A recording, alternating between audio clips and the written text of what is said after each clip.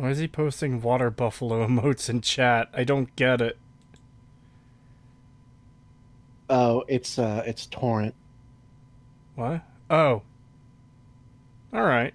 That Yeah, that makes sense, I guess. yeah, and the goat should be obvious. It should be, but it's not. Look, I am very tired. I am very, very tired. I might even just go straight to bed after the stream is over. Oh, I definitely am. I didn't go to bed till like 20 minutes six, ago? basically like 6 or 7 this morning, and it's 1 for me right now. And I woke up like 30 minutes ago because of It could you. definitely be a lot. No problem. No problem. Oh man, Hmm? I don't know about you, but fucking 2023 is looking like a dog shit year. It's starting off rough, isn't it? It is fucking rough this year. Like, all personal stuff aside, all the garbage that's coming out this year is just fucking not a good sign. You mean it's not an amazing. Um. Again, I'm half asleep right now, so I'm not thinking of the word, but an amazing sign that we start off the year with Velma? Yeah, we got fucking Velma, we got Forspoken, which, oh my god, Forspoken is fucking awful. Holy shit. Fuck that game and fuck the developers of that game. It is so fucking bad. And they lied so, like, it's so obvious that they fucking lied about everything. Oh, the game is like 20 plus hours even if you just focus on the main story. It's even longer if you do all of the side content. The game is a standard 8 hour fucking game. I'm Yep. sorry, what? I like Also, how. everything about it, the dialogue, the gameplay, everything, it's so shit. The dialogue has to be the worst fucking part. Yeah, it Yeah, is that's what probably everyone the was sharing worst. about, and I hated it. That's one of those things where the cringe is so intense it takes a few years off your life. Yep. I just like how there's one random person in chat that's just like, foreskin. Yes, that would probably be a better game. Um, Membership message for 6 months from Adeptus Fantasticus. Thank you. Anyone else still waiting for Awoken from the Xbox Series X announcement trailer? I've gotta be honest, I don't remember a single thing from the That Xbox was trailers at the Game Awards. that was Aside, Obsidian's open world Skyrim game that they're working on. oh, Or aside, wait, Awoken or was that Avowed? I think it I, was Avowed. I think that's avowed. There is one. I was trying to get to this. There is one thing I remember from the Game Awards, and that was the Lovecraftian building game, which I am looking forward to. Yeah, I'm hoping that'll be good. The main character of Foreskin could easily fit in the cast of Saints Row. That's how bad she is. It's unfortunate that the name of Saints Row is tainted now. Yeah, it fucking sucks. I mean, it kind of was even before that game, but that just like really solidified it. I mean, it's a different kind of being ruined because like you have Saints Row 1 and 2 which are both pretty good games. And then you get Saints Row 3 and it's decent, but they really cranked up that wackiness factor. And then you get Saints Row 4 which is like yeah, there's space aliens, you're the president for some reason, you're in a virtual reality world. It's like okay. Okay, it's gone too far. This doesn't feel like Saints Row anymore. It feels like you're just going as crazy with it as possible because you can. But like it could still be a good game if you can divorce it in your mind from Saints Row. I still haven't played Yeah. Saints Row 4, so I don't know. I'll get to that one day, I'm sure. Um, that's still vastly different from hey, let's take this thing and take out everything about it that made it great and crank up the wackiness factor even further. Yeah. God, there's just so much crap this year. I can't say anything about Dead Space remake yet because I've been watching people play that and I've not seen anyone actually finish the game yet. And for whatever reason, every time I tune into a stream, I miss the fucking intro. I always miss the intro. I get to the point where the elevator scene happens and nothing before that. Even though I've watched like 4 different people's streams on it, I always miss that fucking intro. And so I don't know who that character is when you come back to the ship. There's just some random person there now who's like, yeah, let me help you. I'm injured. And then they get blown away. And I'm just like, who the fuck are you? Like, you weren't in the original. I mean, maybe if we're lucky, Pippa will stream it. I doubt it, though. Yeah, I doubt it, but that would I be would nice. love to see her play that game. Yeah, I Yeah. would too. Yeah, so I can't really say if that game's bad or not. They've definitely made some creative choices that are like, Oh, I you mean need like to the see. bathroom sign. I don't know what that. I haven't heard anything about that. What's that about? Oh, they changed all the bathrooms, so now they have a male icon, a female icon, and then an intersex icon. It says all genders bathroom. It's like, what? Why? What? Well, I mean, if you think about it, it makes sense, because the ship is owned by a creepy cult. Yeah, True. well, there you go. I was gonna say it almost sounds like it's a parody, like they're making fun of it, but I don't know. Yeah. I do find the new edition of like, have you seen the bit with the doctor? No. So in the original, the doctor who, he's like lost his mind and he's doing, tests on the crew and stuff. And he's the one who unleashes that fucking regenerating Oh, yeah. asshole on you. Yeah, you know how you always talk to him behind glass and you're never like face to face with him? Oh, no. Don't tell me. In this game, they changed that because now that, your character is a little bit more, because he talks and everything, he gets tricked by a hologram of Nicole walking up to him and he's like, Nicole, and he like reaches out for her. And the dude like opens the door behind her, and all you can really see is Nicole, and it's a hologram. And he shoots through it with a stasis gun, and it's like a dedicated stasis gun, like weird looking thing. So it freezes you for a very long time, so he can walk around you and like monologue and like pose hate you with the this gun and already. stuff. I hate Yeah, this.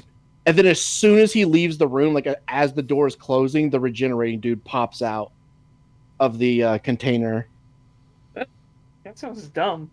It's really, I'm not a fan of it. I'm like, that seems really weird of a change. Like, I don't get why they did that. Hey, I want but my weird regenerating necromorph bro to kill you, Isaac. So instead of stasising you again so he could kill you with no trouble at all, I'm gonna leave so you can get free of stasis and escape him. yeah, and I'm Okay. also going to activate him before I've even left the room. Oh yeah, that Brilliant. too, because, when you've got an uncontrollable creature that wants to kill everything, it's a good idea to let them loose in the room you're in. Yeah, especially because it's like, it's really weird because you can immediately run for the door that he left out of and open it, and he's just not there. And it's like, okay, so we're doing some weird teleporting bullshit because I should see this dude like waddling down the hallway to get away. Creetosis, don't worry, modders will change those bathroom sites to be male, female, and necromorph to be even more inclusive. Great. Oh god, I am gonna fuck up this name. Desile Onoe 02.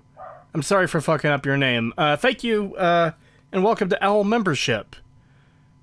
And Slothimus Prime for a 3-month membership message. Well, I haven't been able to watch many other streams recently. I still love watching you guys dig through the garbage and entertain us. Well, thank you. Yeah, thanks. This one though, holy shit! I did not realize that when you scratch the surface and you realize it's shit. I didn't realize that if you pushed on the wall of shit, it was an entire garbage dump behind it. It was like, holy fuck! Which thing are you referring to? Because this The could refer last to... video we did. Oh, yeah. Yeah. Yeah, where it went from like just really awful, stupid takes into I'm a proud male feminist. Like I was like, oh no, oh no. Yeah. It just got worse and worse. Like, what the fuck?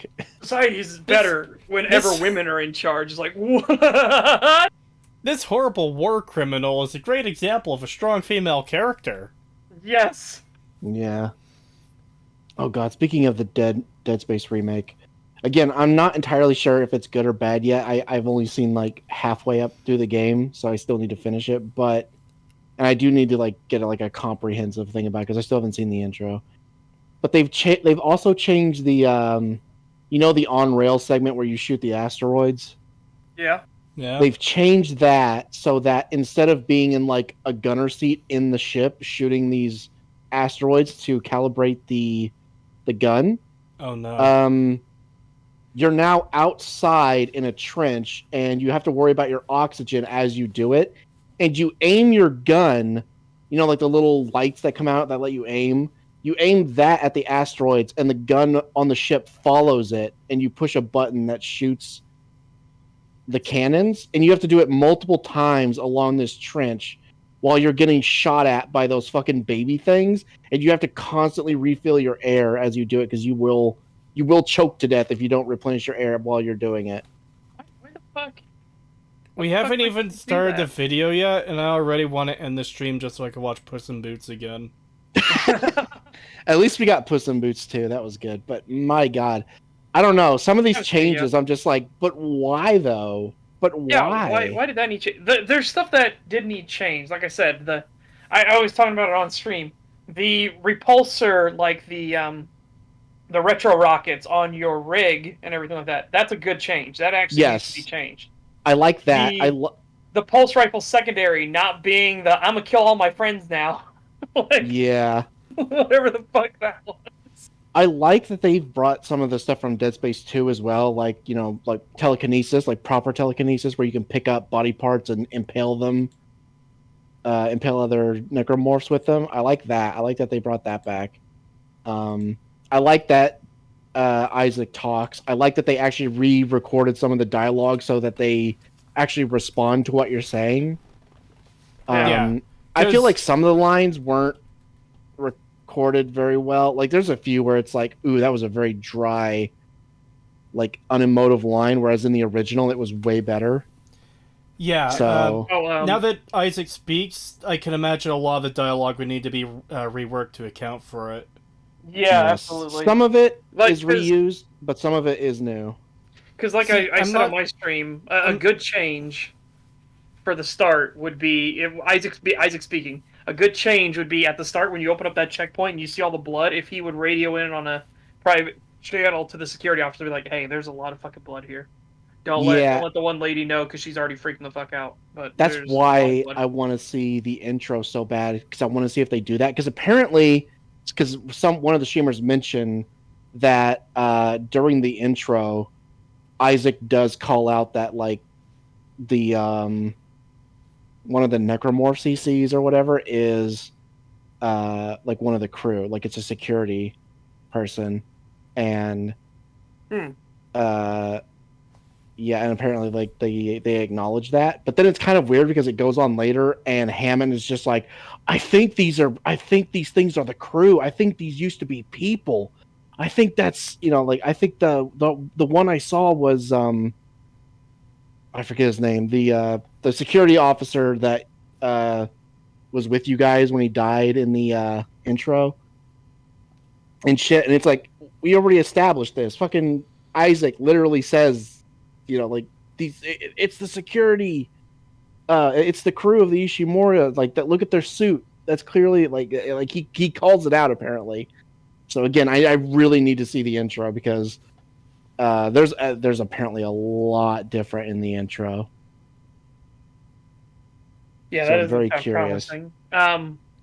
This one I don't remember us talking about, by the way. Sorry, Cree, did you have something? Because there's a super chat I just realized I think we missed. Yeah, well, I was going to get to those super chats. There are a couple messages in chat, but the thing I did want to mention was I'm not sure if I like that they re-recorded some of the dialogue and kept some of the dialogue from the, like, if you're going to re-record it, or so, yeah, if you're gonna re-record some of it, why not do all of it? Because I don't know if they got the same voice actors back or not, but if they did, what if that person sounds a bit different now than they did?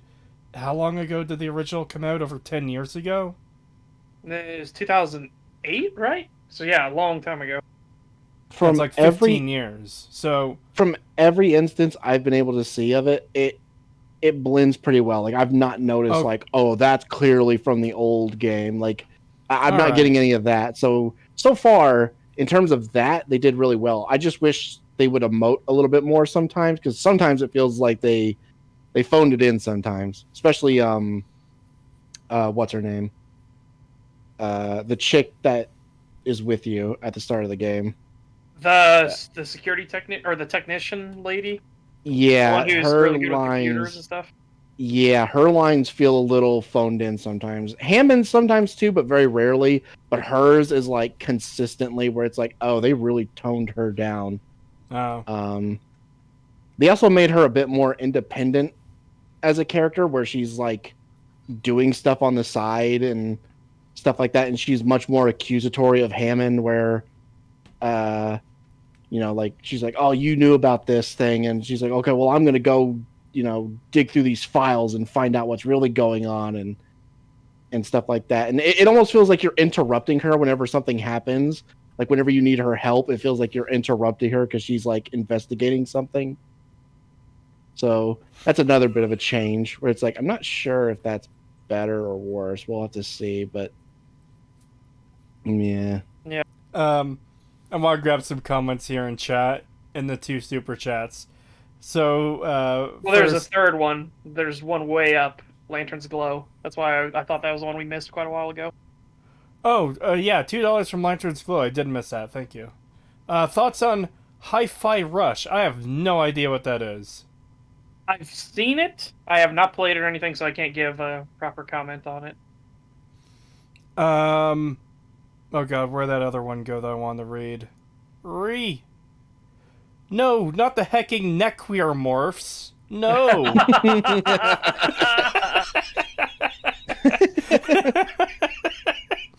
£5 from Threadnought. Thank you.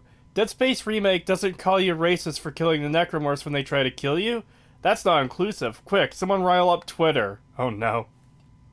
Twitter is currently having a meltdown because J.K. Rowling exists and Hogwarts Legacy is coming out. I will be playing that early. I keep seeing people. I'm going to steal a line from Enclave Emily. Twitter is riled up over something, and every 60 seconds in Africa, a minute passes. Yep. Yeah, I keep seeing like streamers that I watch on Twitch. They get that fucking, like, there's always a super chat where they ask the fucking question about the Harry Potter game, and like 90% of the time the streamer is just like, I don't give a shit. Like it looks interesting, okay? Like I don't know what you want me to tell you. The game looks interesting, and like most of the chat's like based. Like they don't give a shit. But every once in a while I'll be watching one where they will literally say that, like, oh, I don't give a shit, the game looks interesting, I kind of want a Harry Potter game, sort of thing. And I've only seen one where they then ended off with, oh, also trans rights. Oh. Fuck and it's those like, weirdos. Like, fuck off. Like, shut the fuck up. 25 Polish Lodi from Geiger. Thank you. Hello, Stag Crew. Today I had a big fight with my parents about my coming out stuff. Glad to see your start of the year is also wonderful. Sorry to hear, man. I don't know what else I could really say about that. Hopefully you don't have to deal with too much shit from that. Creetosis, I thought you should know that Neil Cuckman just confirmed Season 2 of The Last of Us show will follow the second game. Thank God I skipped the show. I mean... now I would not be invested in that show ever, now. Yeah, I think we all knew that was coming, but the confirmation just, like, seals the deal. Why the fuck would you waste your time on this show? Unless it's to laugh at it when it gets terrible. Yeah. There's a couple more. Was Puss in Boots 2 good? The trailer looked pretty meh to me. It was great. Like, obviously it's not a 10 out of 10, but it was good enough that when I finished watching it, I said to Pagan, this movie didn't have any right being this good. Yeah. Like, we were both saying we wanted it to be just arbitrarily longer so we could get more scenes with Jack Horner and Death. Like, oh my god, I just wanted the movie to be longer so we could get more of them. It's just because every moment with Jack Horner is great. Maybe not every moment. Like when they first introduce him, it's kind of like they're just introducing him. But when things really get going, every moment with him is golden. You're gonna shoot a dog in the face. Or sorry, you're gonna shoot a dog? Yeah, in the face. Why? You wouldn't kill a puppy now, would you, Jack? Right, yeah. That was it. Or you wouldn't shoot a puppy now, would you, Jack? Yeah, in the face. Why? And he points the crossbow at him even closer. I also love the bit where, like he goes to shoot, like the protagonist, and he hits his like henchman, and they explode into confetti, and he's like, "Oh, so that's what they do." He's like, "So that's what unicorn horns do." Well, and it keeps happening. Go out of their way to say they're not just unicorn horns; they're baby unicorn horns. Yeah, they're baby unicorn horns, sharper and half the weight, and it just keeps happening where he keeps accidentally shooting his henchmen, and they're like, "Oh, come on!" right before they explode. And there's one where it's so bad, like he actually catches Puss in Boots and picks him up, and is like, "I got him!" And he shoots him in the shoulder, and he's like, "My bad." And he blows up. It's like, oh my god, he had him! Like, just so he would. There's like a bit where like it cuts back to him, and he's like, "Oh, the sights are off on this thing." It's so great. Just everything with Jack Horner is so fucking funny, and I love that bit at the end too, where he's like, he gets knocked down and fucking baby is like, "It's like, I'm gonna rough you up and wear your stupid suit." And well, that was weird, and shoots him with the fucking staff and almost kills him. He's like, "Well, that was weird."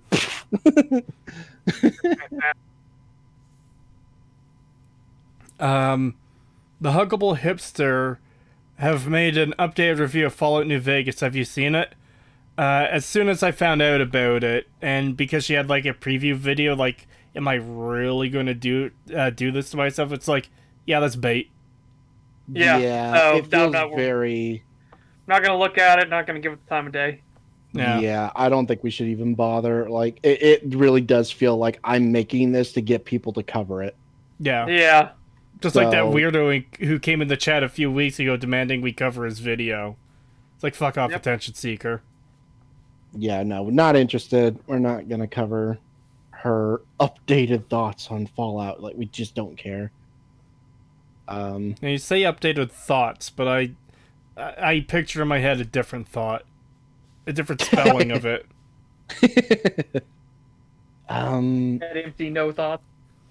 There was something else I wanted to talk about. What was it? I want to talk about this picture that tentacle dude made for it. It's fucking great. Alright. Copy link. Just getting it up on screen. Give me a second. Oh, hold on. Before I do that, though, let's bring up this meme again quickly, because someone in chat mentioned ATF. So I forget who said it. I think it's off screen now, but someone said, "Oh, is Jack Horner an ATF member then for wanting to shoot the dog?" Yes, absolutely. About as vile as the ATF, so there you go. Oh, did you hear about that thing where apparently they might be stripping the ATF of all their power? That's what they're trying to do. But I Yeah. guarantee the Democrats are going to axe that. Because, again, the one thing that stopped the Democrats in their first violent coup after World War II was people with guns, so they're hell-bent to remove as many guns as they can. So that when they do another coup, they can, properly overthrow everything. I'm sure they're going to, stop that from going through, unfortunately. I mean, they're already saying shit like, we need to ban assault pistols and shit, which, oh my god, we're actually to that point where, because I remember there were so many people back in the day that were saying like, "Oh, well, they'll never come for pistols. You're over-exaggerating. They're not coming for your guns. We're coming for your guns. Well, they're only going for the assault rifles." Or they're only going for the big guns, stuff like that. We're coming for your assault rifles. Well, they're only going to stop at assault rifles. We're coming for your shotguns. Well, they only stop there. We're coming for your pistols now. What was the Oh, we're not argument? going to stop there. What was the argument they used where it's like, oh, you don't need a gun that fires this many bullets this fast? Yes. Yeah. It was so fucking stupid too. It's like you need as many bullets as you need. All right. What I if don't give a stopping fu- it's someone the same breaking thing. into my house requires me to fire 300 bullets in under a minute? Yeah. Then it does. You just gotta fucking deal with it. And guess what? Second Amendment allows for that, and Second Amendment allows you to own tanks, aircraft, Hey. attack aircraft, helicopters, battleships. You can own whatever the fuck you want under the Second Amendment. How is it worded again? Shall not Not be be infringed. infringed.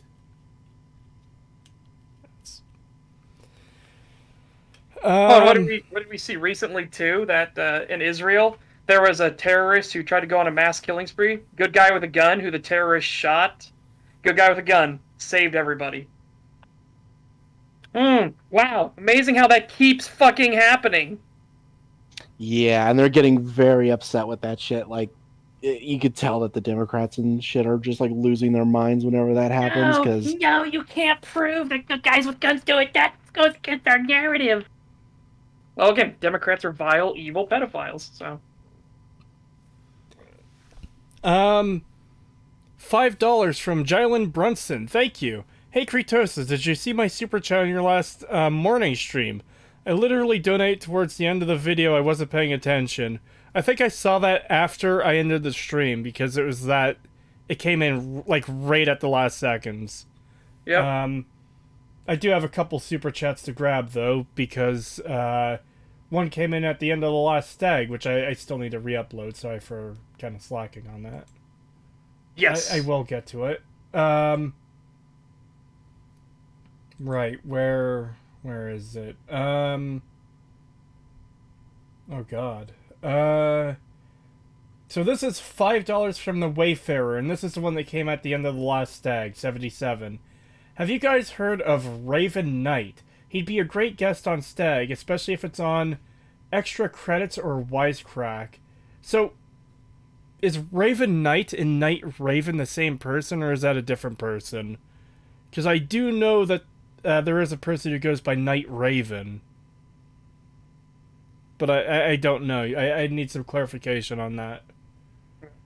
And the one that was at the end of the morning stream, $2 from Jylan Brunson. Thank you. Creetosis, can you read my 2 comments? I can't really open another stream and like scroll through chat to try and find your comments. Like that's just not a good way to go about it. This isn't like to come across greedy or anything like you must pay to have your thing read out, but like when you super chat a bit of money and then you have us read like 10 paragraphs or something, it kind of disrupts your stream scrolling through chat to go find those comments, you know? Yeah. Also, GeForce has said, does it really allow you to have battleships? Yes. You are allowed to have every single munition available to any military force. The exception being weapons of mass destruction, because those literally did not exist back then. And I mean that sincerely, like, there wasn't even the concept that you could do that. Yeah. But even then, I would be, you know, as fucking crazy as it sounds, I'd be more than willing to hear an argument for, like, yeah, no, everybody should. And be like, yeah, you know, fair enough. If it means shall not be infringed, it means shall not be infringed. I will take freedom over security every day. I mean, yes, but to a point. I don't want, like, I'm fine with people having tanks and battleships and stuff and fighter jets, but when it comes to like some crazy guy has a nuke in his apartment and could blow up the city I'm living in, that's just a little bit too much for me, you know? Yeah. I can fair. hear, like I said, I can hear argumentation for that, and I would be more than willing to that. But if they want to say shall not be infringed, like, but if we can infringe that, that means we can infringe everything else. And I'll be like, okay, let them have the nukes then. Go fuck yourself. It Yeah, shall if they were not be gonna be- infringed, dipshit. if they were gonna be like fucking pedantic about it like that, then yeah, I would too. Like I would be totally fine with a WMD ban.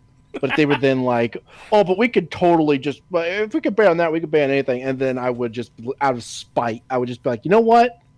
Nah, Yeah, fuck everyone gets a WMD. You get a WMD. You get a WMD. Everyone in this room gets a WMD. Yep. That sounds like commie talk, Cree. My McNukes are in safe hands.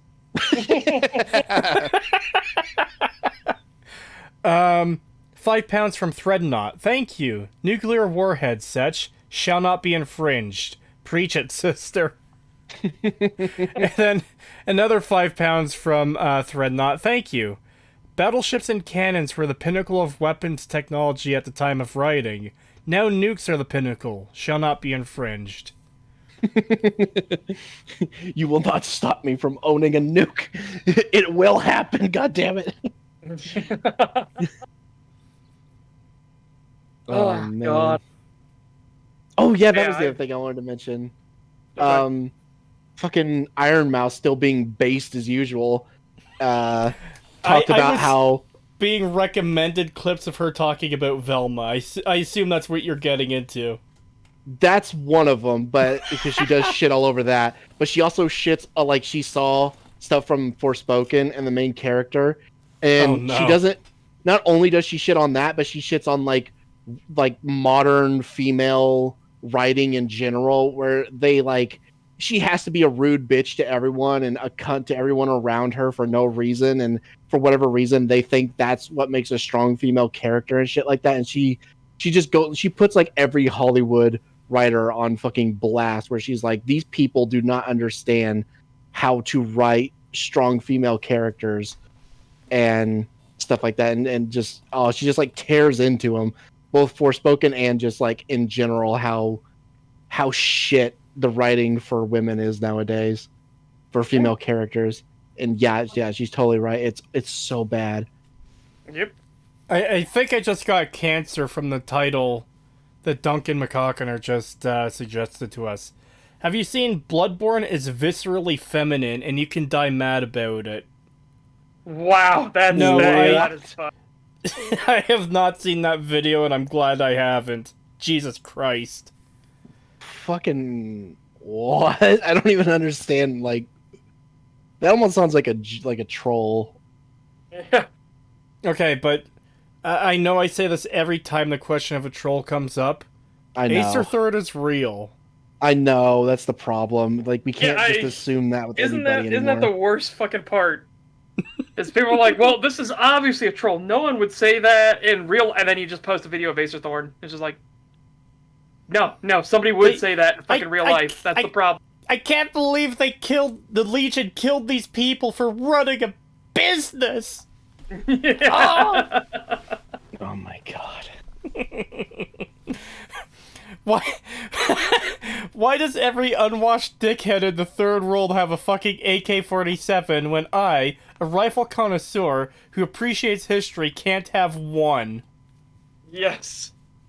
My favorite thing is the Alex Jones meme where he's like, or he does that and it's like, dear Lord, I've seen what you've done for, and then insert here, I please ask you to let that happen to me. And it's usually about, the ones I usually see are the ones about different guns, like, dear Lord, I saw the ATF gave another mass shooter a couple, like, Daniel Defense assault rifles. Can you please do that for me? Yeah, it's Dear Lord, it's pretty funny. please let the FBI give me tens of thousands of dollars of worth of guns and ammo. Yes. That's why I love Pippa so much too, because Pippa goes hard on that shit. It was like, hey, FBI Fed boys, Blowies, you listening? I'm gonna shoot a Walmart. And where's my assault rifles? Yeah, where's my pallet of cash and 2 Daniel Defense ARs? Yeah. Fork it over. Literally the most insanely expensive ones ever. Like, that was the thing that was funny, is like, oh, well, people can save up money. It's 2 Daniel Defense assault rifles. Those are fucking ludicrously expensive. 2 Daniel Defense assault rifles with the attachments, with like hundreds of rounds of ammunition, which, oh my god, like how do you even get access to it? Finding ammo anymore is almost impossible, especially for cheap. It's so expensive.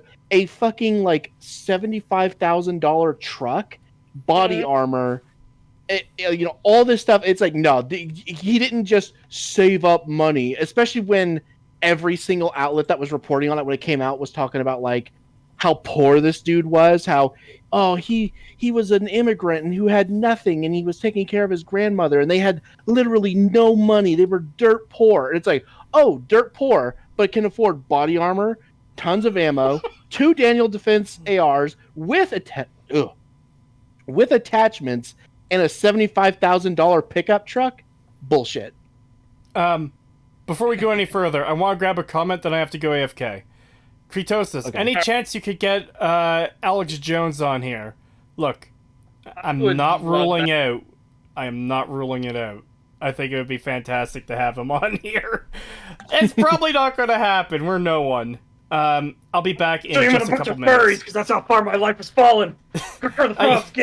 I'll be back in a minute. I've put the video. I put Watch Together on screen, so you guys can start if you want. Just do whatever while I'm gone. Except say gamer words. Don't say gamer words. Do whatever? Okay, well, I'm gonna pull a yee. Hold on a second. Oh my god, that ER video. Did you Yes, that did you ER watch video that? was so good. That was great. I fucking love that bit where he where he tells him like, okay, don't get too crazy here. And then he fucking later on he immediately he hops comes in and starts talking about the global Zionist conspiracy. And then you just see ER's character going, no! He's like trying to claw at the demonetized menu. Like, no! No, as he jumps for the monetization as it fades away. He's like, no! Oh, I fucking love that. That was so great. I love that video. God, it is so good. Yeah, I also love that meme of, because you know how they ran. He went on Alex Jones' show and he was wearing like that weird like bag on head thing. And somebody ran it through an AI generator for anime, and it turned him into like an anime villain, like a really badass looking anime villain. And now it's like that's what people associate with him. Like whenever like they make these jokes, they use that version of him, the fucking anime villain version. I love that. It's so funny. Setch, I'm a new viewer. What's your favorite RPG besides Space Station 13? Well, Space Station 13 is not really an RPG in the sense. I mean, you have a role and you play it, but it's not really like what I consider an RPG. If we were going for that, I would say Planescape Torment, honestly.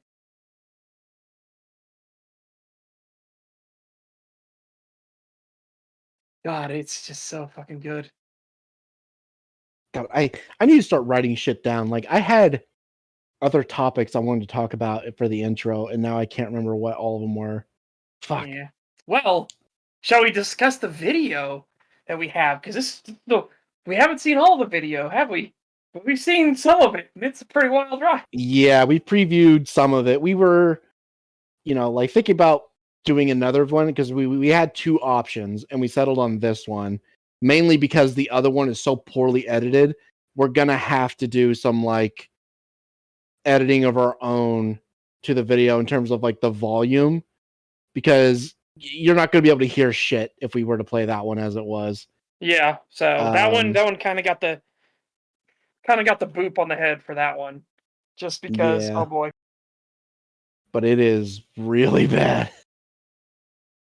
$2 from Jylen Brunson. Hey Pagan, can you read my 2 comments? Let me see. There's that one. Where's the other one? See, this is kind of what I mean. When you say go read my comments from before, it's like we have to stop and go find them, and it's kind of disrupting the stream. Yeah, I don't really like these, but I will read this one, but let's try not to do this anymore. And here we have Sechin Pagan poison the well by saying Elden Ring has good sword fights, good dragon fight, and good boss fight, and cool NPC, but we all know Skyrim did it first. Elden Ring is a copycat, but these fanboy won't admit it. God damn it. I like how That's that right. was halfway in between Vincent Martin and Chills. Yeah. Mr. Avalon says, such funniest shit on ship test happened yesterday. I was driving a ship and the dude said, just don't crash. That was the last message in chat before the server crashed. Can't wait for you guys to cover Templin. We're not going to be doing the Warhammer video because Arch, is it? Yeah, Arch I don't- Warhammer I nuked don't. it from orbit. I haven't watched this stuff, but yeah, as such said, apparently it's been nuked from orbit. So, yeah. There's literally no point to do it.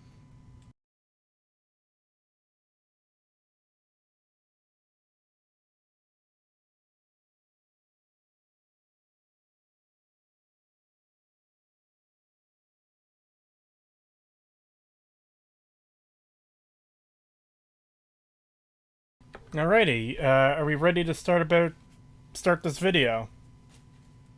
Yeah, I believe I so. think we are. Oh. Cover Templin's Legion video then. Oh god. I'm sure we could find something from Templin to cover at some point. They do sound terrible based on what I've heard. Yeah, they are. They are genuinely a really terrible channel. And I remember I said that years ago. Don't listen to the Templin Institute. They go based off of wikis and come up with their own crazy leftoid theories, and lo and behold! Yeah. I definitely remember us like shitting on them all the way back during the Acer Thorn stuff when we covered his video, and he actually tried to use Templin Institute as a source, Yeah. and we shit all over him for it. Alright.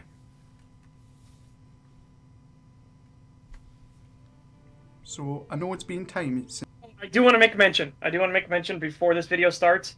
You're gonna see this video being crusty as balls.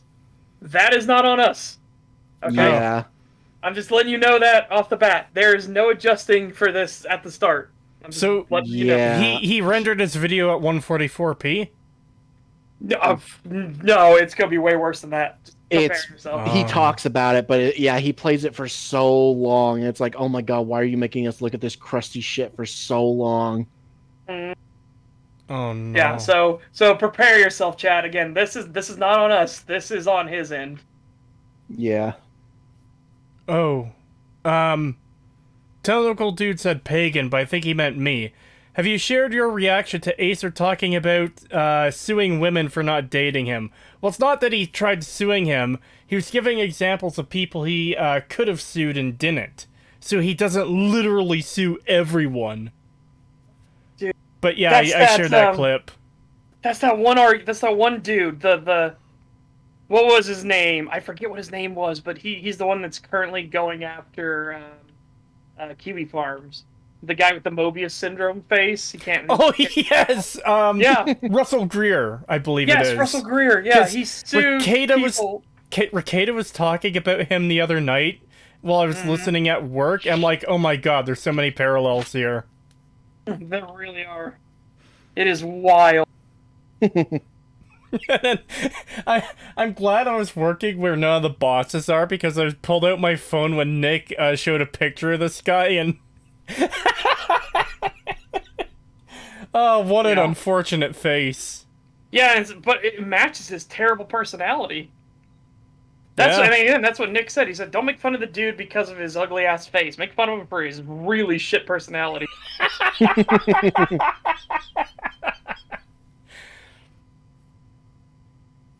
No, not Morbius. Mobius syndrome. Like he literally can't have his lips won't touch each other. It is a very interesting condition. Oh god, now I'm curious to see what this dude looks like. Oh, no. Well, rest in peace, Pagan. Oh no, Chad is So- morbing out. Yeah, so I just wanted to get that out of the way that this is not on us, guys. So don't worry, don't freak out. Things are gonna happen. So like Butthead. Yeah, That's not actually inaccurate. Yeah, That that's is the not scary part. inaccurate. Oh no!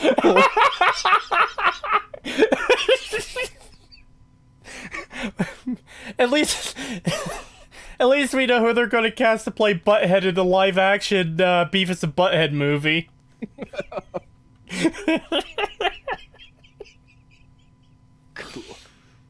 Go Pagan. I am going to fucking I am going to spoiler tag this. That way we don't have to look at it. You can see the rest of-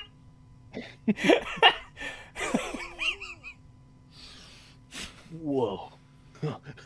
Fucking awesome. There you go, Pagan, and don't say we didn't warn Oh my god. you. What the f- Hold on. You're missing the best reaction, Pagan. Oh my god, what's wrong with your face? Yeah, that's unfortunate. Oh. Yeah. It would be unfortunate if he were a good person. Yeah, if he was a really great guy, then it'd be like, God, that is tragic. But no, he is as much of a piece of shit as he looks. Yeah. Yeah, no, this is literally just like the outside reflecting the inside. It's like a warning sign. It's like those caterpillars, like the really bright caterpillars that are like, yeah, don't eat this, like when it's really bright. Yeah, this is don't talk to this person. They're obviously like something wrong with them. Like don't engage. So to give you a little bit of background, this dude went to the bunny ranch and bought a hooker, basically. Oh no. And then took her out to Olive Garden first on a date, and then sued because he didn't sleep with him. Because what? She didn't sleep with him. Because he wasted all the time. He knows this is a per the hour thing, right? I have no idea. This is fucking we require the face. No, you can look it up on your own time. He looks like Look, hold on. a hamster I doing like that weird like fucking gnawing thing where like they show their teeth. But like perpetually that's just his face. I'm not going to show the face on stream because I've already been sued by one crazy vexatious litigant fucking asshole. I don't want to get sued by another. This is another guy. This is another guy that Kiwi Farms has been keeping track of. Didn't he like sue Taylor Swift like 7 times or something? Yes. And then he sued her because she didn't use his song that he made for her. And oh my god. Fucking what? Yeah, just oh. Okay, so pure retard then is what we're dealing with here. Just actual fucking Acer Thorn levels of insane. Actually, he might not be quite as crazy because people...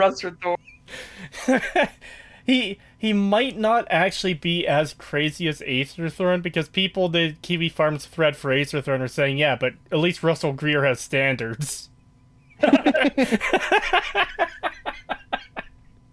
Fuck.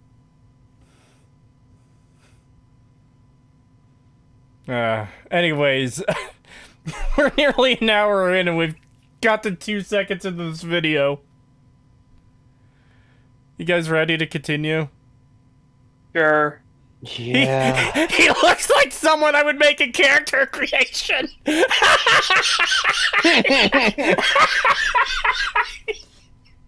Yep. Oh. Okay. All right. Focus. Here we go. Since video, and I promised this would be out around release, but look at the state of my original footage. Like, for some reason my encoding settings just fucked themselves off, and I didn't notice it during 40 hours. Not that the game footage is too important, considering my editing looks like this. Now, I will say, I will say, on this point right here, I have done a similar thing. That was during Colonial Marines when I was working with Joe and we were recording. And I had so much footage that was recorded, and I checked back, and DxTory had fucked up and corrupted the footage, and I was like... That's unfortunate. Yeah, because we had a really great moment in there where Joe, while I was looking for lore tidbits and like the upgraded weapons and everything like that, Joe ran charging ahead by himself, and then I just hear in the other room, "Ah, Sage help!" Ah! Hmm. And I go running into that room, and he's got a face hugger on him. He's trying to fold it off. Angry Joe show. That's who I used to work for. Yeah, if your footage looks like this, it's best to re-record. Like, when I did the Saints Row video, some of my footage was a tiny bit crusty because I had upped the resolution but not the bit rate, because, I don't know fucking any of that tech stuff when it comes to recording shit.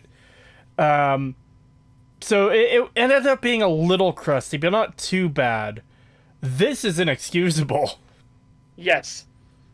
Now, if it's just like, haha, my footage is fucked, or was fucked by re-recorded, that'd be fine. And if my footage for the Saints Row video looked like this, I would actually play through the whole game again just to make sure my footage was proper for the video. Which would have made it getting demonetized even more annoying. But, you know. Hopefully the rest of it isn't like this. I get the impression from what you've said that it will be like this. Well, not this thing, but the argumentation is going to be real not good. Oh. Alright. Just to set expectations before the vid, I wrote this and recorded most of what you're about to hear back in February, so some jokes are pretty outdated, but I guess it's finally ready and time to share my opinion on the game of the year, God of War Ragnarok. This is him starting the whole thing of like, yeah, because he's already coming out with the premise that Elden Ring is shit. And yeah, so he thinks God of War Ragnarok deserved it. I don't think it did, even it being as good as it is. I still don't think it deserved Game of the Year this year. I think it getting slotted in only after a week after release is fucking scummy as shit. Yeah, it should not have even been a nominee because of how late it came out. It's ridiculous that they tried to pull that shit. Yeah, absolutely. I would have moved God of War Ragnarok to next year. He better not spoil Rag since I'm midway through. Does he go deep into Ragnarok at all, or does he mainly stay on? I don't think so. From From everything we've seen, he doesn't do that. from what I've seen, no, but who knows later on. I will say though, if you're at the point where it's like, yeah, I recorded my script for this like 10 months ago and some jokes are outdated, then maybe update the jokes? Yeah. I don't know. Fix your script. Work on your script more. Yeah, that too. That tends to be an important aspect.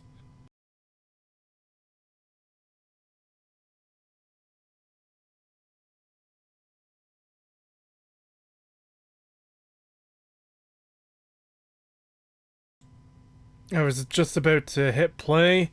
Hey, Creetosis, did you miss my super chat? $2 from Jalen Brunson. Thank you. I think I did. $5 from Jalen Brunson. Thank you. Sorry, Creetosis such pagan, but you know YouTube making this website more kid-friendly. It won't allow you to say what you want to say. Kinda, yeah. Yeah. It's getting worse. Yeah. Yeah, absolutely. Oh, yeah, I don't think I mentioned it on stream. The mostly censored version of the Saints Row video got demonetized too.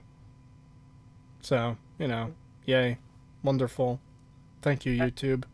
Betsy says, to be fair, it would have been the Elden Ring awards otherwise. Yeah, but Elden Ring would have deserved it. Like, think about the other stuff that was in in the categories it was in. I guess this is not one of those situations where it was obviously bought and paid for awards with Last of Us 2, where Last of Us 2 did terribly, reviewed terribly, and people were thrashing it, rightfully so, and it yet won all the awards. That's pretty fucking shady. Here, we have a genuine game that deserved it because there was that much effort and talent put into it, and it was genuinely that good of a game. Has problems. We'll see if he actually brings up any of the problems in this video, or he's going to go off on wild, crazy logic, and spoiler alerts, some of the stuff we've heard was wild, crazy logic. But, yeah, some of the stuff that's just the thing. If there's a game that's just that good, then it's just that good. it shouldn't be punished for being that good of a game and not having the competition. Yeah. Like, if Minecraft released and then everything, like at the start of the year, and then everything else in that entire year was like beep bloop, Big rigs over the road racing. microtransaction. Yeah, if it was that, why wouldn't you just give it to Minecraft on everything? Yeah. In fact, I'd even make that argument if it was Skyrim versus Big Rigs. Those are the only two games released in the year. Then, by the standard of what we're picking as best, and Skyrim would deserve it. Yeah. Yeah. Yeah, it didn't help that, what it was going against was not very good most of the time. Like, other than... The only reason it had any competition whatsoever was because they shoehorned Ragnarok into the nominations when it really shouldn't have. Well, they should just have a hard cutoff point. It's like, okay, we're doing the Game Awards on, I don't know, December 12th. So any game released after November 12th is going to be carried over to next year's awards. You know? Yeah. Big Rig should have won. Okay, maybe you're right about that. Yeah, we should have had more Elden Rings. It should have been more focused on Elden Ring. I mean, we got the lovely, my Orthodox rabbi Bill Clinton. Yeah. That was fucking great. Again, stealth level 100. Holy shit. Yeah. Yeah, he's proof of like the whole like if you just walk with confidence, you can go anywhere. Like you can get into anything. The funniest part is finding out that he wasn't even with the group. He walked down a different aisle and met up with them just before they got on stage. Yeah, he was walking for quite a while until he like perfectly in sync slipped in with them. He was like, "Oh shit." Yeah, and nobody questioned it. Everyone thought he was supposed to be there until he starts talking about fucking my Orthodox rabbi Bill Clinton, and like, him. And we were just everyone was just fucking confused. Like, what? On stream that's the funny thing too. I'm like, who the fuck is that guy? And then somebody in chat was like, oh, that's one of the programmers. I'm like, are you sure? Yeah, because multiple people during their streams are like, who is this guy that's just standing there behind them? Because we talked about it. I'm pretty sure Vinesauce talked about it. We did mention before he said that, like, it was very odd that he was, like, just kind of off in the back, like, just kind of, like, floating around them, but not saying anything, not really actually there with them as they're getting the award. He's just kind of there. We did call out how weird that was, but we just kind of assumed, it's just one of the programmers, like, he's... Well, I didn't assume that. I got told it was a programmer. I was like, okay, are you sure? It doesn't fit that well. Yeah, and... I wasn't, I just wasn't sure. I just figured it was one of the programmers because I was like, whatever, whatever. It wasn't until he started saying the Bill Clinton stuff that I was like, what the fuck is happening? I was like, was he even actually supposed to be there? And then we found out later, no, he was not. How a single moment could turn a 2 out of 10 night into a 10 out of 10 night. Yeah, it would have been very boring otherwise. It was literally just going to end with, like, no fanfare or anything. It was like, oh, that was boring. And then we got that right at the very end, and it was like, yes. Yeah. It was also funny that, funny and unfortunate that after that happened, like, weirdos on Twitter started going crazy, like, oh, this was some kind of right-wing conspiracy. He's a Proud Boy or fucking whatever group they were saying he was a part of. It's like, it's just some random kid who did a prank. Yeah, not everything they're so is political. Fucking desperate. Yeah, they're so fucking desperate, and because lately they've been proven that all of the conspiracy theories that the right was saying were true, every single one of them. Yeah. So now they're like desperate, like, oh, these are our conspiracy theories now. It's like, yeah, but ours are based on logic. Yours are based on fucking clown world. Yeah. As funny as it was, the fact that someone not belonging there got up is a security risk for the Game Awards. That's true. Yes. He was just a troll. He was just a troll, but could have been Acerthorn ready to dad stab. Yeah. Yes, absolutely. That's why I was laughing my ass off about how, like, if you watch, you see a bunch of fucking security guards run up and grab his ass. Yeah, Well, like you as the don't get to cameras see are him. turning off. You don't get to see them grab him, but you see security running in from all directions. Yes, from Yeah. all different angles. They were You just see them like "Bird." they just like take the stage like a horde of zombies before the cameras stop, and it's just like, oh, like he's getting grabbed and dragged. You can be sure Yep. there's gonna be double security next year. Well, I guess this year. For once, I'm looking forward to the Game Awards. I am curious to see what they'll do this year because it's like after what happened last year, what are they gonna do? Like, are we just gonna see like armed guards standing around everywhere now? Child arrested. It won't. I won't be satisfied unless they've got like their spiked barricades in front of the stage. Yeah, they have like literal fucking spikes shooting out of the stage, where it's like if you come any closer, you're gonna get impaled. Well, it's like the wooden spike barricades we build in fucking 7 Days to Die. I'm just imagining that surrounding the stage. Oh my god. A sniper and a lookout post, security guards with submachine guns. The only problem with that is fucking like if they did like some sort of like system to keep people from climbing the stage. Well, nobody climbed the stage. They just walked up the stairs with where people are supposed to go. So all it would do would prevent the security from like climbing the stage to grab him. Yep. Yeah. So it wouldn't actually do anything. No, I know, but I'm obviously imagining the ridiculous example because it's so much funnier. Yeah, it was pretty funny. But yeah, I did find it fucking ridiculous how they were like saying, oh, it was some alt-right conspiracy theorist and shit like that. It's like, it was just even if it was just some dumb kid who went up there and said something stupid before he got grabbed. It's like, okay. If it was some right-wing crazy person, wouldn't he say something that would actually be like, hey, let me try to red pill as many normies as I can, rather than, hey, let me thank my Orthodox rabbi. Radical Orthodox. I don't think radical was a part of it. It was something Orthodox, Reformed Orthodox rabbi Bill Clinton. Yeah. Oh god, what a wild ride. You can tell how entertained we are by this video already. Yeah. It takes a long time for him to actually get to an argument. Unfortunately, Oh, no. It's like right. It's I like remember you 5. previewing it, and you're like complaining about. All right. Yeah. Let's get to it. What do you mean God of War didn't win? For real? Yep. Go on. Fuck's sake. 2019. What a time to be alive. No one knew what COVID was. The vibes were high and the cares. future seemed hopeful. No, it didn't. If anyone that was paying attention knew, it was not. Especially showing the TARDIS there. Doctor Who Yes. is in a real bad state. Yeah, anybody who was actually paying attention knew that COVID, the nothing burger that was not the problem. That was not where the problem was going to come from. Yeah, the problem was the terrible writing for Doctor Who. Like, my god, how can it get that bad? Yes. I am everywhere. actually mad about that. Yep. Fucking timeless children, fuck off. June 11th, 2019. Not a single cunt out there was ready. Elden Ring. What?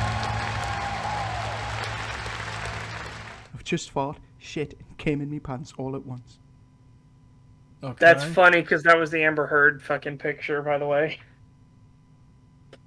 He dropped a dookie in the bed. How do you know it wasn't one of the dogs? The turd was the size of one of the dogs. They're teacup Yorkie. Oh god. And if it was one of the dogs, then they've been drinking a lot of wine. Yes. It's done since the release of Sekiro, and we're getting a new game already. Jesus fucking Christ! I hope this accurately portrays the sense of hope and excitement I felt at the time, but like I said, not a single cunt out there was ready. Whatever.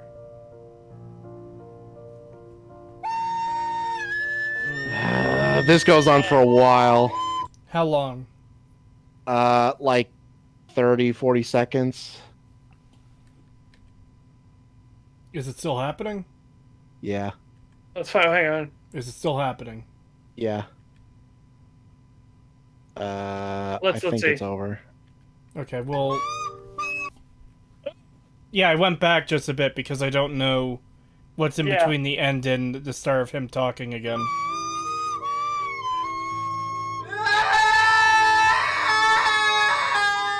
Jesus. Jesus Christ. Okay, so I'm going to point out now, as I have many times in the past, that this is a smaller channel, and the point isn't to pick on someone. The point is just to cover their video, which may not be that good. This is one of the things you should fix for your future videos. Bearded bald guy, if you ever watch this. I don't know what your name is, I'm sorry. Don't do the, like, overly long stuff or the obnoxious noises. Just kind of just do your video so, like, it's not bad. Like Yeah. I know this sounds like terrible advice, but people don't actually like hearing shitty flute music for 40 seconds straight, or random screaming or whatever. Like, we get the joke after 5 seconds. Yeah. It did not need to go on for that long. I sat through the whole thing and I was just like, are you fucking kidding me? Like, what is this? Why does it go on for so long? Also, I like how you said, I don't know what your name is, and he literally says his name coming up, like, here in a second. Oh, okay. Okay, I was trying to be nice, Pagan, but you overestimate how much I care. And it's gonna get even worse once we get into his total legit gaming credentials. Prepare for that, everyone. Yeah, completely pointless part of the video where it's like, okay, thanks for going through all that. It literally changes nothing and affects nothing. Yeah. Great. Thanks for doing that, I guess. Yep. February, and Elden Ring may just be the worst FromSoftware game I've ever played. Fuck off. Here on the internet, it's important to note that expressed opinions are a representation of an individual's thoughts and beliefs. Essentially, they're worthless. What I say on a given topic should have no bearing on No, the opinions inherently of themselves aren't worthless. Not at all. Like, you're expressing yourself, and that can lead to conversation and ideas being shared amongst each other. That's the point of an opinion. You're sharing an opinion, somebody asks you why you hold that opinion, and the conversation's been started. Like, I have a bad feeling that this is going to be, because I missed this part, I didn't realize I was going to do this. I have a bad feeling that this is going to be a, like, there are no truths or objective truths. Like, it's all just opinion, doesn't matter. An opinion could be whatever the fuck. I have a feeling that's what it is. I didn't see that part. I must have missed this part. Because I was skipping around as well, so. Yeah. Well, I'll see if that happens. Bald male version of huggable hipster? Well, no, because he isn't a pick-me. It's not the male version. Wait till you hear his total legit credentials, guys. Oh, no. So here we go. how you enjoy something. Though, I find that opinions are easier to digest when the person expressing them shows that they have an understanding of the topic being discussed. So, Okay. hi there, I'm Kenny. I've beaten Dark Souls 1, 2, and 3. I've beaten all Dark Souls 3's bosses, including DLC. I've beaten the Demon Souls remake. I've got the Platinum Trophy for the Demon Souls remake. I've beaten Sekiro. I have the Platinum Trophy for Sekiro. I've beaten all the gauntlets in Sekiro. I've beaten Bloodborne. I have the Platinum in Bloodborne. I've beaten the Blood... Again, none of this fucking matters at all. Yeah, this feels like gamer credential, my important means something because I've done all this stuff. This doesn't mean anything. Yeah, no, it's completely pointless. It's just fucking like, look, guys, look how much of a gamer I am. My opinions are worth something. Like, it doesn't matter. All that matters is if you're correct or not. Yeah, like, congratulations for beating all those games. I'm happy for you, but that doesn't somehow make what you say about Elden Ring here more valid than what anyone else has to say on it. Yeah, it's either it was what you say accurate and factual or not. That's the criteria. That's all that matters.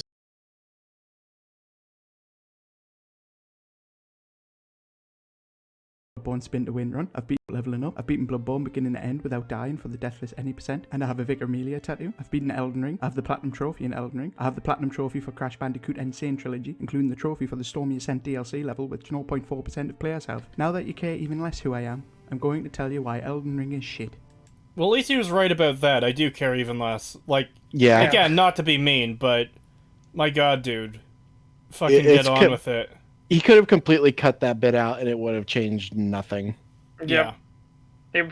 Having all those statements doesn't make your opinion more or less valid. An opinion is an opinion. It's going to be what facts and argumentation are you going to use in this video? Because now you've said that Elden Ring is shit. That's not an opinion anymore. That is now a statement of fact. So you got to back up that statement of fact you have made. You know how I've mentioned before, like, there's different sounds I would add to a soundboard if I were to ever get one? I'm actually contemplating it now. And I think one I would like to do is 3 sound effects from Monty Python, the get on with it, and then there's a second group where there's more people saying get on with it, then it's an entire crowd saying get on with it, because this is one of the cases where I'd use that.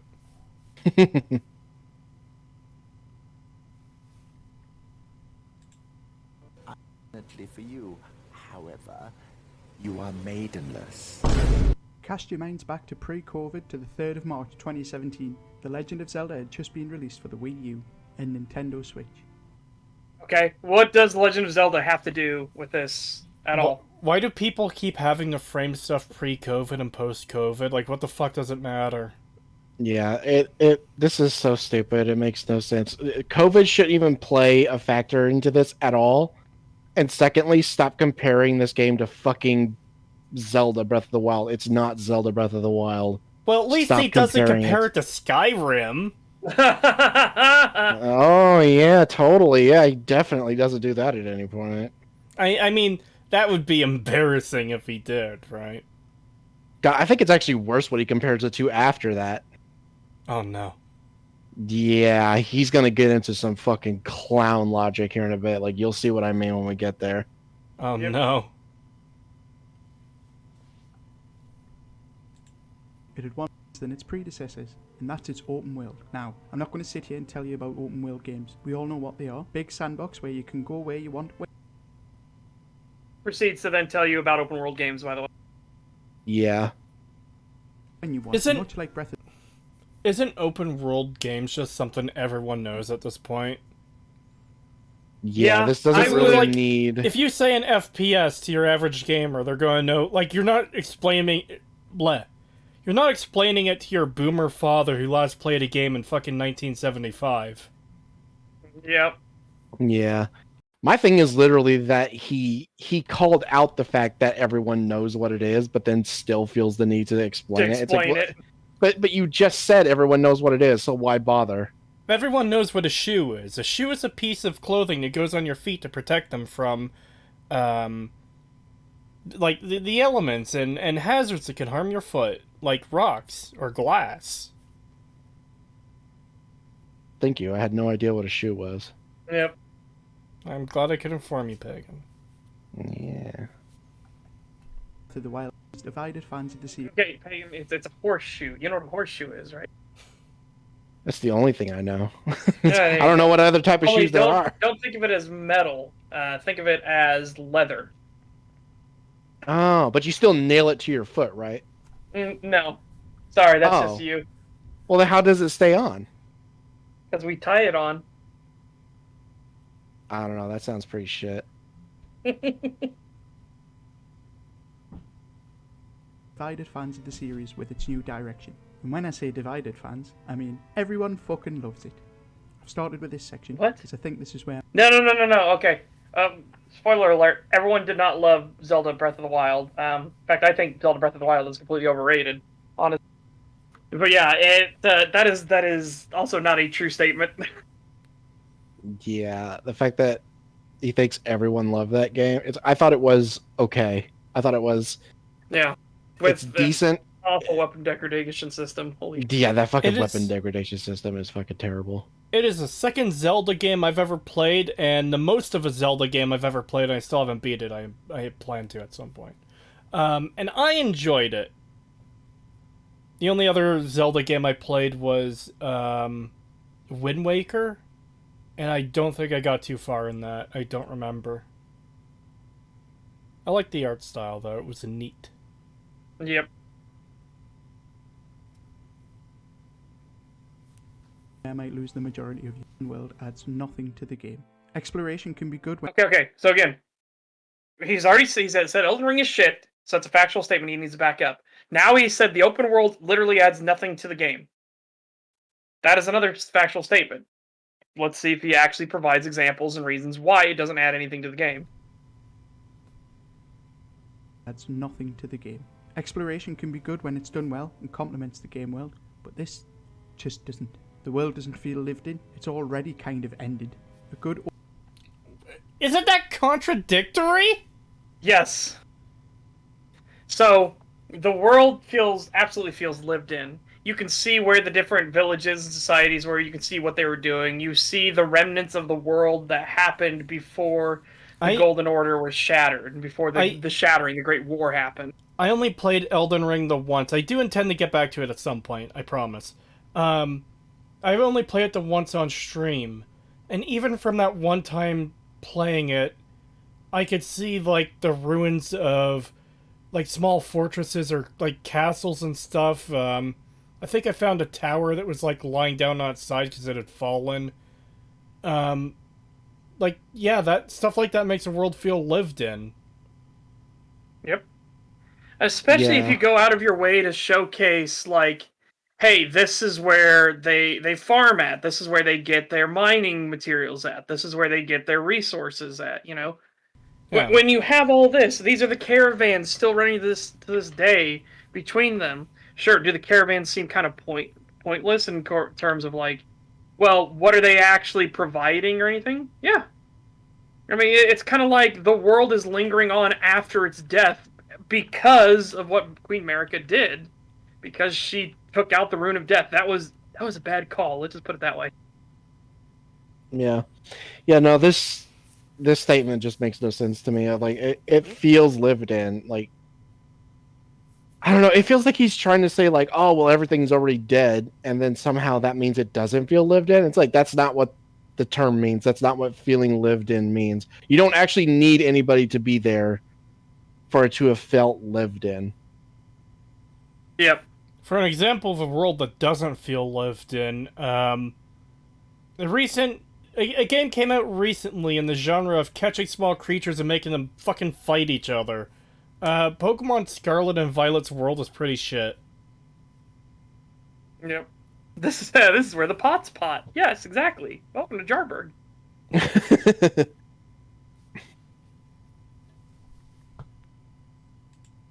Open world get lost in. And I mean that metaphorically, is in, like, you feel like you're actually there and get lost in it. Okay, look at this big thing right here. How the fuck do you see that and say the world doesn't feel lived in? That alone gives me the impression of some kind of ancient civilization has fucking fallen. Ooh, good choice of words, by the way. And this only gets, more and more so as we go on. When we get to, like, the capital or the ruins in the snowfields. Or Fair Missoula. When we get to Fair Missoula especially. Yeah, Fair Missoula, fucking the Halig Tree. All these places are just like... It's a fucking vast city for the most part. Like, the capital and the Halig Tree are massive cities where you could tell people used to live here. Hell, you could still see the people district. Yeah, there's districts. You can literally see the people that used to live here because they're still there. They're just crazy. Yeah, because, again, getting rid of the Rune of Death was a very, very bad idea. Paldea has a lot of unused space. The Academy. Dude, I'm so fucking annoyed by Scarlet and Violet's open world.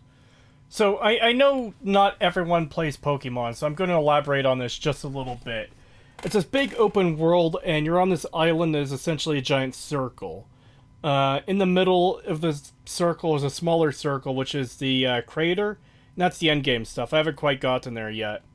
You've got the snowy region, you've got the, like, kind of deserty region, the kind of mountainous region, and the rest is, like, grassy plains and hills. A lot of the map feels very samey because there's a lot of grassy hills. And there is very little to nothing to find. You can find, like, kind of crumbling, well, I shouldn't say kind of, they're mostly gone ruins of old buildings, kind of placed in random areas with, as far as I've seen, no lore attached to them. They're just there to be kind of visually different. When I see this picture on screen right now, I feel like there's lore behind what that thing was. Like, obviously it was built by some kind of empire or something, and based on Setch's reaction to what I said, it has fallen. He said it was a good choice of words. So, that's making me think, yeah, there's a lot of information to find in this world about the stuff in this world. With the Pokemon game, when I see these ruins, I know there's probably not going to be that much significant there because, I mean, let's be real, Pokemon isn't the greatest on its lore most of the time. There's these random ancient watchtower things that just look kind of dumb because they're this massive round platform on a tiny thin tower. And they're all very samey. There's, I don't know, a TM there and a Gimme Ghoul. Okay. Then we've got the 5-team star bases. What's in there after you beat each of them? Fucking nothing. Like, sure, sometimes you'll find an item in there, but it's this very large area that's just empty space after you've beaten it.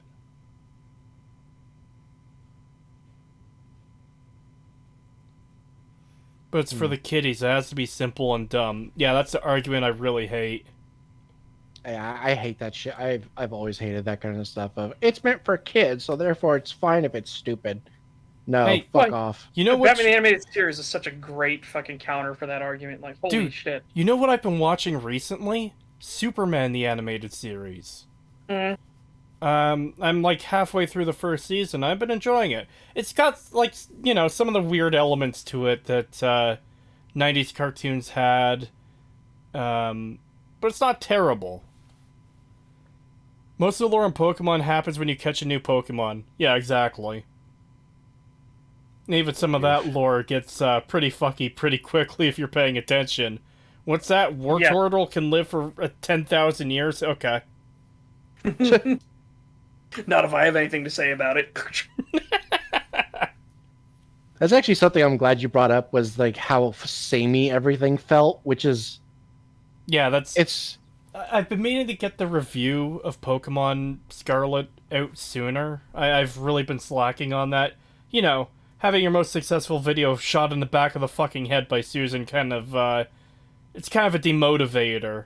But I do, that is one of the things I mentioned in that script for that video, for whenever it's released, that the world feels very, very samey. yeah. But yeah, that's something that definitely does not apply to Elden Ring. Every location is distinct. You know when you've reached a new area because it is so visually distinct. You cannot confuse it for one of the others. Like there's something wrong with you if you think that like the Capitol and Limgrave look the same, or Caelid and the Snowfields look the same, or the Halig Tree and Laernia look the same. Like there's nothing there to possibly make you think, oh, this is just the same area. It doesn't do that at all at any point. Just so you know, Pagan, I'm going to steal some of your stream footage for Elden Ring, and I'm going to add in a section to the Pokemon video to use that as comparison. That's fine. Make sure part of it you take is that first look out into Leandel from the balcony. Holy shit. I don't know what that is or where that is. Pagan can find it for you. Don't worry. All right. Yeah, don't worry. I'll find it for you. It's kind of iconic now. All right. Yeah.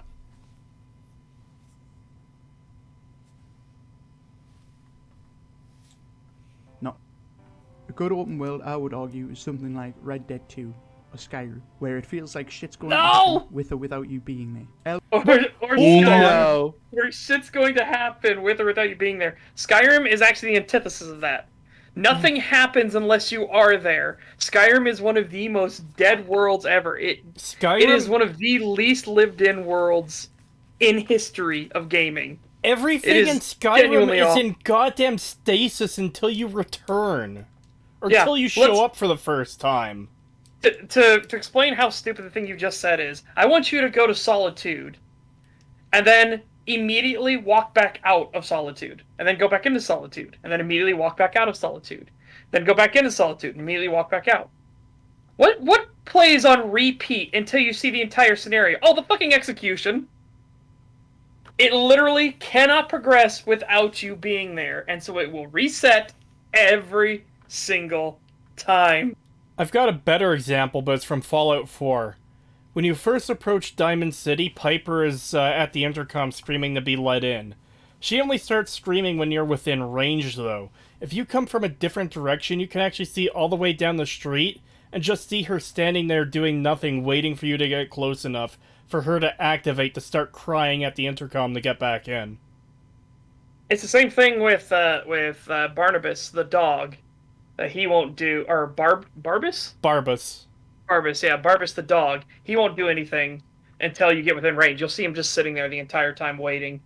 It's the same thing in Markarth.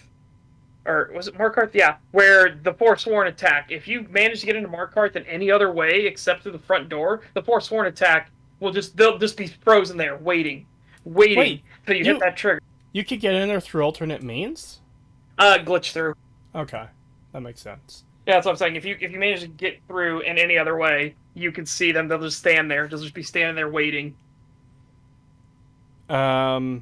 Just slap Piper and the gates open as the mayor welcomes you with the open arms. Actually, I did that once, and the mayor started attacking me because I attacked a citizen in Diamond City. Oh man, maybe I should include that in the video. Yeah, I think I might do that. That is not true. The execution happens if you leave. Happened to me the first time. This isn't something I've actually tested myself, but I guess I'm going to take a look at it at some point because it's going to be relevant to stuff. This Pokemon can destroy mountains. Yeah, I love Tyranitar, but I believe one of its... No, it's Pupitar, I believe. Where the Pokedex entry is like, yeah, it will eat an entire mountain. It's like, what? What? Are you sure about that? Blunderbuss the dog. Yeah, I saw that one in chat. I almost read that one out. That can have different meanings depending on how you read it. It could be Blunderbuss the dog or Blunderbuss the dog.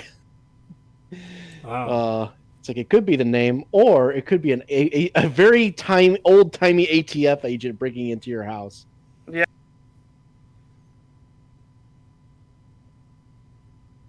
Oh.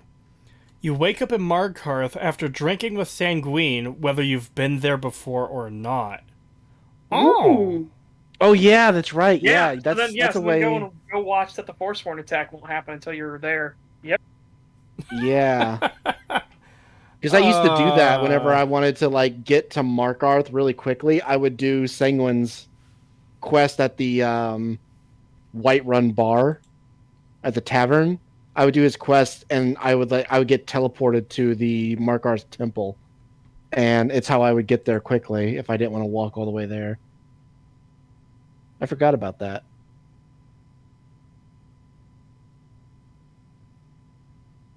Hmm. Yeah.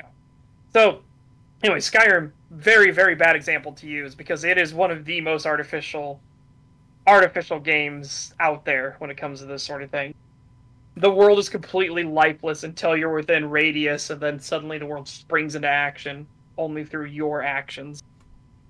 Yeah, this was a really shit take when I first heard it. The fucking like, oh yeah, the Elden Ring's world doesn't feel lived in at all. It doesn't feel like anything goes on without you. Unlike Skyrim, which is basically like his,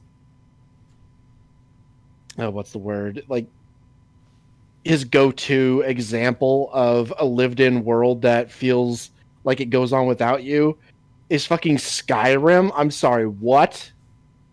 I feel like Skyrim is fucking poison people's brains. Yeah, for an example of an open world that goes on without you, I would do stuff like the Stalker series because it literally does Yeah, that's what always comes to my mind whenever I think of a game that literally plays the game without you. Yep. For the most part, I think it's of called Stalker. the A-Life system, Yeah. and it is genuinely a fascinating system. It is what makes Stalker so fucking janky. It really is. Mm-hmm. But it is hilarious to just see, like, yo, you gotta go meet up with a guy up there, and if it happens to be somebody who's gonna be wandering around in the open, you just have that moment of dread of like, oh no. You just get the quest and immediately fail it because the guy's dead. You're like, oh no. And then you read Yeah. through the PDA things and he got jumped by a bunch of bandits and executed. It's like, oh fuck. Yeah, it's hilarious whenever you get a job to like, go kill this person. It's like half the time you don't even need to go find them. They will just die on their own in the world. Like you could be on the other side of the map and doing something else, and then you'll just get a PDA update of like, oh, mission accomplished. The target was killed, and then you'll look and it's like, target wandered into mutant zone, was killed by pseudo giant kind of shit. It's like, oh, like you fucking idiot. Yeah. My favorite is when you get a PDA message of a guy saying, "Hey, I think I heard a bloodsucker noise. I'm gonna go check it out." And then you get another PDA message like, "I found a stalker's body. He was in a bloodsucker den." I love that shit. You dumb. I love that shit. It's so funny. I love that shit. Or like, I think I see a pack of wild dogs over there. Like, stay clear. And then like a few minutes later, there's like a PDA update of like, I just watched some poor sod get ripped apart by fucking dogs on the road. I love that shit. It's so funny. Every time it happens, I fucking lose my shit. Yeah. Creetosis, does this person want boyfriend-free girls? No, he's not that. He hasn't proven himself to be that crazy yet. He just kind of seems like a mostly normal person with some pretty bad opinions. Yep. Mm-hmm. What are you gonna do? Stab me? Man who was stabbed?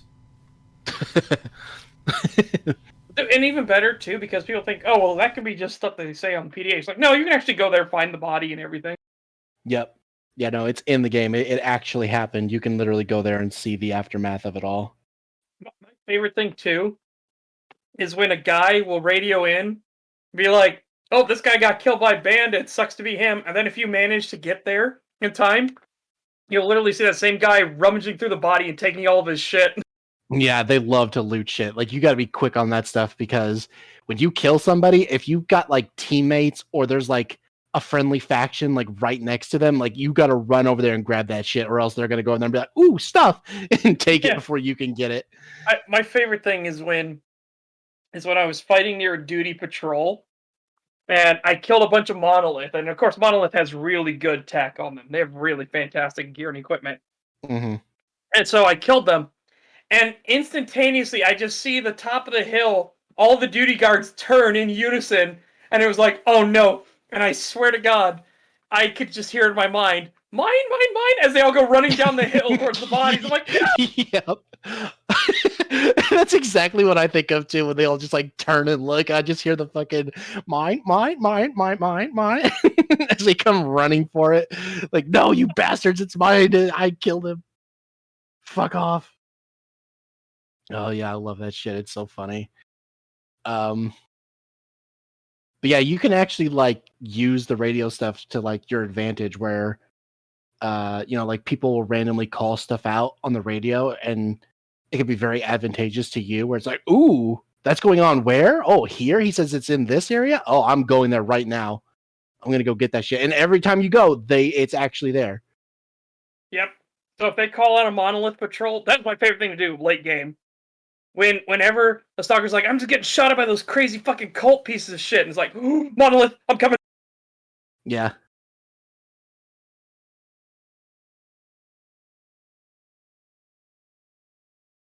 Free crap? Woohoo! Let's go get some free crap. Yeah, basically.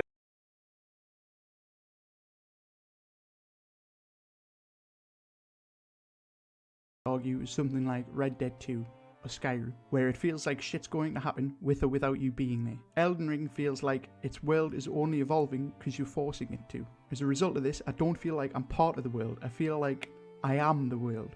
No. What? Okay, so you're missing the thing. Stuff is only progressing because the world has fallen into a stalemate. The shattering has happened and no progress has been made. Like, all the shattering did was fuck up the world. It didn't. The entire point of behind the shattering was that all the demigods were going to fight to ascend and become the new god. That was the goal, and none of them could achieve it. All of the infighting, all of the backstabbing, all the kinslaying, none of it mattered. None of them could actually achieve it. So you're now coming into a world that is so badly in stalemate that the Tarnished have risen. Like, the Tarnished have been called back to the lands between. That's where you come in. And you are one of many. Yeah, you're not the only one. There's other stuff going on. And to try and say that you don't feel this way compared to Skyrim, like, I'm sorry. How do you not feel like the center of the universe in Skyrim? Yeah, exactly. What progresses in the world of Skyrim without you causing it directly? Yeah. Cicero's wagon is broken down outside of Whiterun. He will stay there fucking forever until you join the Dark Brotherhood and progress their quest line. The Civil War will eternally be at a stalemate, of which you never even see any battles for, because, you know, when you're in a war, you never battle the enemy. It's standard practice. Not many people know that. They're in a perpetual stalemate until you come along and solve all their problems for them. The dragons won't even come out of the fucking ground to attack the world until you kill your first dragon in a scripted fight. Yep. Or at least scripted to show up. Yeah. So, the main threat of the game doesn't show up without your intervention. The arguably second main story to the game doesn't happen. Like, none of that progresses or changes until you're there to do it. All the stuff with the Mages College doesn't happen until you do it. The Companions, the Thieves Guild, the like, everything. The Dawn Guard. I don't know how much it plays into it, but the Dragonborn DLC, like, it's all you, the player, that causes these changes. Yep. There's also a quest to get Cicero's wagon fixed. There is, but even if you don't do that quest, he'll move to the Sanctuary if you start doing the Dark Brotherhood quests. Yeah. Yeah, otherwise nothing happens, but it's kind of ridiculous when you consider, like, even Fallout New Vegas, which only had 18 months of development time and like a couple of those months weren't even actually like them being able to work on it. It was them having to send shit off to get approved. Even they had skirmishes between the NCR and Legion that would just happen naturally because of enemy placement in the world. Mhm. But fucking Skyrim couldn't do that. Yeah. The skirmishes would only happen when you would run into a very rare random event, and it would just be 3-on-3 fight, just somewhere. It was like, oh, okay. Yeah, I remember I ran into one of those on stream. It was like, oh my god, we found a unicorn. Something that's like almost impossible to find in this game. Stormcloaks and Imperials have run into each other and are fighting. Oh my god. Yeah, Take a picture while it lasts. Yeah, because back when I would play the game and I would do like a full playthrough where like I'm doing everything, all the side quests, all the stories and stuff, all the main story, everything. And in all that time, I would maybe get that random encounter 3 times in total.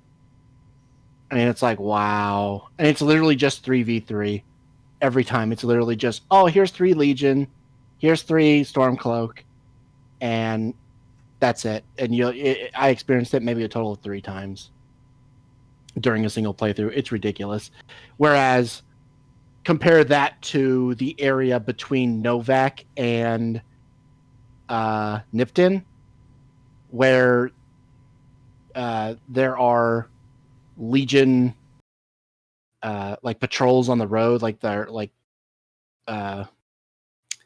Well, no, it's a patrol because there is the one guy that walks up and down the road, and then there's the NCR patrols that also walk that road. They will fight each other if they see each other. So we actually do get some instances of like actual conflict happening in the world, and it's not a random encounter either. They're set spawns, and it's like you literally could have just done that. You could have just had a set spawn in Skyrim of like, oh, here's a group of Legion, here's a group of Stormcloaks that when they come across each other, they kill each other. But I don't even know if that happens. I don't even know if there is like. I'm trying to think if there is like any set spawns like that where they walk into each other and fight each other. I can't think of any.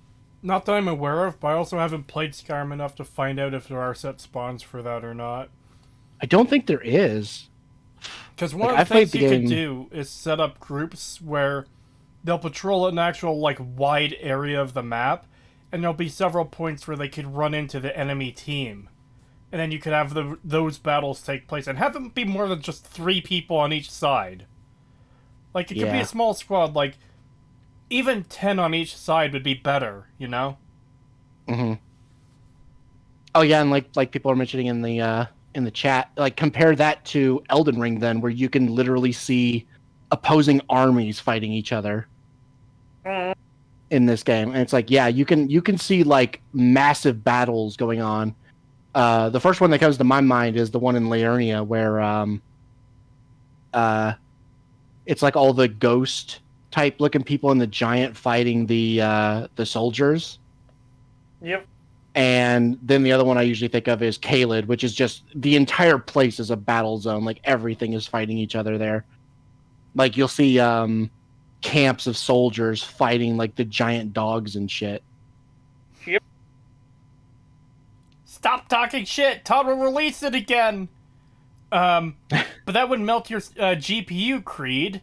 Well, maybe Bethesda should get better fucking programmers then. Like, I'm sorry they're so incompetent that they can only render, like, 3 characters on screen at once. But other game companies can do it no problem. This is a Bethesda problem. At this point, there is no excuse. Their engine, they need to update that engine so bad. It is so terrible. I do a lot of modding in like the GEC with mainly with New Vegas now. I don't really touch the other games much anymore, but I used to do modding for them. And every time it's the same thing.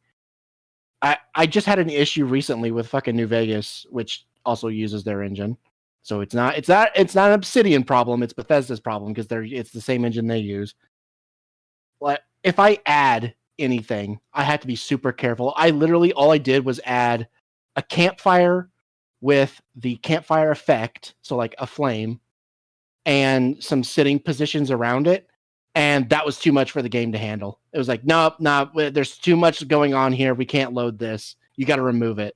So I had to remove it in order to even go into that area because the game is just that finicky about like, oh, no, there's too many instances here. Can't have that. It's like, oh my God, this fucking engine. Fucking hell.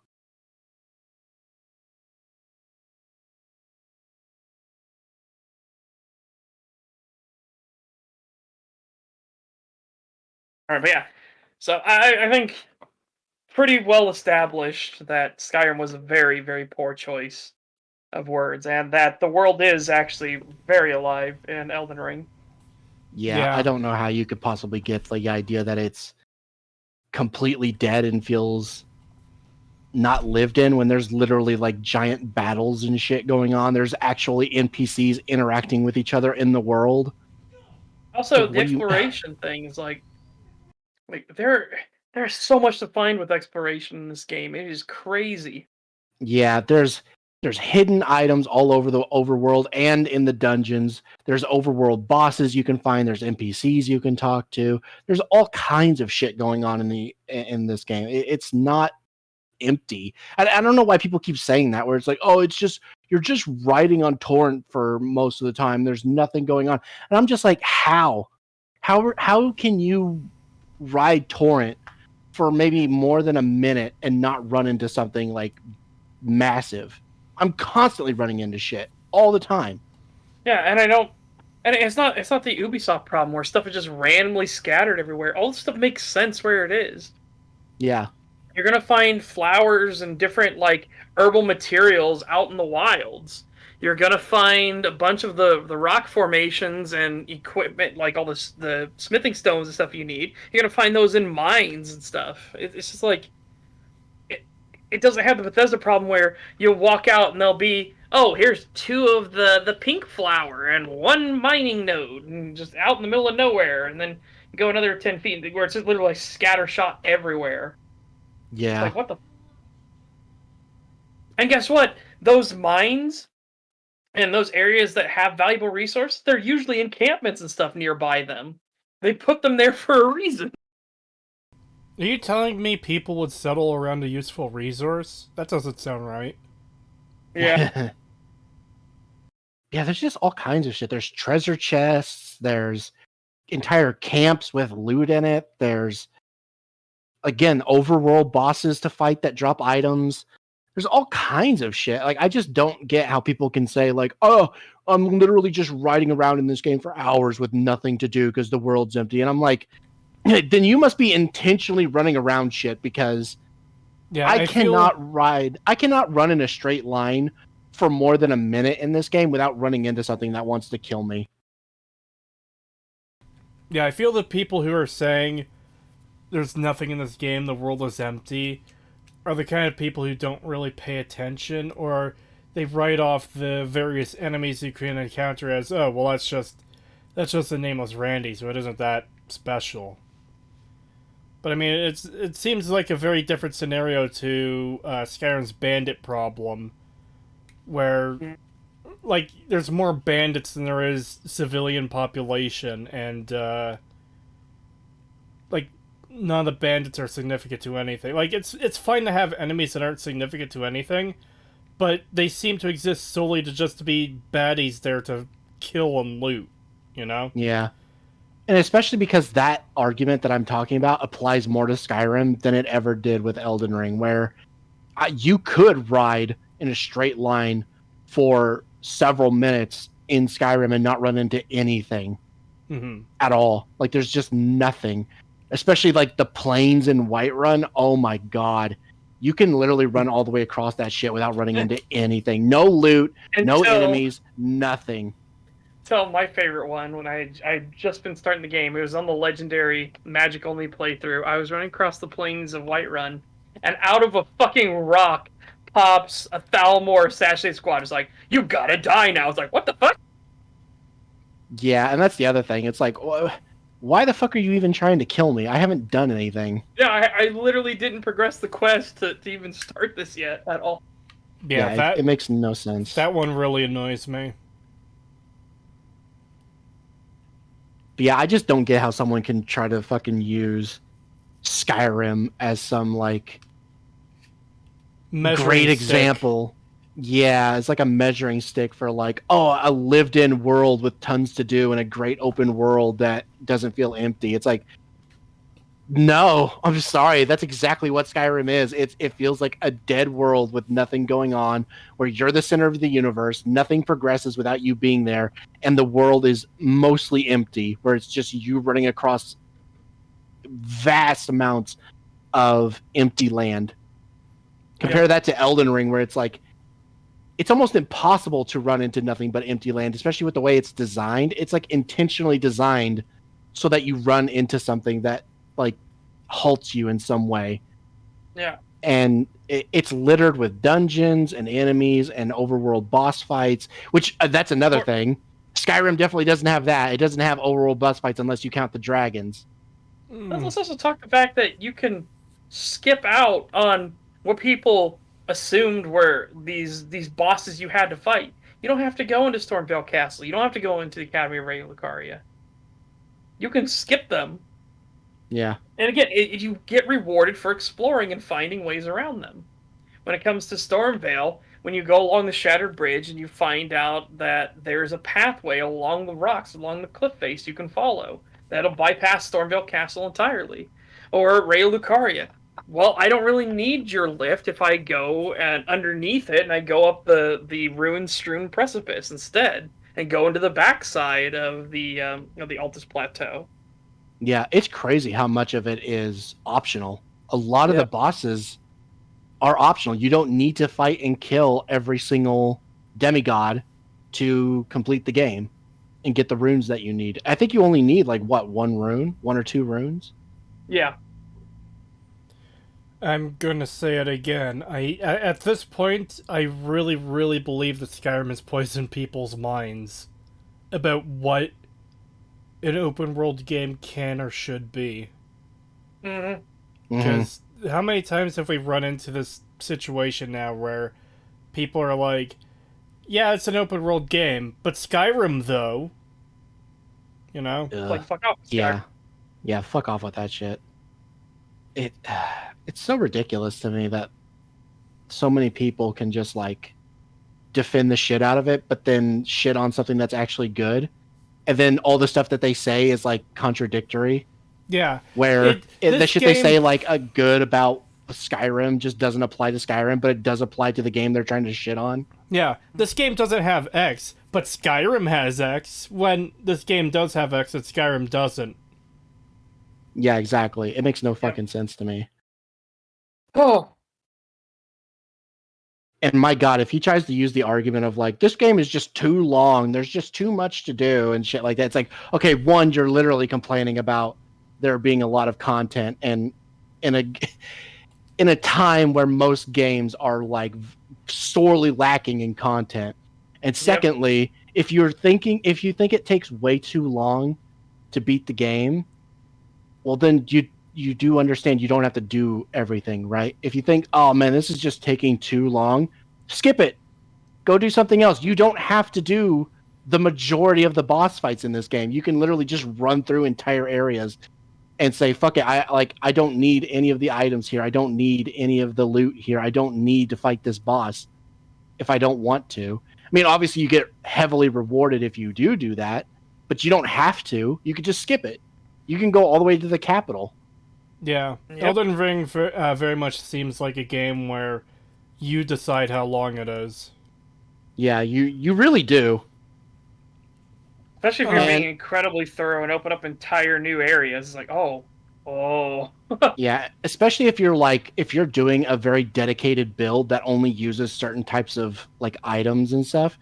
There's entire sections of the game you can just skip because it's like, well, I'm not a mage, so I don't need to go through Raya Lucaria because I'm not a mage. I don't need any of the items from there, so I could just skip this entire place and shit like that. It's like if you're doing a very dedicated build, you don't need a lot of the stuff in the game.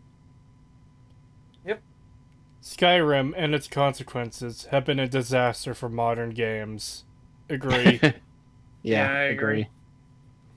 God, most modern Bethesda games can be, said about that, where it's like, yeah, they've all been a detriment.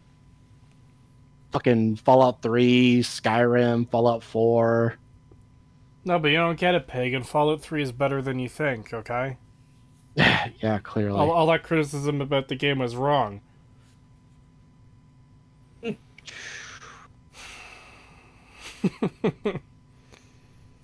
God, that last Matin video we covered, I'm still fucking just astonished at how fucking dishonest and disingenuous he is. Just, oh my Yeah. God. I'm still very much considering doing that video, pointing out why he's not good at video essays, essentially. Yeah. Alright. Shit.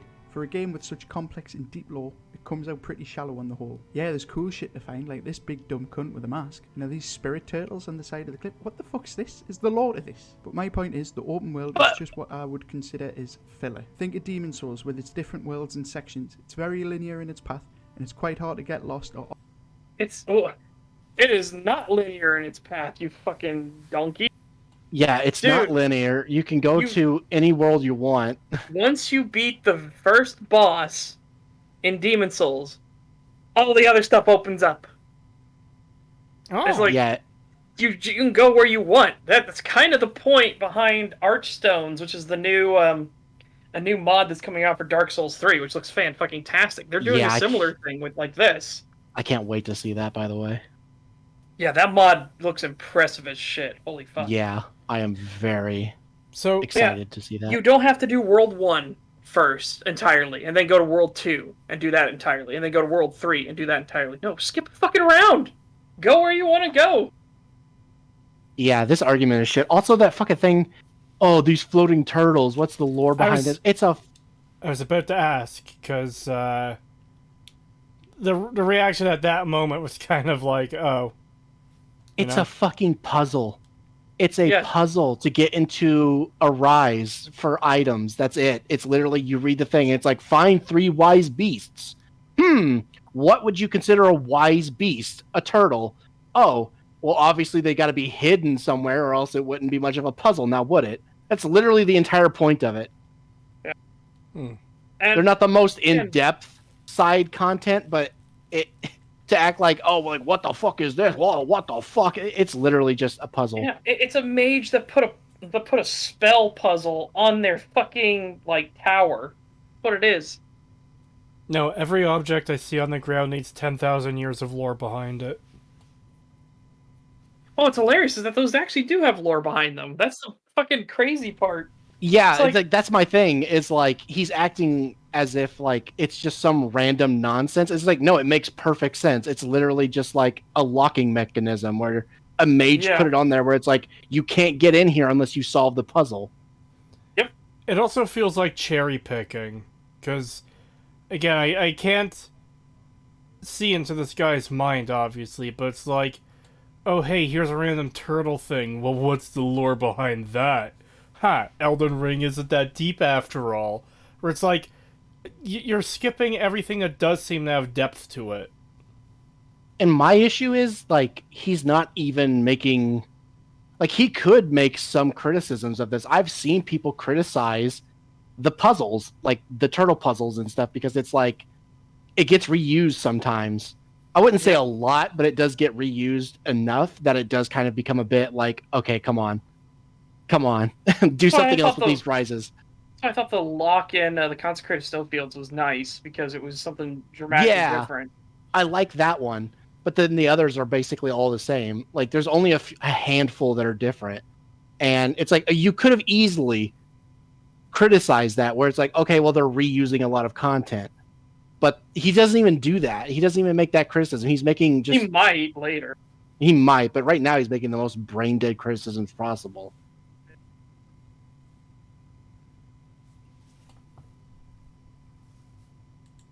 Off the beat, but that game took just as long to complete. It felt like it had more to offer. Everything felt more deliberate. Elden Ring feels like it suffers because a quarter of the time you're just essentially playing Goat Simulator. Minus... What? There's your argument about running around and doing nothing in an empty world, Pagan. Yeah. The thing you were just talking about a few minutes ago. Yeah, what the fuck, man? Yeah, I don't know. This just feels dishonest and disingenuous. It really is.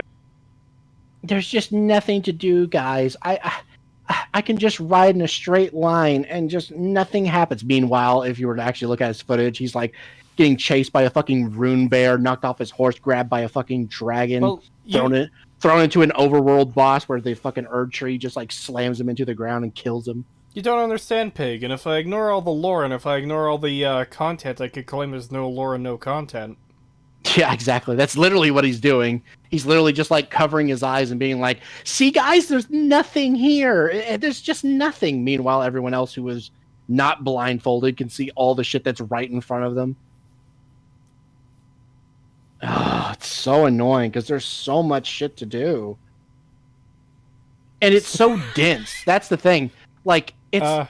I would argue it's more dense than fucking Zelda Breath of the Wild, since everyone loves to fucking compare these two games. I would say it's more dense. You're more likely to run into stuff in Elden Ring than you are in Zelda. I wonder how long it'll be until chat, particularly Coolio System, starts committing war crimes on the British. Stop the British from making videos. We need the Nuremberg trials except for British video makers. God, I saw something the other day. What was it? Oh man, it was really funny. I'm trying to remember what it was. It was something like, oh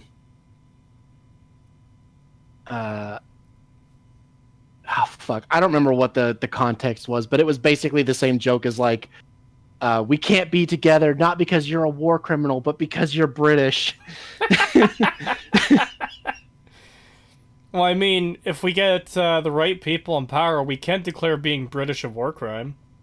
$2 from Bentastic190. I genuinely don't hate the British. It's a joke. $2 from Bentastic197. Thank you. How's it going, Furious Furries? Absolute crap video? Still not a furry. And yes, it's a crap video. Yeah. Definitely a crap video, that's for sure. It is the Ghost Stories dub. Basically, I don't remember what video I watched the other day, but it was literally like they had that joke where, because it was British, they were like, like we can't be together not because you're this, but because you're British. But I don't remember what it was. I remember what the joke was from Ghost Stories. We can't be together. Not because you're a rabbit, but because you're black. Yeah. It's literally the same vibe as that. I love that fucking dub, by the way. That dub is hilarious. Like, fucking, they turned a shit show into one of the funniest fucking things ever. Normally, I would advocate for respecting the original work. But I've also heard that the original work is absolute dog shit, so you know what? Have fun with it. Yeah, exactly. And I fucking love the fucking, like, his praises, stroke me. His reprimands, stroke me harder.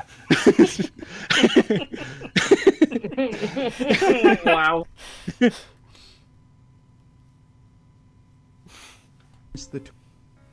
guess the tongues in Demon Souls. I consider it filler because it doesn't add anything. I'm just riding around for the sake of it. Nothing's happening. However, I can find that all forgivable besides the next. Oh my god, I love how in that his he's completely footage. ignoring.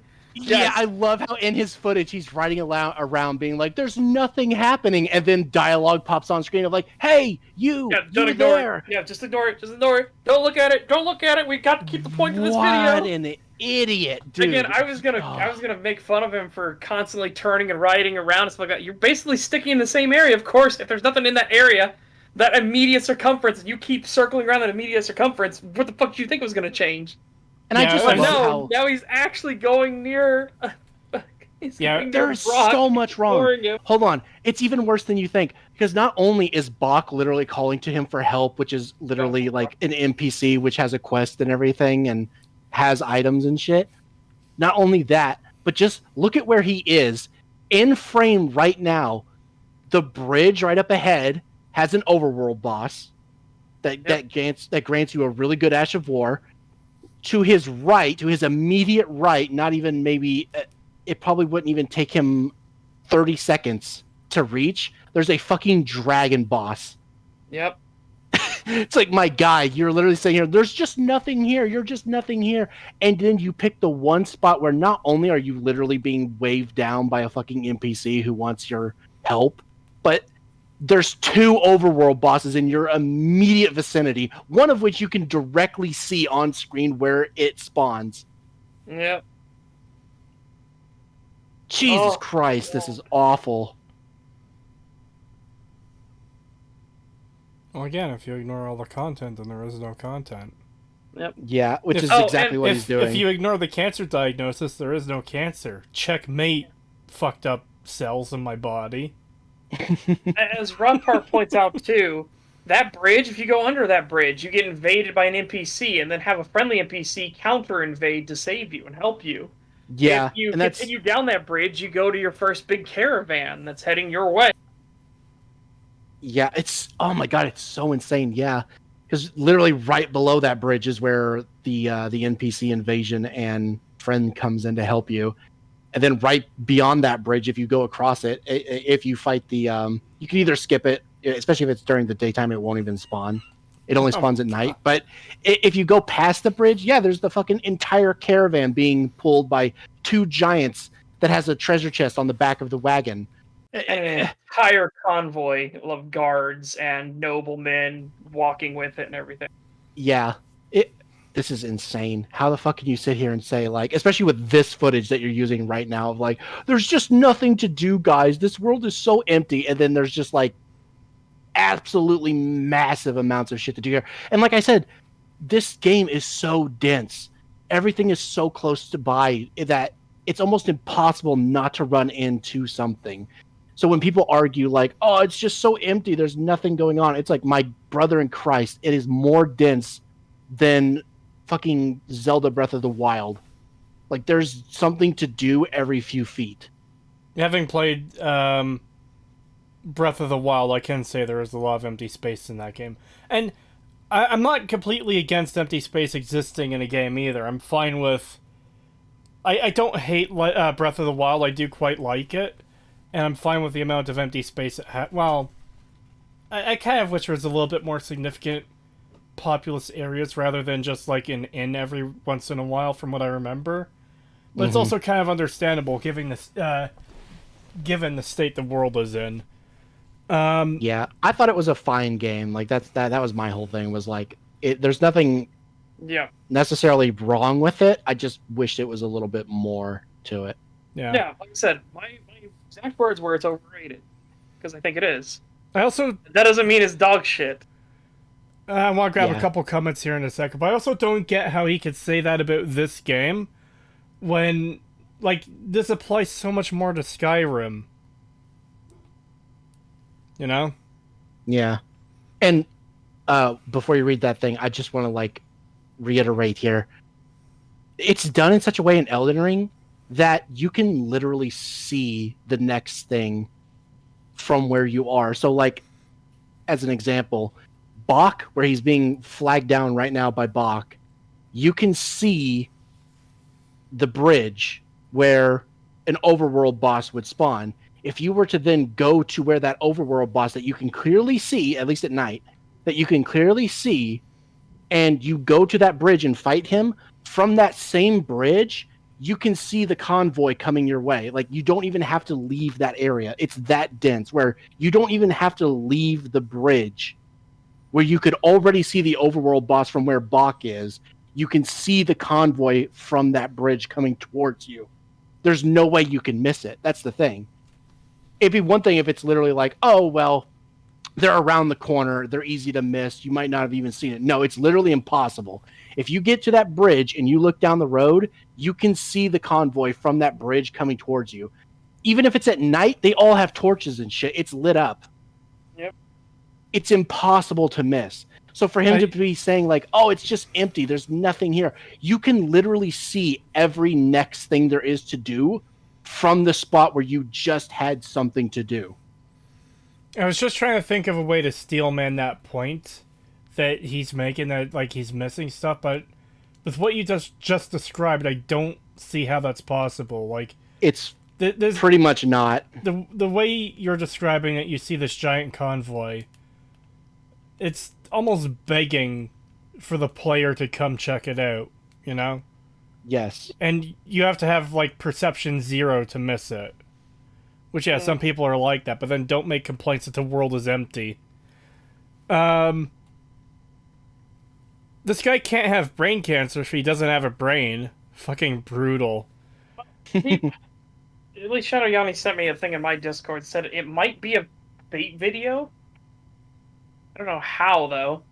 But, yeah, his responses in the comment section are pretty fucking dumb.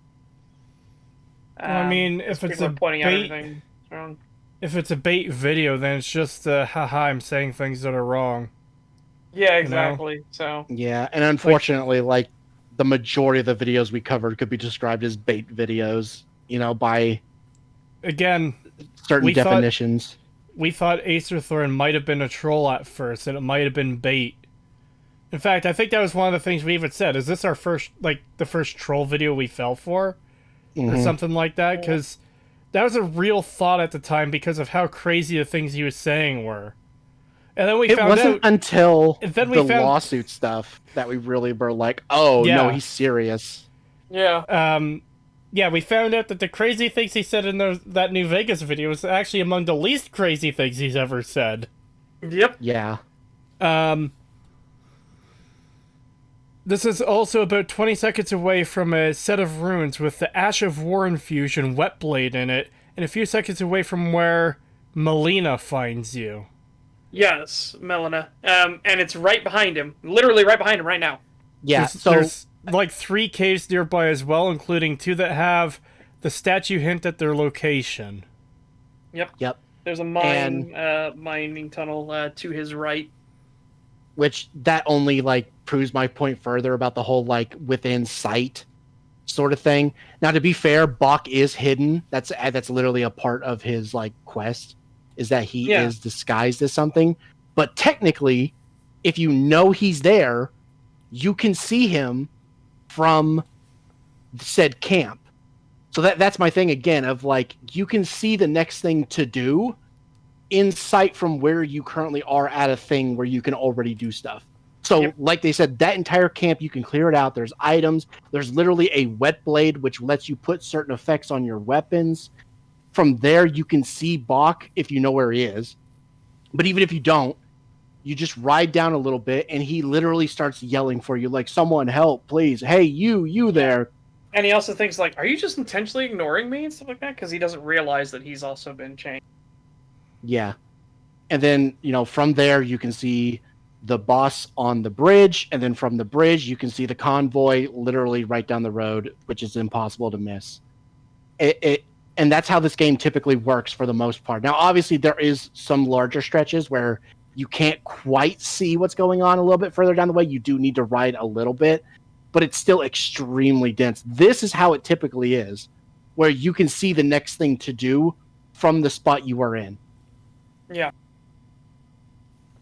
Like another example, Laernia, if you go to the Erd tree there, the minor Erd tree, and fight the boss, if you go behind the Erd tree, you can see stuff below where there's stuff to do. You can see like items and landmarks and stuff where there's definitely something to do. But even beyond that, you could see the 4 belfries. Mm-hmm.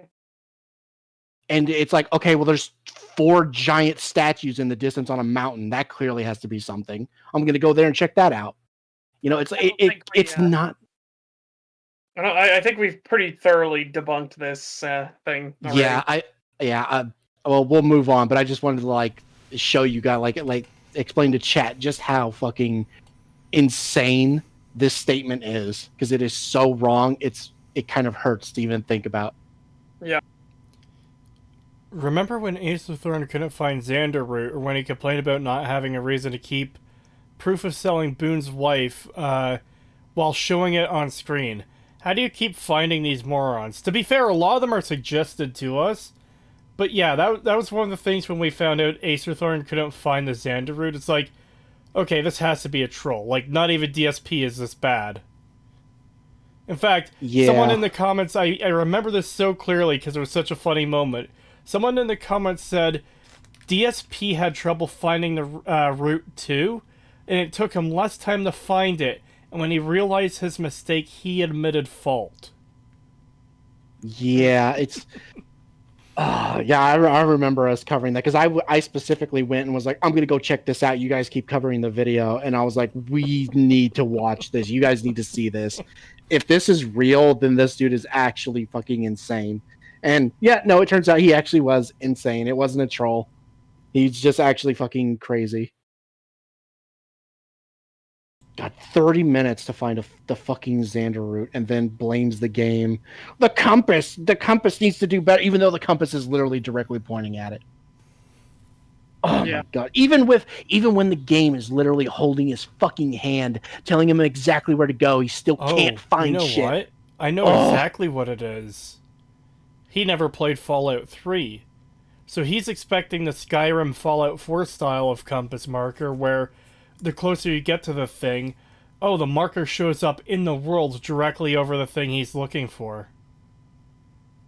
Oh, probably. Did he say that he hasn't played Fallout 3? I'm pretty sure, I am 99.9% sure he said he didn't play Fallout 3. Oh, well, if that's the case, then yeah, that would definitely explain it. He probably expects the marker to literally show up in the world and being like, it's right here, dummy. Which, my God, imagine needing that level of help to find something. Yeah, if you need that level of help, you're beyond saving. I'm sorry. Especially when you're directly told what it is and where it is. Like, Sonny literally says, like, oh, like in front of the Goodsprings Schoolhouse, In there are front? Xander. What does in front mean? I'm gonna go inside. God, and never mind that there's literally like two of them right there in eye shot, and it's a route. Obviously, you should be looking at the ground, and you should see the obvious fucking like. No, it's a sky root peg, and they grow in the air. Yeah, no. Clearly, he was looking for a can of root beer flying overhead. God, I keep remembering that fucking debate from time to time, and he tries to play that whole thing off as, oh, it could have also meant root beer. That's what I'm trying to do here at the end of the day. I'm trying to make people laugh. Ha ha ha. It comes across as so fucking phony. What a faker. Yeah, it is.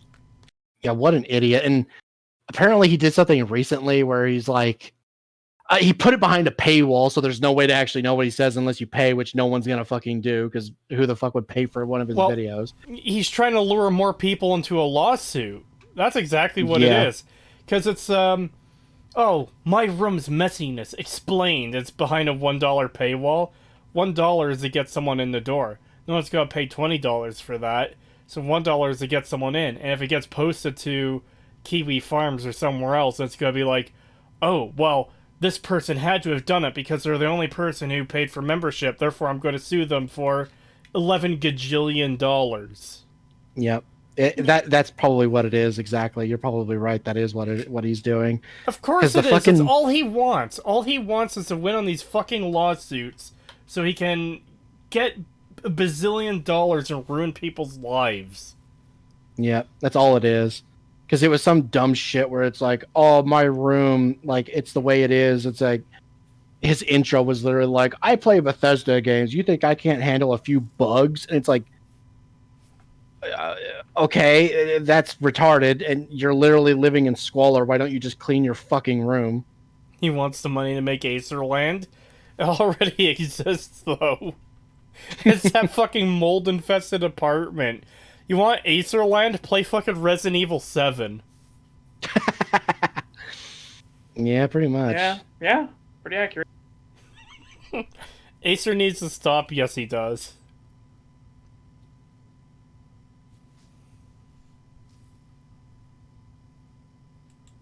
Next point. This is where FromSoft have really let me down and make me feel like I'm just being spoon-fed. Far Cry 3 started this... Wait, being spoon-fed? That's incompatible with what he's arguing about, though. Yeah, Yep, it's exactly contradictory. There's tons of empty space and there's nothing to do, yet I'm literally being spoon-fed content. How the fuck?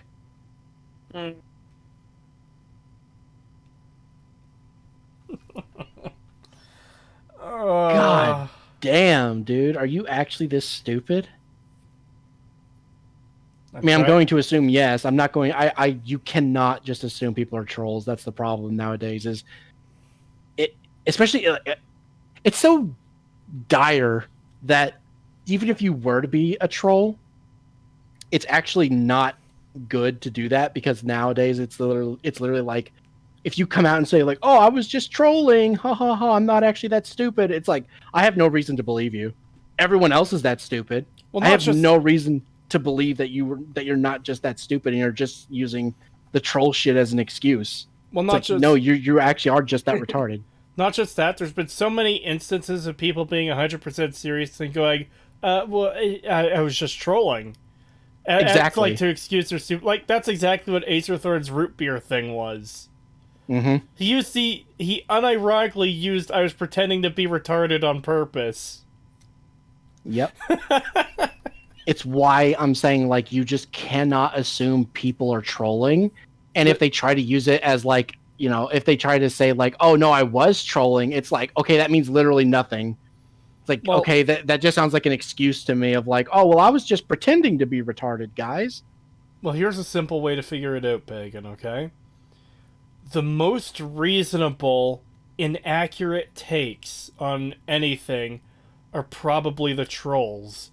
Because no amount of trolling can account for the kind of insanity like I'm going to sue someone for an icon on the channel. You know? Yeah. The only time when trolling is obvious and when you can actually like guarantee, like you can with complete certainty say that, oh yeah, they were just trolling, is when they literally explain beforehand what they're going to do. Where, like how people will troll like SJWs and stuff like that, where they're like, I'm going to say this thing and it's going to piss them off and watch how hypocritical they are.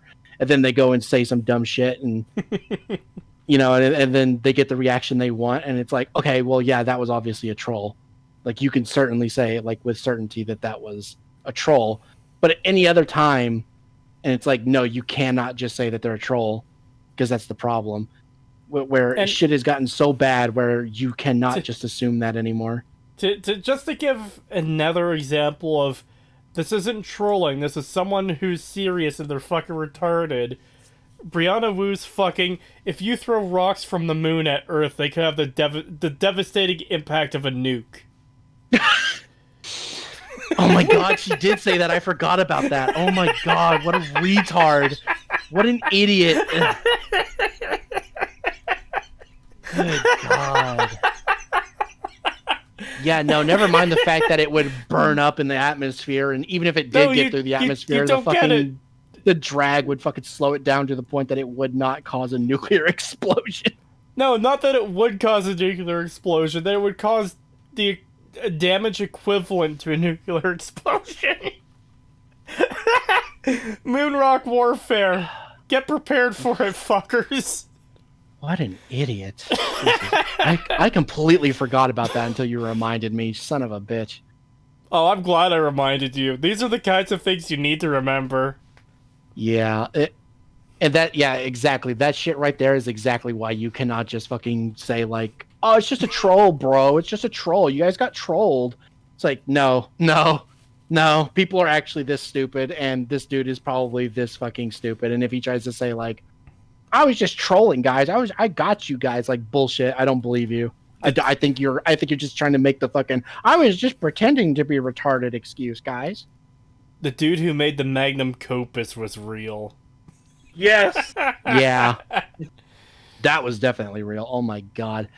That one was one of the best videos we've covered. Like it was so bad. Like that one still sticks in my mind like freshly. Like the other ones we've covered have been pretty bad. Like that Matin one was pretty bad, but that one, the Magnum Opus one, still sticks in my head because of how fucking awful it was. Oh my god, that fucking trailer, dude. It proved everything we've been saying about the fucking Fallout 3 and like Bethesda shills and shit.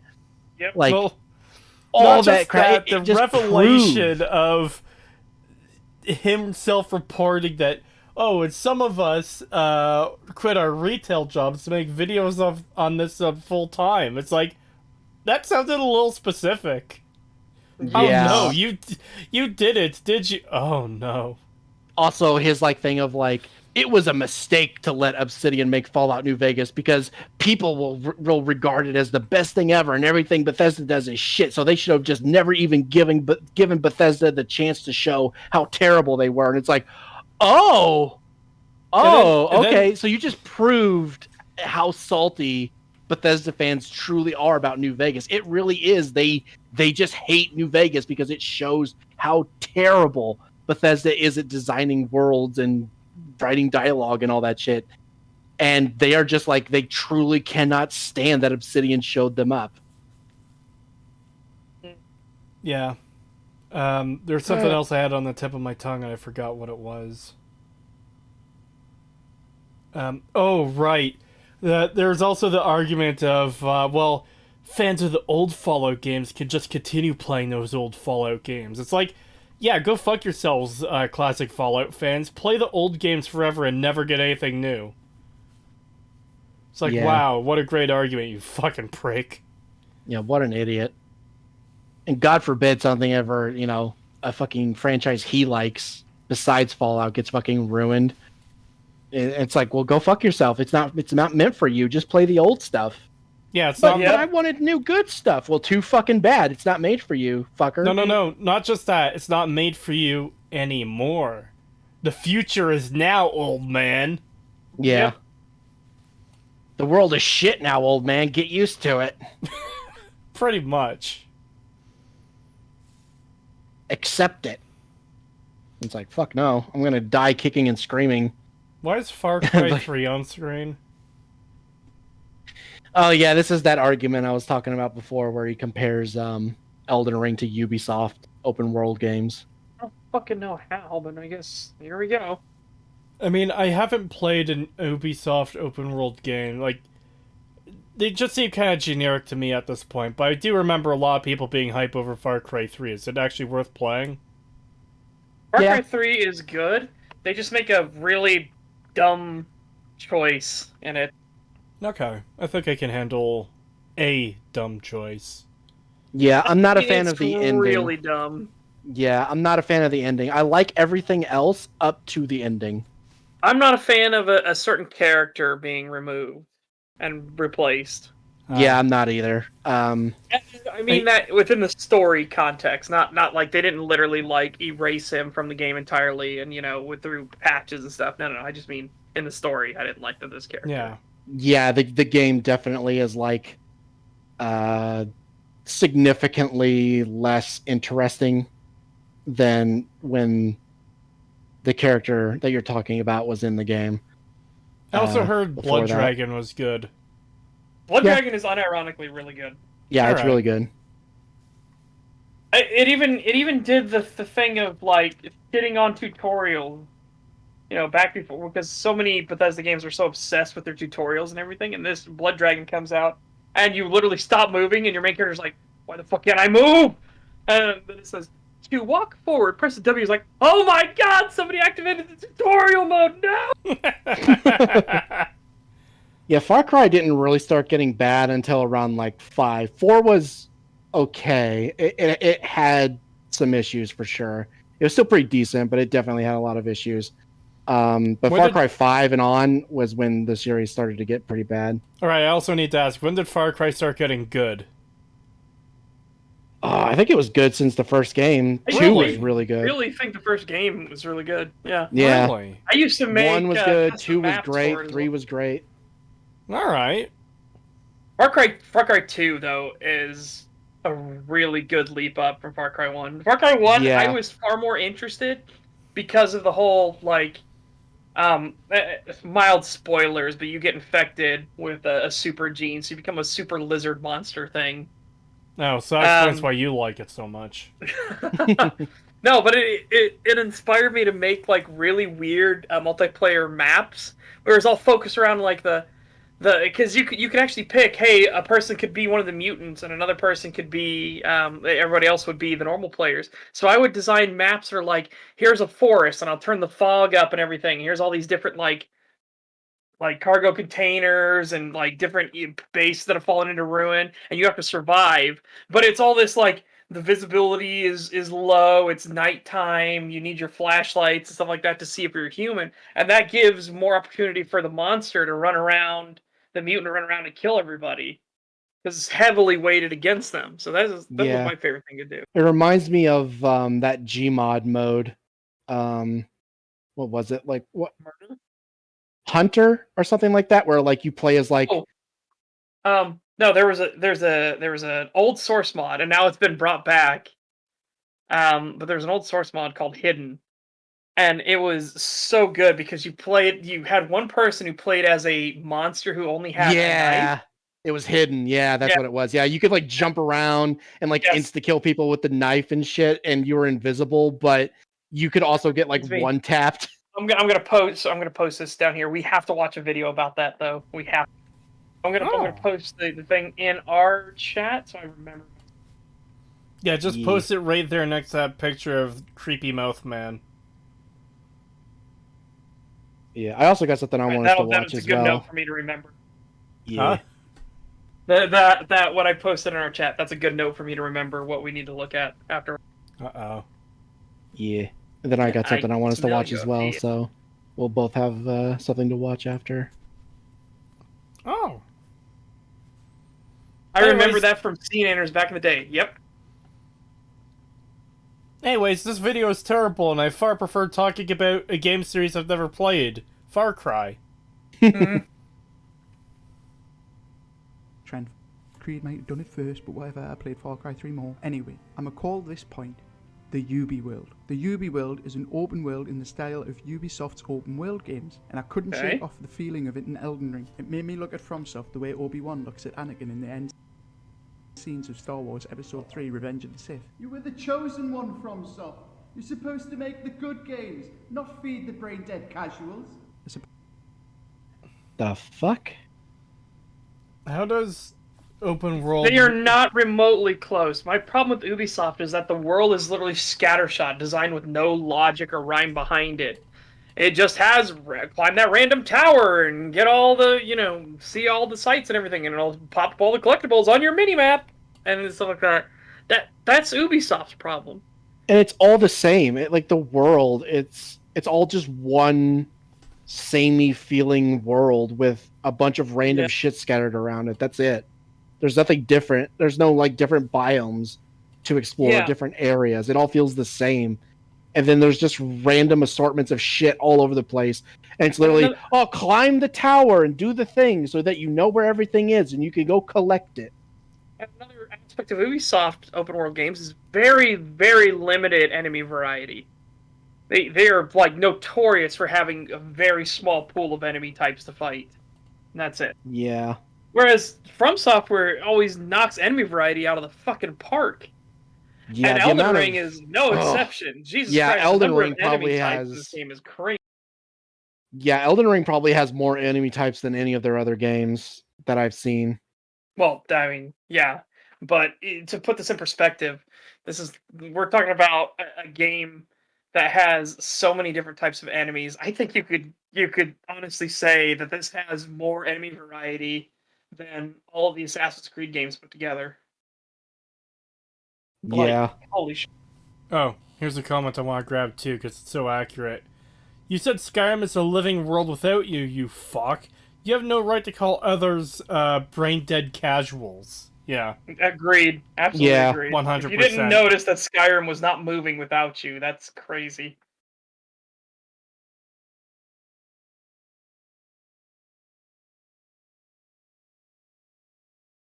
Suppose I mean by the Ubi world, and I think you all know the formula. You reach certain locations to access different areas of the map, clear out this camp for a reward, fast travel, but only if you've been there. Now, don't fucking sit there and be like, well, of course, that makes sense, you had to have been there to be able to fast travel there. Skyrim got it right. Hire a carriage to take you there if you can't fast travel there. Oh my god. You can only... Okay. Guess what? The world is in ruins in Elden Ring. There's not a fucking carriage service, you plank. What are you gonna do if there isn't a carriage service? No, you don't get it, Such. That means there should be a carriage service in Elden Ring. There was a failing of Elden Ring not to have a carriage service. But here's the even better part. You can actually still do this. There are very specific NPCs you can talk with that will move you vast distances. Like, holy shit. There's also portals. There's portals you can take that will transport you to certain areas way across the map. There are chests that are literally rigged as a trap to take you to other places. You can get from Limgrave, the starting area, to Caelid by simply opening a chest.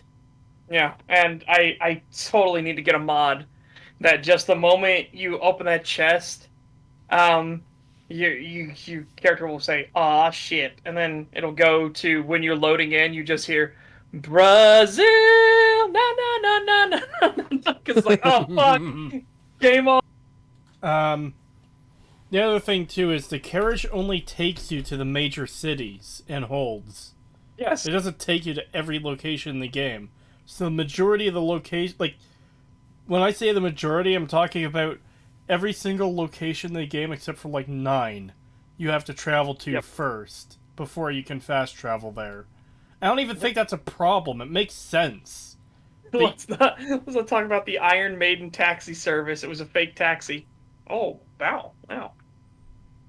Not to mention the idea of just well, we could just skip from Limgrave to the capital itself. Yeah. It's like, okay, well, one, you just removed a huge portion of the game that you just skipped, and you took all the challenge away, which it's a fucking FromSoft game. That's kind of the point, is that you're supposed to be challenged to get there. But also, the game does not scale with the player, which I really like. But that also means if you skip Limgrave and go straight to the capital, you're fucked. Unless you're like one of these god people who can like dodge every hit and never get hit at all and can kill bosses without ever leveling up kind of shit, you're fucked. Yeah, I have no idea what he's talking about with the fast travel thing in Skyrim. It's like, no, you're just fucking wrong again. Like, yeah, you hire a carriage service and it takes you to one of 9 locations, and that's it. Everything else you gotta walk to on foot. I don't even think... Like, I genuinely question why they have the carriage in Skyrim. Aside from maybe they saw people complaining that silt striders and boats aren't in the games anymore. So they arbitrarily added one in when the system they've got completely nullifies having that. Yeah. Yeah. If anything, Skyrim should have, like, not allowed you to fast travel. Then the carriages would make sense. Yeah. Mm-hmm. But it just doesn't make sense. Oh, go ahead. They would also have to they would need to add other fast travel methods too, because that is the one really good thing about, I say the one good thing, like Morrowind has a ton of great things to it, but their fast travel system is like really good for the world, I think. Because you have to go from town to town to, like, let's say you want to get to the top of the map. Dagon Fell, I think the town is called. And let's say you're starting off in Balmora. Well, you take the Silt Strider to Vivek, you take the boat to Molag Mar, you take the boat to a couple other places just to get all the way up there. Like, sure, it takes an extra couple, like, minute or two, but it really helps, like, give that feel of you're using services within the world to achieve your goals, rather than, oh, I clicked on a button on a map and I appeared there, you know? Yeah. I just really don't like the fast travel system that Oblivion introduced and Bethesda stuck with since. Yeah. And the thing is, like, in Elden Ring, while these things do exist to, like, get around the map quicker, they're really just to be like, well, I want to talk to this character so I can get this item early, kind of thing. And it's like, because if you try to go out from there, you basically just have to ride torrent and just skip everything, because everything is going to be so over leveled compared to you that unless you're like really good at this game, which I highly doubt this dude is, you're just going to get flattened constantly. It's like there's a reason why the game is designed the way it is.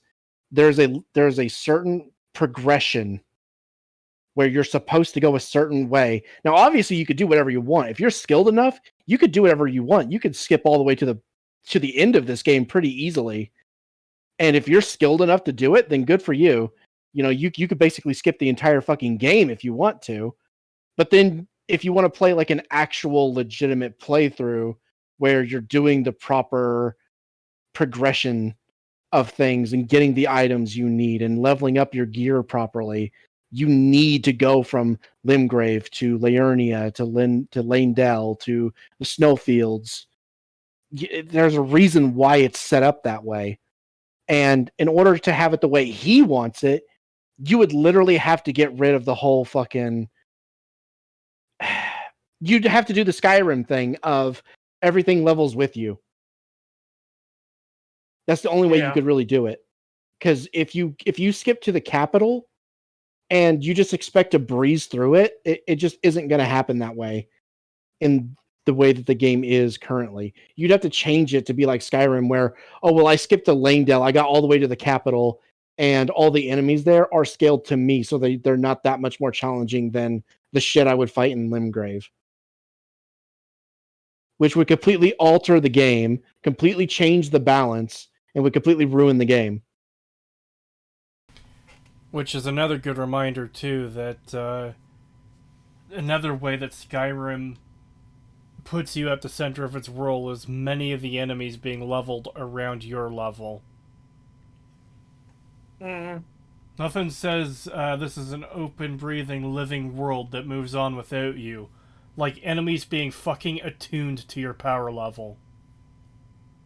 Yeah, I hate that shit. I'm so glad FromSoft doesn't do that shit. I love being able to go to an area where it's like, yeah, you're not ready for this shit yet. You're about to get fucking destroyed. Or the opposite of, I am now super, like, I'm really leveled up. I got good gear. I'm going back to the starter level and I'm going to fucking shit on those knights who fucked me over. Like, I'm going to destroy them. I'm going to make them live an endless cycle of torment. Yep. I love that shit. Oh, I love going back to that first camp in Limgrave and just fucking annihilating everyone in it. Alright.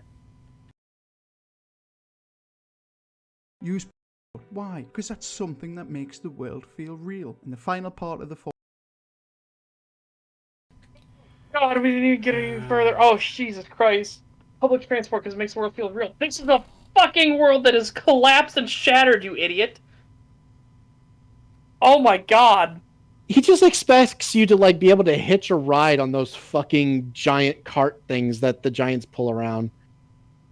Like, oh yeah, let me just pay the giant a toll so he could take me to the capital or some shit. Like, what the fuck? How would that work?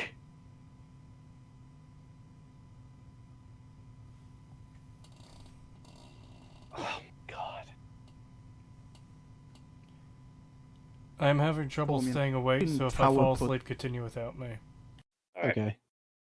fucking tower puzzles. Sometimes this can go hand in hand with unlocking the map, but why is it every Whoa! Hold on. transport? Why? Because that's something that makes the world feel real. And the final part of the formula, the fucking tower puzzles. Sometimes this can go hand in hand with unlocking the map, but why is it every fucking game with an open world? Why do you do it? Why is there a fucking tower puzzle? It adds nothing. It's not a tower puzzle, you fucking idiot! What? It's literally just, I beat the boss, let me go get their rune. The only one that is even remotely a puzzle is Radon's, and it's because it's a parkour section. Well, not even Radon's. I would honestly say Renala's. Because it flips upside down. Yeah. Yeah, you're right, it does do that. Yeah, okay, that one as well, then. But again, you're not doing them to progress. You literally don't have to go to any of these towers ever. Yeah, they don't do anything besides giving you a rune, a great rune. That's the only reason you go to them. They don't unlock parts of the map. They don't show you nearby areas to visit. They don't progress the story. It's literally they don't show you where all the fucking crafting materials are, the collectibles and trophies and shit. Like, what the fuck are you talking about? Yeah, most of the time it's literally just, I beat the boss. I just walk down this stretch of, bridge, open the doors, take the elevator up, get the rune, leave. It's not a fucking puzzle.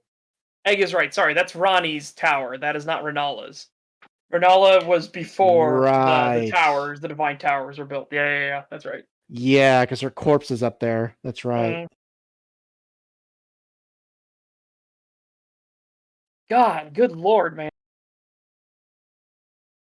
It was the first time I seen it in like Far Cry 3 or the first Assassin's Creed game, but it's in Breath of the Wild, it's in all the Watch Dogs games, it's in every Assassin's Creed, and now it's in fucking Elden. It's not an Elden Ring though, you fucking donkey. God, how are you this stupid? How are you this dumb? Those other ones are, well, especially the Ubisoft ones, they're just there as like, oh, climb the high point so you could see where to go next. Unlock, the map for this area, see all the items around you. That's not Yeah. what this is. This actually has story relevance. This actually is like, yeah, these giant towers are where they house the great runes. Or when you defeat a boss, you go here and you get their great rune. Yep. Or in one instance, you get a half of the death rune, but makes story sense. Why? Yeah.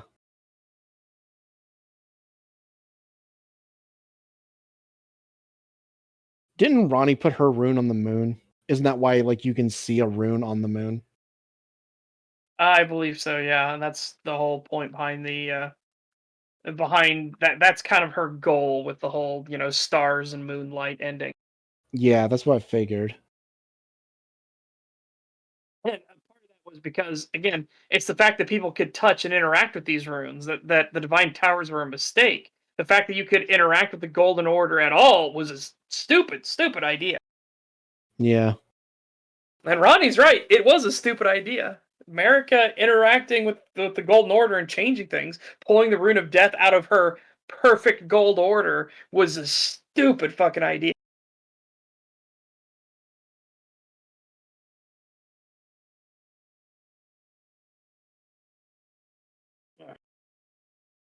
Elden Ring, it's natural and cheap. That kind of content is lazier than the content I put on the internet. What was that? It was that it for your why the open world is bad? You didn't emphasize. You didn't prove shit. Yeah, you literally compared everything to Skyrim and then got everything wrong, and then tried to say, "Well, it's like Ubisoft," without it being anything Which is like also Ubisoft. wrong. Yeah, what the fuck was that? And that's it? That's God. all you have to say about why it's bad? Seriously? Yeah. Oh my god, that's... Oh, here we go, progression. Oh my god, is he literally gonna bitch that fucking... the world isn't like Skyrim where everything levels to you? Maybe we'll see. Oh my god, if he actually does, I'm gonna fucking lose my shit. Back end of the open world. The problem with the open world is progression, and it's not managed well. Previous titles by FromSoft have a kind of designated route. There are multiple paths you can take, but you flow through the given areas in a linear fashion. What? I mean, you can basically do that in Elden Ring, where it's literally you go to Limgrave, then you go to Laernia, Yeah, then you go to the capital. go to Stormvale, go into Lerny of the Lakes, go into Radio Lucaria, go into Altus Plateau, go into Leandel, go up into the Giants area. I forget what it's called, because then the one area is specifically called the Kiln of the Giants later. Yeah. Yeah. And then you go to Farum Azula, and then you come back to the capital to beat the game. Like, that's pretty linear if you decide to do it that way. So I don't know what the fuck your problem is with this. Like, it's pretty obvious how you're supposed to do it. Caelid is basically completely optional. And there's a reason why it's scaled the way it is. Like, it is ruthless. It is extremely difficult to get through some of the areas in Caelid in terms of like, it feels like some of the areas in Caelid are scaled higher than in areas in the snowfields. Yeah, it really does. And that's by design, and it's basically entirely optional. If you don't want to go to Caelid, you don't have to go to Caelid. Yep. It's almost like nobody should ever go to Caelid. Yeah. Well, again, and it's they point out in lore and story why it is. Caelid has the greatest leader, the greatest general of all of them, who would have fucking won, by the way. I am Melania, Blade of Mikla. Oh yeah? You took a cheap shot, did a dirty bomb, and ran, you bitch. Fuck you. Yeah, exactly. I have never known defeat. Yeah, because you fucking ran away. Yeah, you ran Before you away could when be Radon was killed. gonna kick your ass. Yeah. Yeah, basically it was a desert area that became infected with scarlet rot and just fucked up everything. So only like the toughest shit can survive there. Yep. And guess what? A lot of Radon's troops survived there because he wasn't a lackadaisical general. Yeah. God, what a send off to Melania. You just execute as she's just wistfully and mournfully sitting in her chair and everything like that, and you fight her and she dies there alone and unmourned, and no one even knows that she's there. Meanwhile, Radon has an entire fucking festival of like the greatest champions summoned around the entire lands between. Come join the Radon festival as we put the great general out of his misery. We will have great merriment and song, and this will be a battle for the history books. Yeah, exactly. Oh, dude. Fucking their Dawn Festival is so great. Yeah, I fucking love it. God, did you see EFAP's coverage of like Radon I and did all not. that stuff in the festival? No, I did not. It is really bad. Oh, It is God. so bad. They hate Radon. They think he's a terrible boss. They think you can't take him seriously at all because he's too goofy. The festival What? makes no sense. You shouldn't have to summon people into the boss fight. Like they But should you all don't just have be to. there. They should be there physically. And there should not be that little bow section where you have to dodge his arrows before getting close to him. That should not exist. There should not be the whole boss run to get to him. All that it is some of the worst takes I've ever seen on Radon. Yeah. It is really bad. I don't know what EFAP's deal was with that shit, but it was really bad. They, especially with Rags and the horse thing, like the fucking horse thing. How can anyone take this boss seriously? It's so goofy and stupid. Like he has no feet and rides a tiny horse. It's ridiculous. How can anyone take this boss seriously? You'd have to be fucking retarded if you think that this is in any way a fucking meaningful or interesting boss. I guess he didn't get the fact that even in his madness, he was still conscious enough to keep using his gravity magic to make sure he didn't crush his favorite horse. Yeah. Which he thinks is stupid. He thinks that's the dumbest thing ever. What? I guess no. I'll have to Yeah, it is disagree on that one. some really shit takes. It's really bad. They might have changed their opinion since then because that was like the beginning of last year when they did that. But man, it was bad. Yeah, that is pretty fucking wild.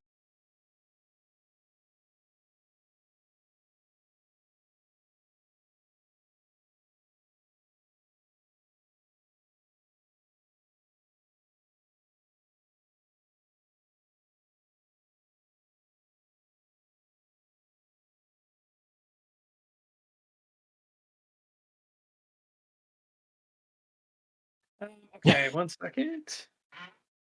Okay, making sure we didn't miss any other ones.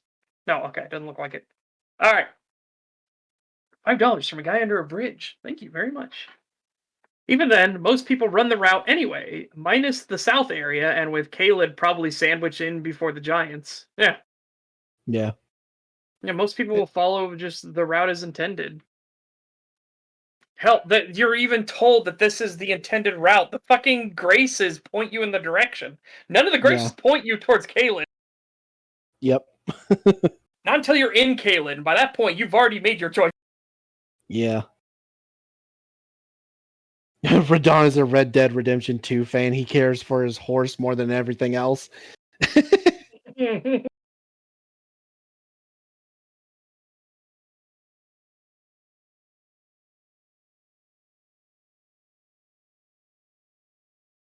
Take example, there are multiple stages to go through, and you can go through them in almost any order. But with the way the travelling works through the Arkstones, as soon as you hit a brick wall, you realise you need to be going through somewhere else first. There is a little trial and That's not true, though. There's only one single area, and that is after the Tower Knight going to the palace. The palace is locked off. That's the only area that's locked off. You can literally start and stop any world anywhere else. I don't. That's just wild. Yeah. Like, that was the thing. This is the exact opposite of what you were talking about earlier. Like, because he said it's completely linear. You do one world entirely, then the next world, then the next world, then the next world. That's the exact opposite of what you said earlier. That's what you said earlier. Now what you've said is completely contradictory to that. Yeah, what the fuck? Oh my god, dude. Can you be consistent for 5 minutes, please? Oh my god, I'm just imagining the fucking Shrek thing. Like, what?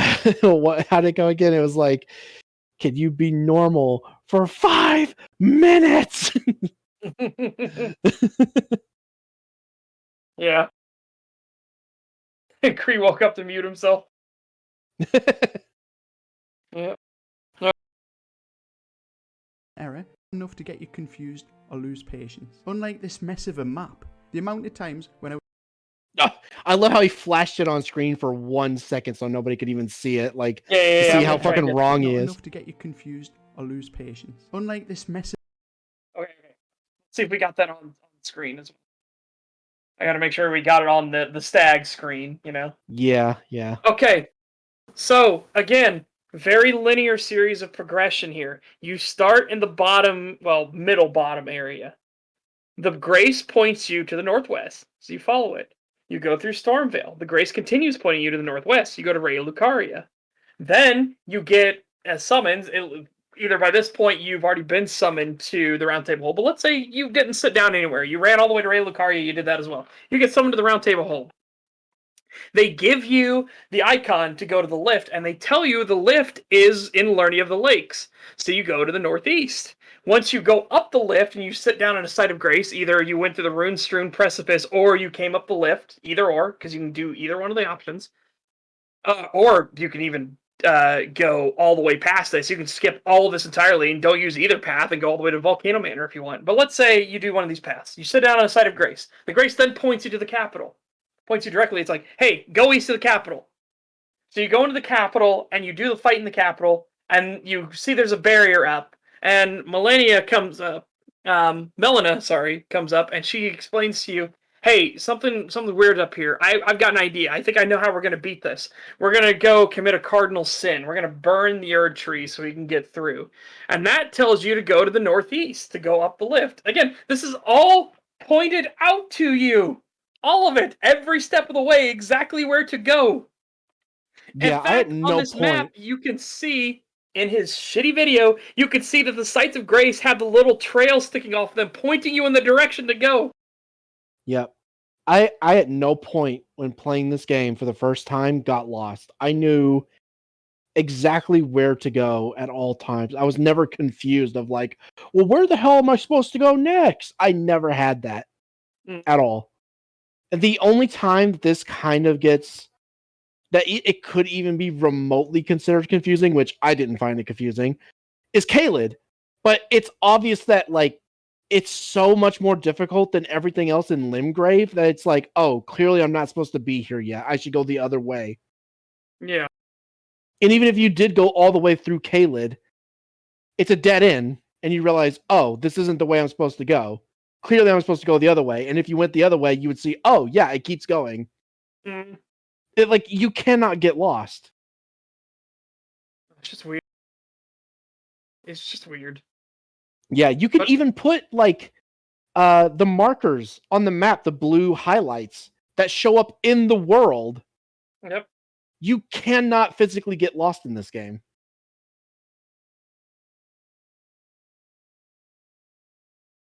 amount of times when I was streaming and chat was telling me I'm going to the wrong area. Like, how the fuck am I supposed to know? Oh, What? Why is the chat telling you you're going to the wrong area? Okay, this seems like I'm missing some fucking context here. Yeah, what the fuck? Like, Because, like, people wouldn't say that unless you're specifically trying to go somewhere. Like, I want to do this specific thing, and then the chat's telling you you're going to the wrong area. How do you go in the wrong area if you're playing through it normally by yourself? yeah. Because, again, the game literally points you, like, it actually handholds you to the point of, like, hey, follow the guidance of grace. You see it on your mini map. You see it on your map. You see it, or yeah, you see it. Sorry, you see it on your map. You see it in the world itself. It points in the directions, like, hey, that way, go that way. Yeah, and like every Tarnished you talk to asks the question, like, "Oh, do you still see the what is it? The Guidance of grace. guidance of grace?" And, you know, if you say yes, they're like, oh, if only I could still see it and stuff like that. Like, they make a whole point about it.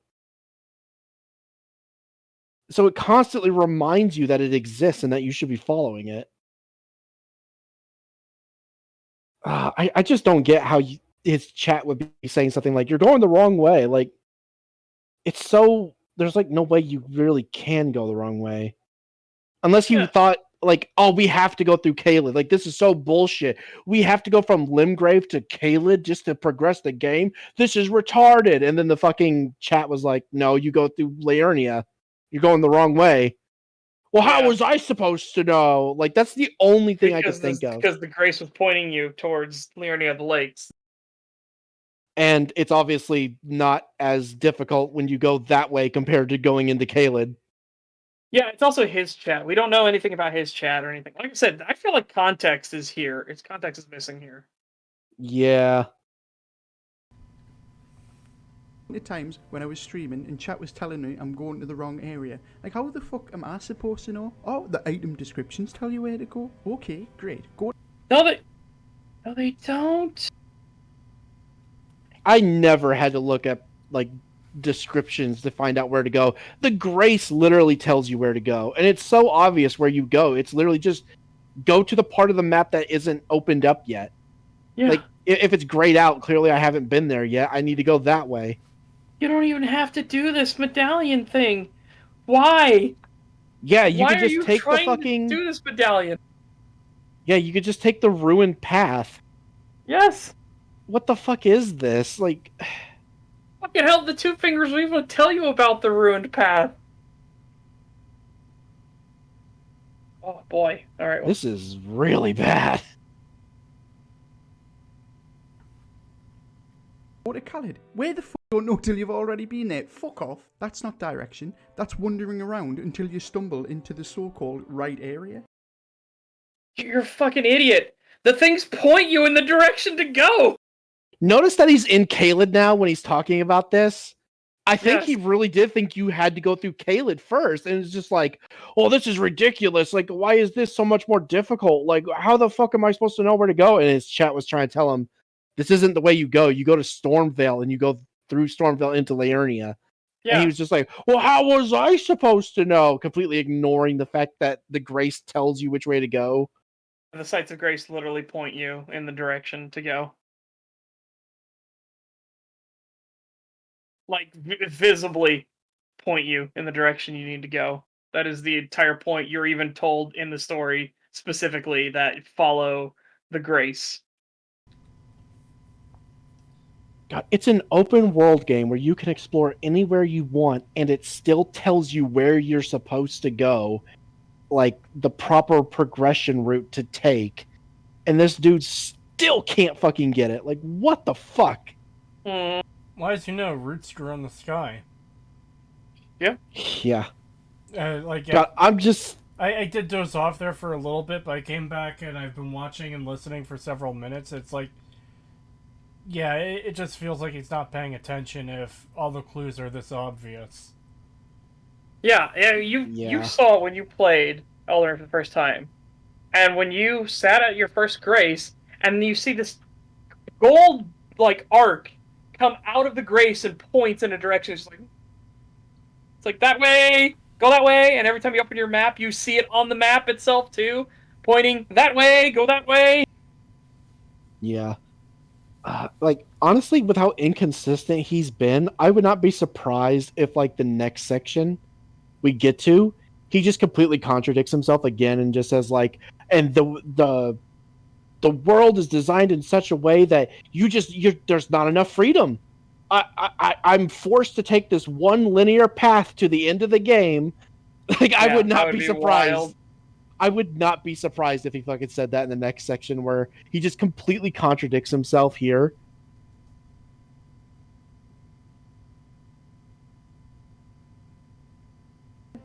I either relied on chat giving me a nudge in the right direction, or I was looking at a guide. Yeah, I know, looking at a guide, what a wet wipe. It feels like the game wants you to go in a particular direction with the way enemies scale if you go in the right order, but it does nothing to guide you in that direction. Except for the guidance of Grace. It literally has an entire system built around going in the right direction. It even shows up on your map. If you're opening your map, it tells you where to go on the map. Yep. How the fuck? Oh my god, dude, you're actually brain dead. Like, either you're blind or you're actually fucking slow. Remember earlier you were saying, like, how dare you appeal to the casuals? The normies? Yeah. It's like, oh, dude. Holy shit. This aged like fine milk. It's in the same video. It's not even like 4 minutes later. I know. Are you guys glad we covered this wonderful video? I'm glad in the sense of, like, it's you have that catharsis every now and then, but it is painful at the same time. It's like I'm hurt, I'm getting hurt, but I'm hurting back. I haven't even played that much of Elden Ring, and I'm taking psychic damage from some of these arguments. Yes. Yeah. God, and just imagine, like, keep in mind, I think the other one we were going to cover that we ended up postponing Was for. worse.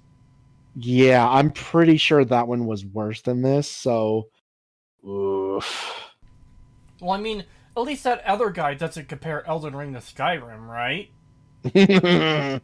Oh, yeah. God, That's what gonna was be that one so argument? The horrible. fucking. He There's said more. that there's more lore on this one bookshelf in Skyrim than there is in all of Elden Ring. Oh no. And I was like, fuck off.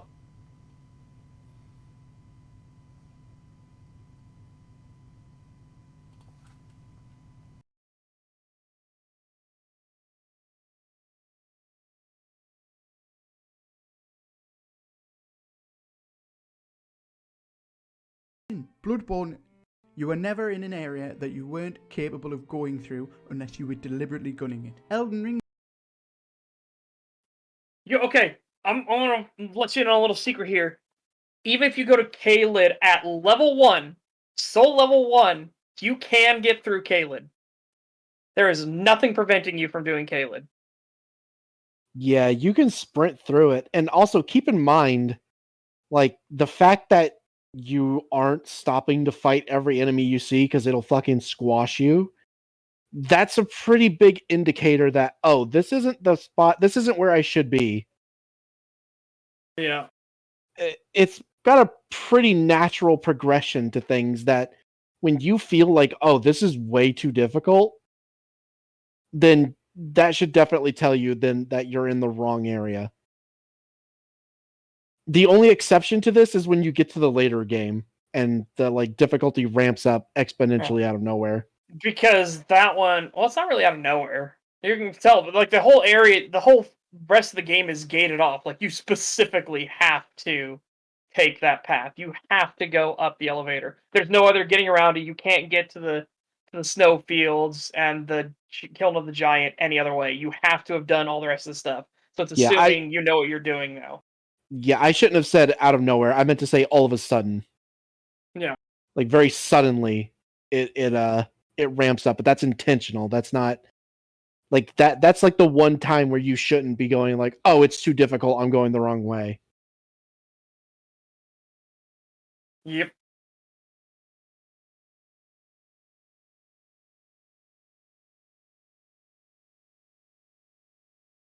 Though, you fight a giant like I was for chat to get annoyed that I only had a +10 weapon at level 70. Like, it felt like that's where I was supposed to be at the time, but I had missed out on so much, leading me to go on to bosses, and I would just absolutely walk through them until I was quote unquote ready to.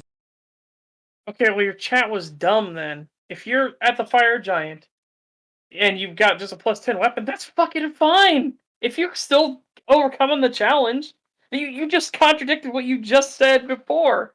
That you, at least in Bloodborne, you can always get through an area no matter what. It's like, well, obviously you made it to the fucking kiln of the giants with a +10 weapon at level 70. Okay? So you can Yeah. clearly get through all of the things, no problem. Yeah, because the snowfield is where things really start to ramp up in difficulty. So if you could get this far, all the way to the fire giant with a +10 weapon, Yeah, no, there's no reason why you can't get through the rest of the game. Yeah. Fucking wild. Yeah, this is really bad. This literally just sounds like a skill issue. And it's weird because, like, you made it here, so you have with a +10 weapon at level 70. So you're clearly doing something right. Like, you're here. Again, I'm just going based off of face value. What he said, that he was at the fire giant at level 70 with a +10 weapon. I'm going based off of that.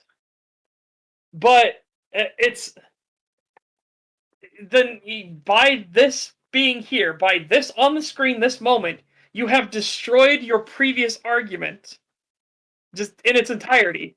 Because clearly you could get through all the rest of the game. There was no wall, no barrier that stopped you. This is literally the same thing Bloodborne does. There's no barrier that stops you.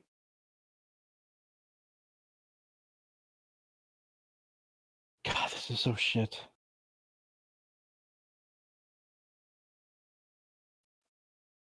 Good God, man.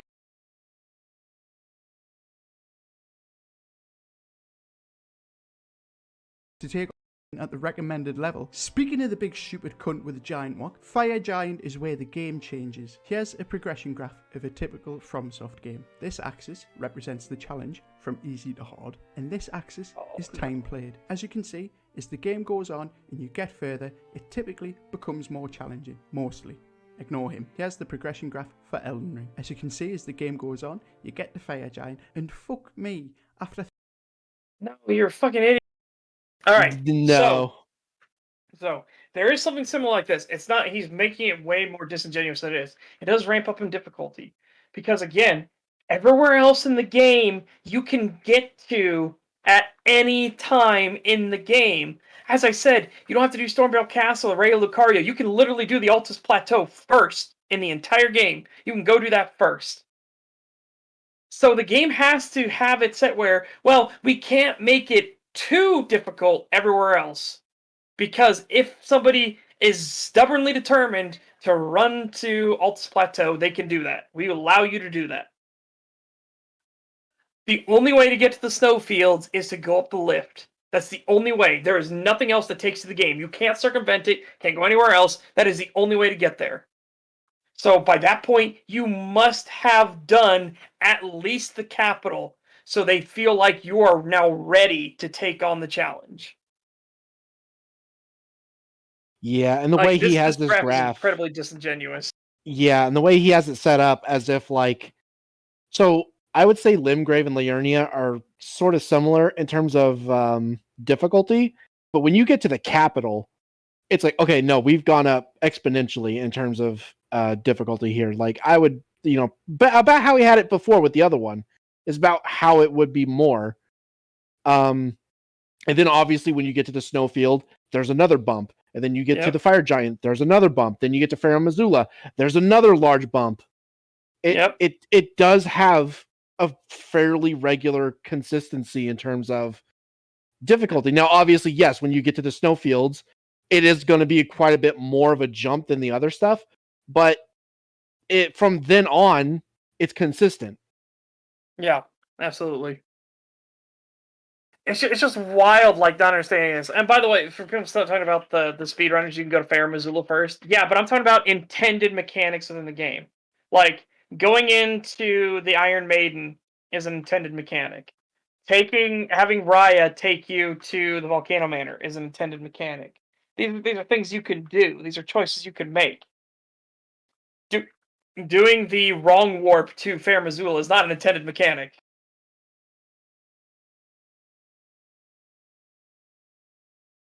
Yeah, so if I was remaking this graph, I would have this be a bit steeper at the start, and I'd have it kind of start to plateau up a bit and then jump up a bit for Learning of the Lakes. Learning of the Lakes is more difficult, and you have more types of enemies, especially ranged homing enemies.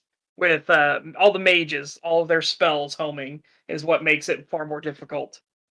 So you go up, have a slight plateauing effect because now you've gotten the abilities, you've gotten levels and everything in the area. Now we spike up again for learning of the lakes and Radio Lucaria, and then it starts plateauing again. Then you spike up again when you get to the Altus Plateau itself, and you start leveling off as you start going through Leandel, the capital, and then you have another big jump. And the reason why you have this steady progression, these small spikes in difficulty, is because, like I said, you can go to Leandel at the very beginning of the game. There's nothing that prevents you from going there. You'll get a barrier that says you can't go inside the capital itself, but you can go all the way through Altus Plateau at the very start of the game if you want. That is your choice to make. So the designers were very conscious of that. The fact that somebody could go to the fucking Volcano Manor at the very start of the game. The fact that somebody could go to Mogwin at the very start of the fucking game. Like, holy shit. Yeah, I went into MS Paint and drew this. I think it would be closer to this than what he's showing. Yeah.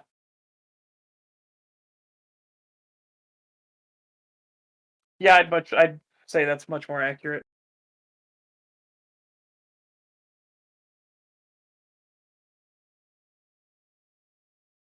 I don't know if Kree's weak though, so. Yeah, I don't know.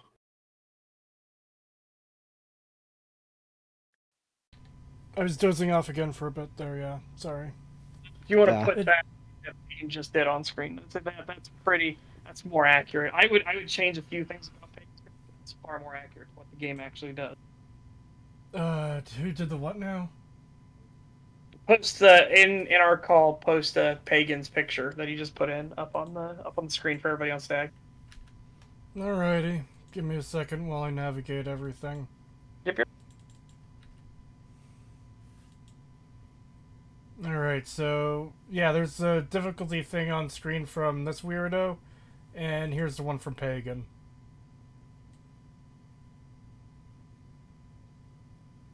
There's a good spot for it. So you can see them side by side. Yeah. Yeah.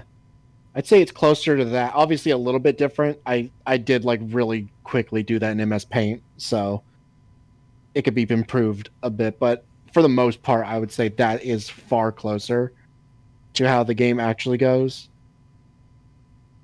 Yeah, and I would agree with that. That's far closer. Because if we're going to go from Limgrave to Liurnia to the spike in the capital to then the spike in the snowfields to then the spike in the Fair Missoula.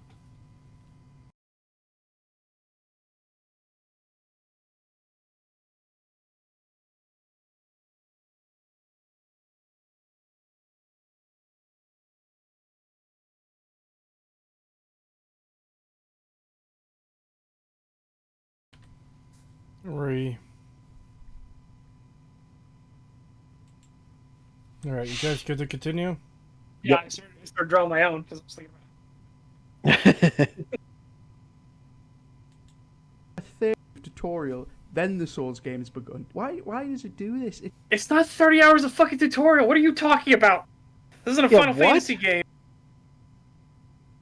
Are you What the really hell? going to sit here and say the capital was in any way a tutorial?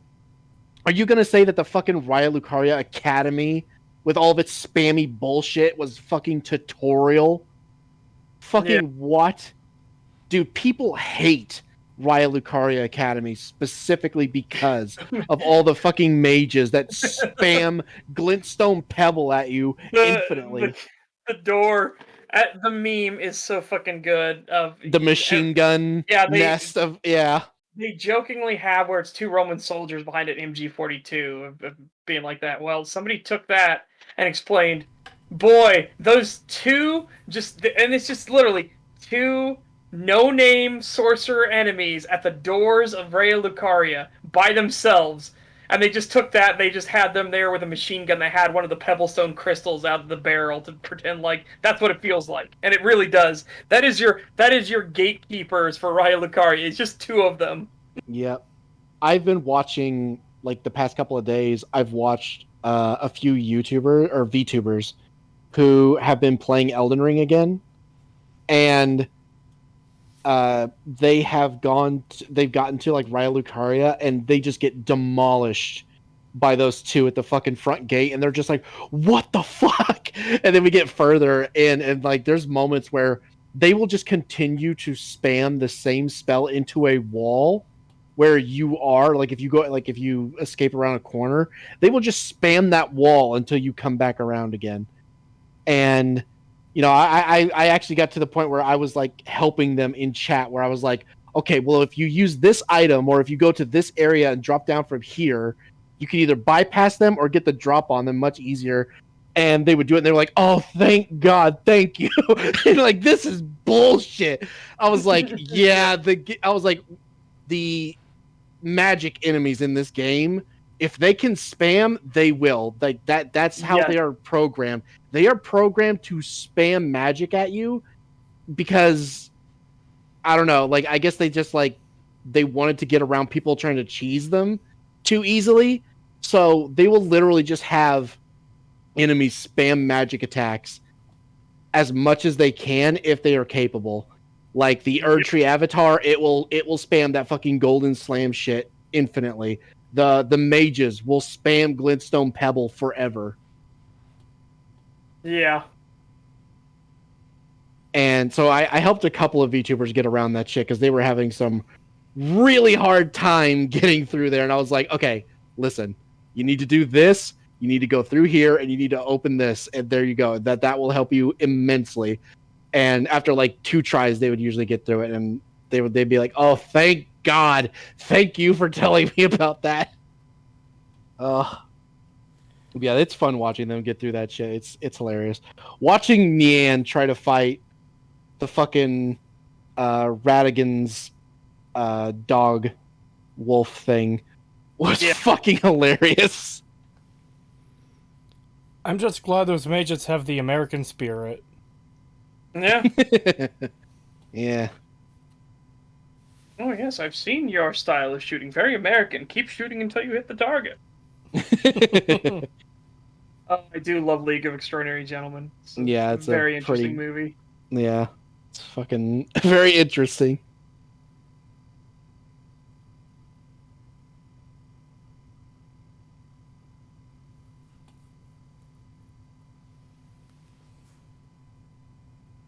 All right, we ready to continue?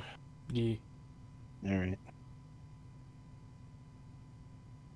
It's so stupid to jump, and it's not just me. Here's Cutter, sexy bastard from Twitch, rinsed the game until Fire Giant. Definitely fucking hear that. Well, that's it. You did want to talk.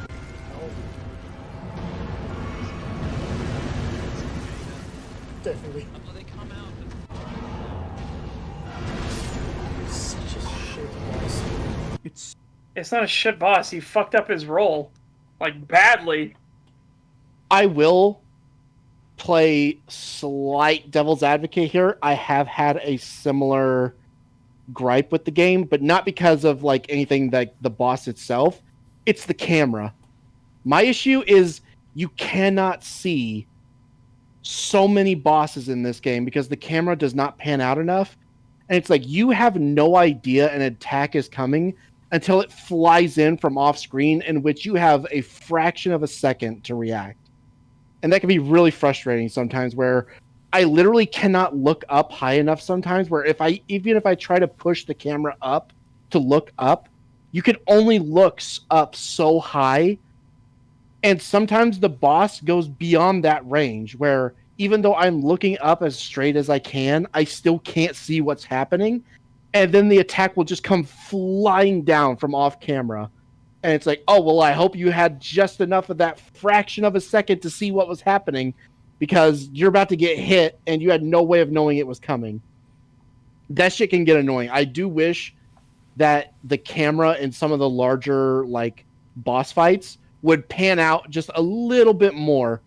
If they could have just panned the camera out a little bit more, or done better tracking like what they did with Medeer in Dark Souls 3, Yes. I think that would have really helped a lot with some of these bosses. What's weird to me is that, so you have this problem in stuff like Fire Giant. Fire Giant, I think, is one of the big examples of the camera having problems. But then you have other big bosses like Parthenax. Oops. You mean Placidusac? Placidusac, yeah. I was about to say Carthanac. I just had that moment of like, is it better to rebel against one's nature? No, then you have Lord Placidusac, who's a big fucking boss, and the camera actually zooms away from you and zooms out, and you can keep him in view at all fucking times. Yeah, exactly. Like if they did that with the other bosses where that shit becomes a problem, it wouldn't be a problem. But they don't. I would literally just zoom the camera out. So here, imagine we're at 1x right here.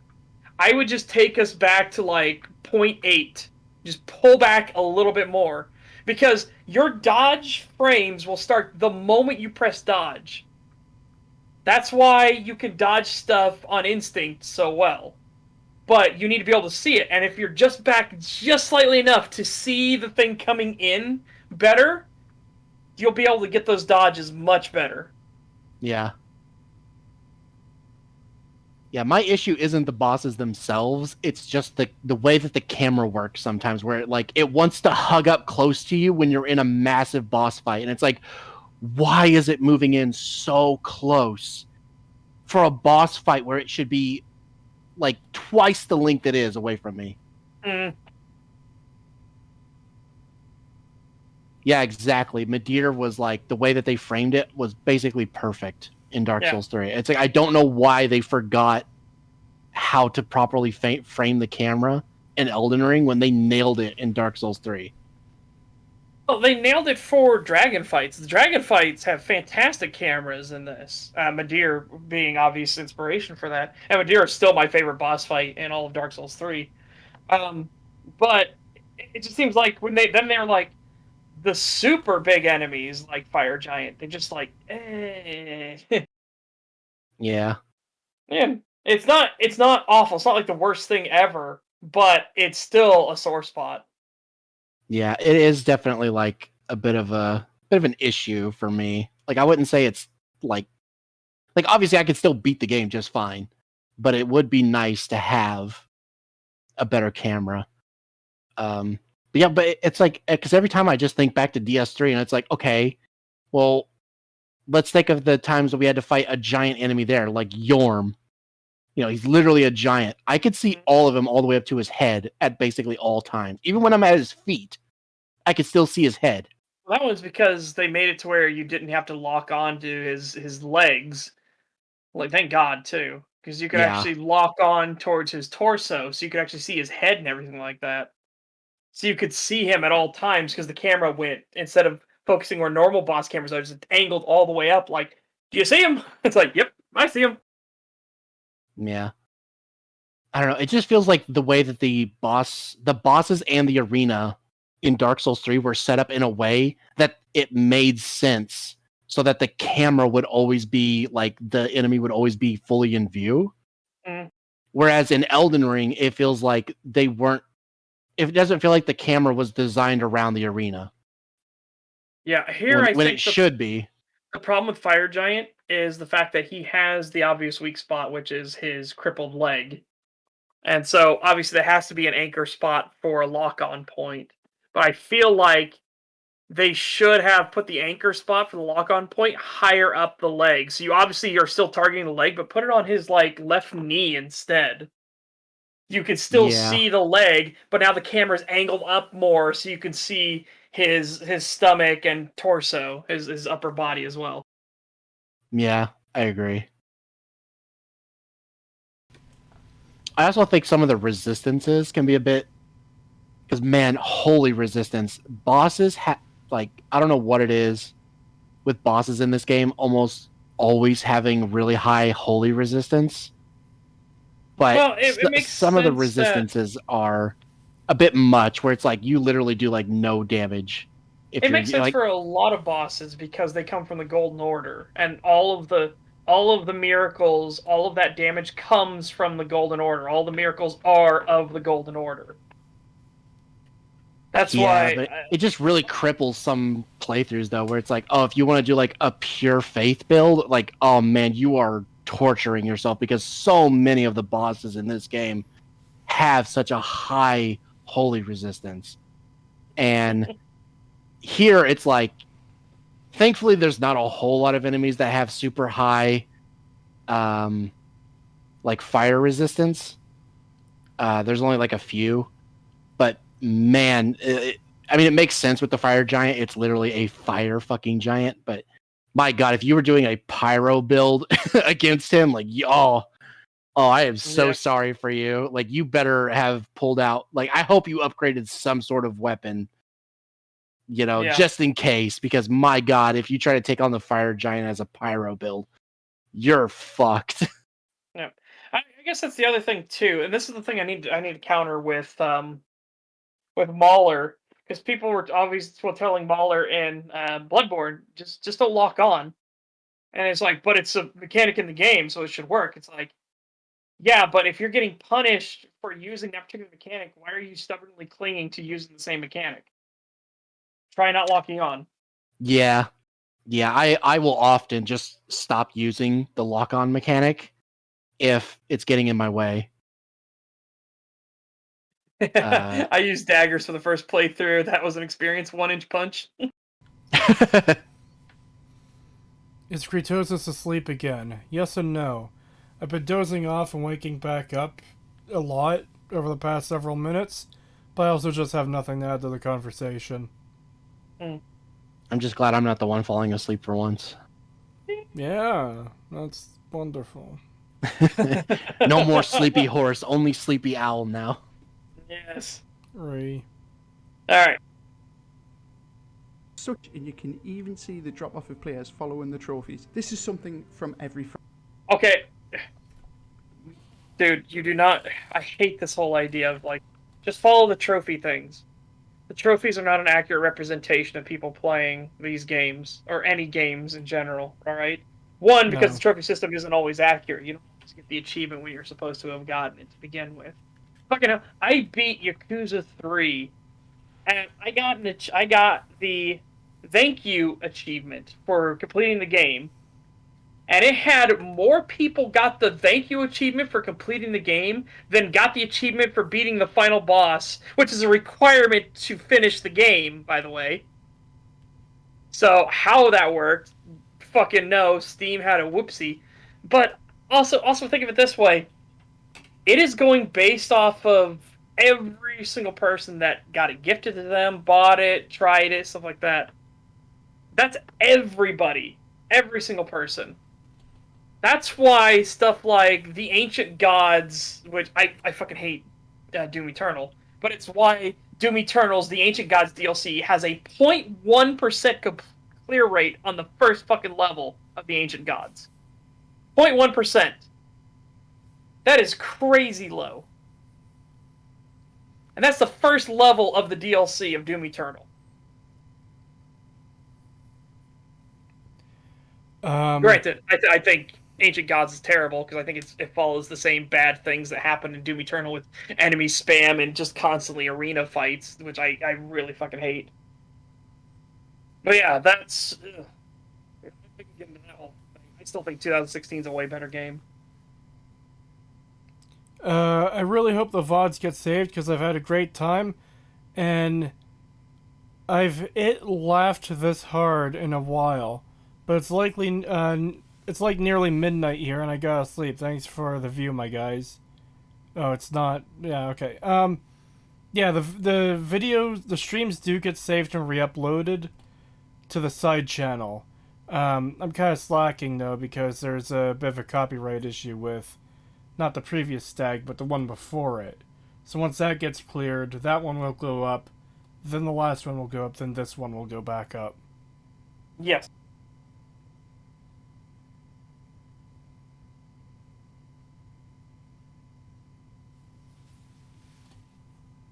FromSoft title, where the early bosses, most of the players have the trophies. The last bosses, the least players have the trophies. That makes sense because it gets more challenging as it goes on. However, with Elden Ring, most of... That also just makes sense in fucking general, because a lot of people buy a game and will play it for an hour or two and will never fucking touch it again. Yeah, and it doesn't even have to be that they don't like the game or they hate it or it's whatever. They've been gate kept out of the rest of the content. This even happens. this is what like this even happens with casual normie shit like fucking Oblivion and Skyrim. Yeah. Like I do love Oblivion, don't get me wrong. It is casual as fuck. And it's just like I said, it doesn't even have to be that you hate the game or dislike it or anything like that. It can just be like, hey, I had free time, but now I'm doing more shifts at work and stuff like this. Life has moved on. You have to move with life, and you don't have the time anymore. Yeah. It just happened. I mean, it's a very common story to see people who do get, well, you know, they have a life, and if there's something that has to get cut out of it, it's the games. Oh, I've got a wife or a girlfriend and however many kids. I've got a deck to build on my house, or, you know, I've got to reshingle the roof, and then I'm getting a lot more overtime at work, or I'm working 2 jobs to support the family. You know, whatever.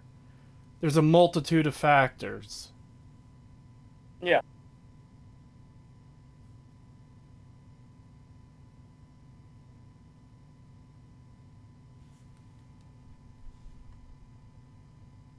The similar clear rates up until Fire Giant. It's not a steady incline in difficulty. It's so heavy. No. Okay, whoa. You are taking something and assuming that that is the cause. The causation is not equal to correlation here, my dude. That was also like I said, all the other bosses you can get to from the very start of the game. There's literally nothing stopping you from getting there. So the vast majority of players are going to experience all the other bosses. You then hit the wall where you must have completed Landel, the capital, and its boss fight in order to go to the snowfield to begin with. That's going to horribly skew the data. Creetosis, a wife and a girlfriend? I said or. A wife or a girlfriend. Yeah. But yeah, that was the other thing I was going to mention too. The thing you said where he's assuming that everyone is it's going to stop playing the game for this particular reason. Well, if instead of finding it challenging, they found it boring, or they played so much of it and they thought, you know what, it's a fine game, but it's just not for me. Yeah. You know? Yeah, you're taking into account the massive amounts of people that are going to probably play through and do Stormveil Castle and maybe Rayo Lucaria, and then just be like, I just can't. This game's just not for me. Or even they just do Stormveil. It's not for them. That horribly skews the fucking data.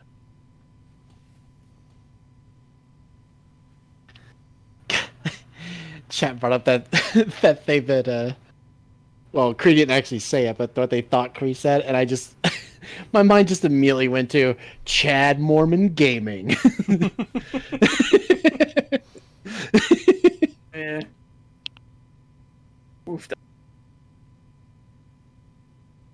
Joshua Graham approves.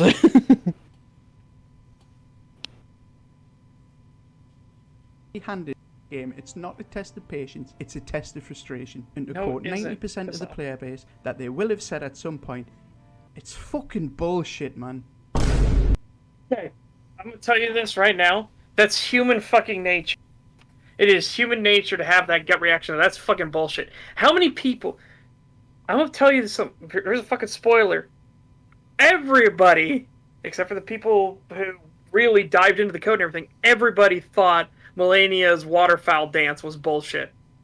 And then people started showcasing that, hey, you can get past the waterfowl dance and not take a single bit of damage by walking.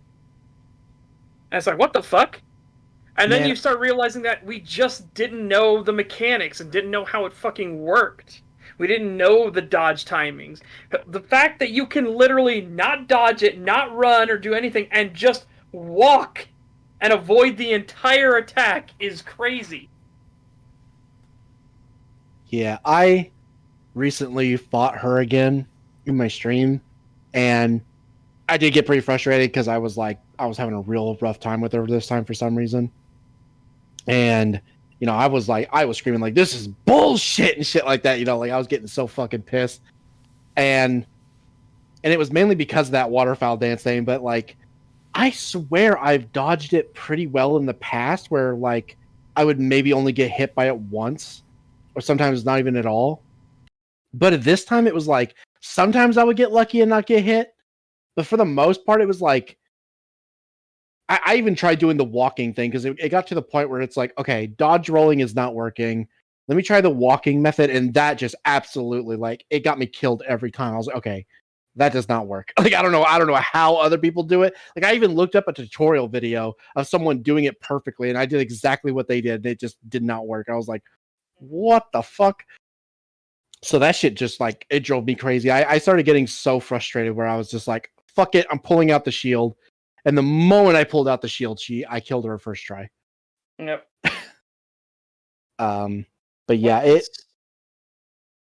but for the most part, boss fights are done pretty well. There's a couple of exceptions where I'm just like, I really do not like this boss fight. Like, I feel like they really fucked it up. Mainly the Godskin duo is awful. I cannot defend that in any way. It is shit.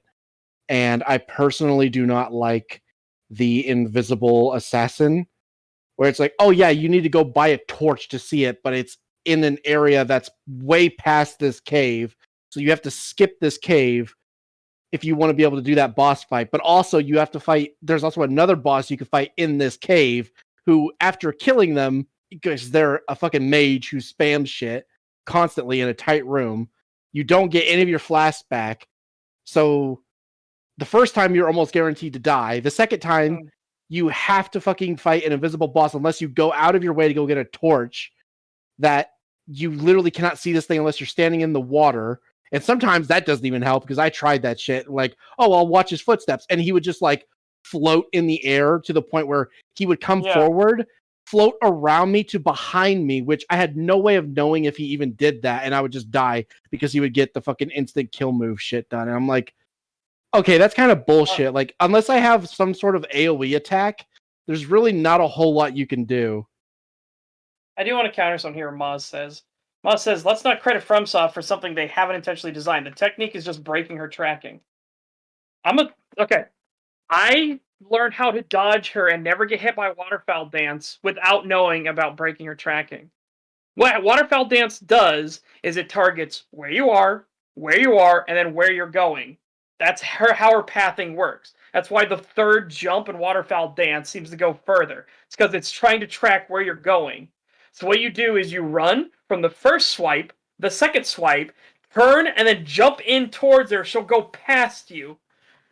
That's how I learned to do it, and I would never take a single hit from waterfowl dance ever again. That is an intentional design of it. That's why I'm using the walk as an example of learning extra knowledge on a boss fight, learning the mechanics. Everybody says it's bullshit, and then you learn the mechanics, you realize, oh, that's how you do it. And then suddenly these fights that you thought were bullshit, you're acing and breezing through. That's not terribly telegraphed. You can tell. You can tell it happens. That's how I learned it in real time on stream. I did find that when I rolled into her and doing a circle, like going around in a circle, that was typically when I would get like the most likely to not get hit. But sometimes it just felt like the game knew that that's what I was doing. And it would just adjust her AI to be like, okay, he's doing that form of dodging. So now I'm going to do something completely different. I'm going to move this way when I wasn't doing that before. And I would just die. Now, I don't know if that's actually what it was doing, but it felt like that's what it was doing, where I would do it like the try before and I wouldn't get hit. And then I would do the exact same thing again the next time and she would just do something different and I would die. And it's like, okay, now I can't tell if that's actually her AI changing or if I'm just like, or if it's like random and I'm just getting very unlucky. I'd say it's more the latter because her AI doesn't actually change.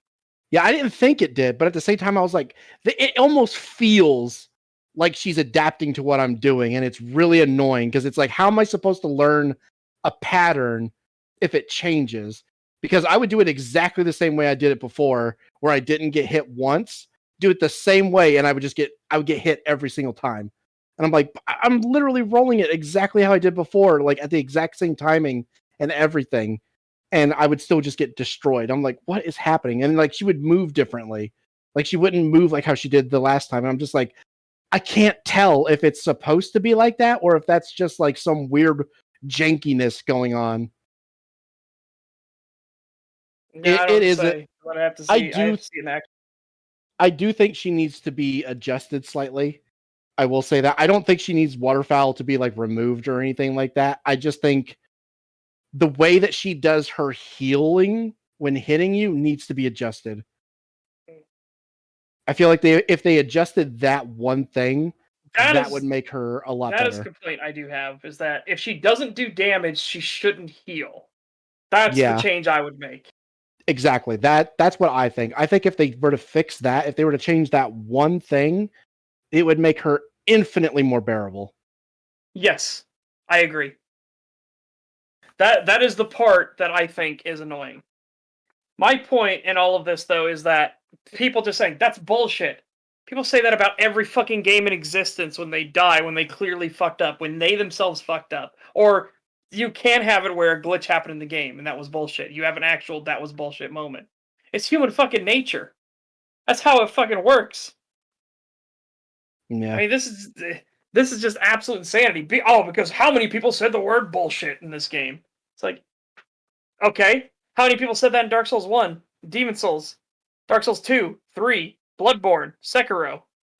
Like, it's a common reaction. Yeah. The thing I would change in Elden Ring, get rid of the fucking input queuing, for God's sake. Yes.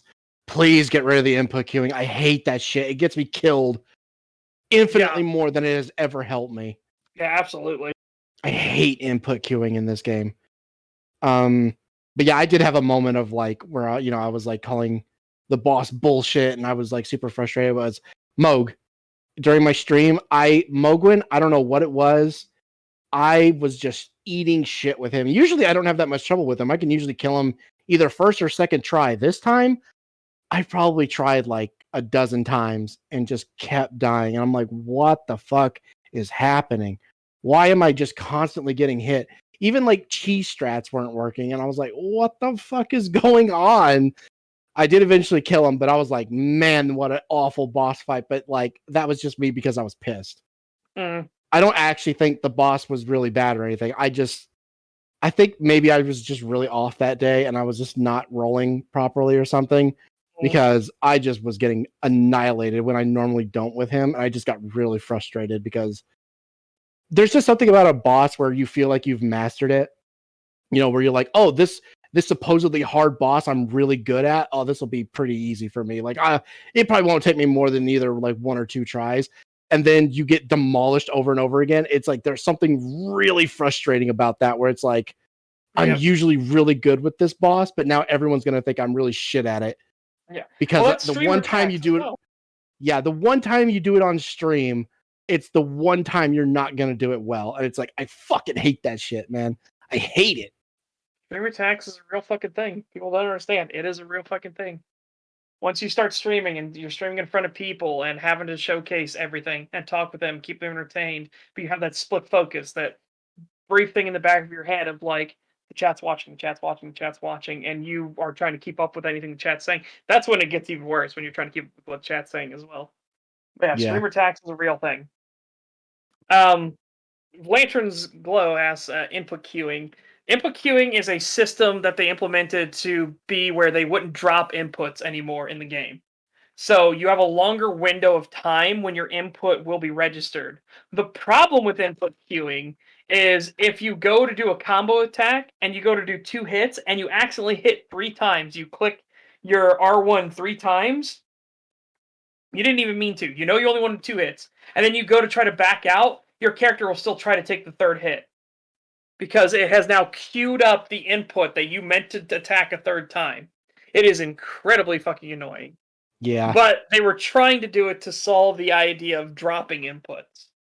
But it has created what I find an infinitely more frustrating problem, which is the fact that you will input queue yourself to death a lot. Yeah, because it will stop you from being able to roll. Yeah. You because can't cancel out of it or anything. yeah, it's like, oh, I pushed attack one too many times during my one attack. So now there's an attack queued when this one finishes. So instead of being able to roll away from the boss who's about to kill me, I'm going to go for a hit that I never intended to actually do. Yeah. It's so annoying. What was the other thing? That's what I mean. They increased it entropy. They made the input queuing longer, Yeah. which is what's caused this problem. They need to shorten it again. Yeah. And because I was saying it's kind of funny how because Dark Souls 3 had an issue with animation canceling, and people were really pissed off about it, and they were saying, like, if Elden Ring comes out, they need to fix that shit. Yep. And they did, and it's almost to the detriment of the game, where it's like, I can't cancel this attack that I didn't mean to queue. I'm gonna go through with it and die because I can't roll. Yep, And it's like, oh man, it's almost like they should have kept animation canceling at that point. Yeah, there needs to be a better solution to stop animation canceling, because the stuff that Dark Souls 3 had was people being able to like insta heal and stuff like that and keep attacking and stuff, and it's just like, what the fuck? It was really bad. And then I don't know. I don't think it's a problem that the game had during launch or any of its other updates, but during one of the past couple of major updates, something happened where now the game will just eat input sometimes, where you will push a button to do something and your character won't do it. And I thought it was just maybe my controller was going bad or something, even though it was a brand new controller. But I thought maybe it was me. I thought maybe it was me, but then I started watching other people, like really like people who do like invasions and stuff. Like that's what their main content is they just constantly do invasions, and they were having the same issue where they were like, this didn't used to be a thing. Like I've not had this problem until like sometime during the last couple of patches, where I will push a button to do something, like to dodge or attack or something or heal, and my character just won't do it. Like the game will just eat the input like I never pushed it. Yeah. And I've been having that issue too, where I'll go to dodge and my character will just stand there and I'm like, what the fuck? What are you doing? Like, dodge, goddammit. I'm pushing the button and he just won't do anything. I'm like, oh my god, that is so frustrating. Especially when you're in like the heat of like a boss fight where you're nailing the dodges and shit, and then you get your attack in, and then you see him wind up for attack, and then right as he goes to do it, you push the button to dodge because it's like, okay, and now that's when I need to do it. And your character literally does nothing. He just stands there and watches it as it comes for his face. And I'm just like, what are you doing? Like, fucking do what I tell you to do. Fuck. I had a couple of those last time I did, because remember I was fighting the rotted avatars in Caelid. I was like, yep, that was dropped in. Yeah, I don't know what has caused that. Like I don't think it was that, because I didn't really have this issue, and no one I was watching had this issue either when the game first came out, and for a pretty good while after. But sometime during these last couple of updates, this issue arose.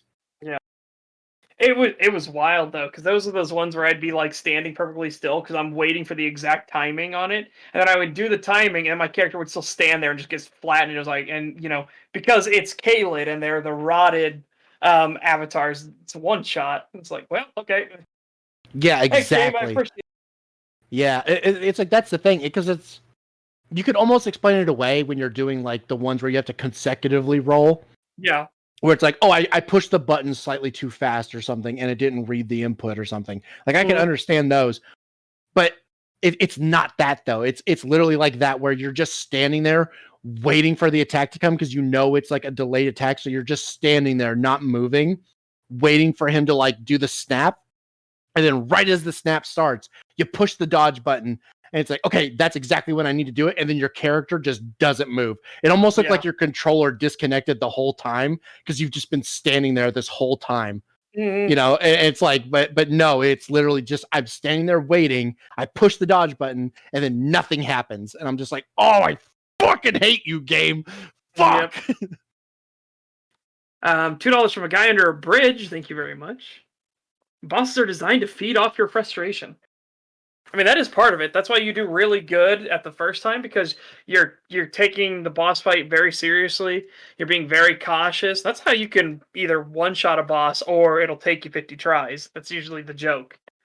But you're very cautious. You're respecting the boss and everything it does, and then you're like, okay, I've got this. Then you go in a little more confident. And you realize that confidence was misplaced. And so you start doing Yeah. worse and worse, and then you get tilted, and then you're stuck on that doing really bad thing until you finally gain mastery of it, and then you kick the boss's ass, usually by the skin of your teeth. Yeah, either yesterday or the day before, I was watching Neanners play Elden Ring, and it was that dog fight I was telling you about, and that exact thing happened where she got in and she got it to like 10 health and died.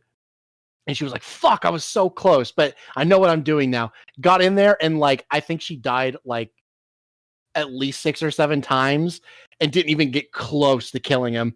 And she like she brought that up too. She was like, there should be a term for that where you go in, you almost kill the boss the first time, and then every time after that, you don't even get fucking close. And she's like, you guys know what I'm talking about, right? And everyone in chat was obviously like, yeah, we know exactly what you're talking about. I don't know what it's called, but I know exactly what you're talking about, where you go in, you almost kill the boss the first time, and then every time after that, you don't even get close. Yeah. All right. Let's get back to this. Remembers Capra Demon, early Dark Souls boss. Later in the game, it's just an enemy. Yeah, it was Part terrible. of what made this Yep. boss fight is it tests more complex mechanics at a very early stage. Combine this with the No, Capra Demon tests your RNG luck. Honestly, it really is. No matter how many times I speedrun the shit out of Dark Souls 1. I love Dark Souls 1, but Capra Demon is a, am I gonna get the quick bite on the dogs, or am I gonna make it to the staircase? Yeah, I hate the Capra Demon. I always just make a run for the staircase, get up there, and I get on that tiny little pixel on the edge at the end where the AI isn't sure what to do anymore, and I just pick them off from up there. Yeah. The Capra Demon is not a good boss fight. It would be a No. great boss fight if it didn't have the fucking dogs. Yeah, if The it didn't have the dogs, make that boss fight a ball ache. It is pure RNG of like, are you gonna get Yeah. fucking clapped? yeah, exactly. If it wasn't for the dogs, if I wasn't having to constantly dodge them while this fucking jackass is just grah, grah, grah, grah Yeah. into the ground, you know, it's like, Wide sweep. It's like, oh no. yeah, exactly. If it wasn't for that, it wouldn't. It's literally like if you were stuck in, like, if we were to apply this to Elden Ring, it would be like going into a boss arena where it's so thin you can barely take 3 steps to either side. You have to fight an omen killer, and there's 2 fucking dogs in there with him at the same time. And it's very early game as well, like second boss shit. Yeah. Like, oh my god, that would drive me insane. It's Capra Demon is not a good boss fight. No. God, because I'm thinking like Omen Killer has a very similar moveset, but then I remember, oh yeah, it also has that fucking flame shit. And because enemies don't hurt each other when they're allies, like the dogs would just be sitting there biting you, and he would just breathe fire that would encompass the entire arena at you, and you'd just be fucked. mechanics at a very early stage. Combine this with the ads of Got a little slap there by by Soldier of Godric, the true boss in this game. $10 from Stephen Wright. Thank you very much. Glad to see another Elden Ring stream. I'm currently at Capital of Ash and I feel underleveled. I felt Farum was very difficult because I was underleveled. I'm currently level 120. What do y'all think? Now, honestly, don't worry about what your levels are, because you can get through it. You can get through that at soul level 1, for God's sakes. So, again, if you feel like you personally are underleveled, feel free to go do a little bit more farming, level yourself up. Like, if you're if this is kind of like your first time through, then don't worry about building a PvP character or anything like that. That can come later. You can focus on that kind of stuff, like min-maxing level management and specific item managements later. Just level up Yeah. until you feel comfortable. It's not so much about leveling up as it is about learning the enemy's moves and what they like to do and what their weaknesses are. Yeah. Because there are some enemies where it's like, if you know how to deal with them, they are just child's play. Because I typically find, like, once I learned all that stuff, I find getting through Farum Azula at level like 120 to 130, I can get through it pretty comfortably until I reach Malekith, and then I get stomped because it's Malekith. Big Daddy Malekith's coming for that booty. Yeah, and oh my god, fucking Malekith. Like, I don't know. I feel like I would change some things with that boss fight. I'm personally not a big fan of the Malekith fight. I feel like he's a little. I love the Malekith fight. I enjoy the dodge intensity of Malekith. It reminds me of old school feels of doing the Artorias boss fight dodge.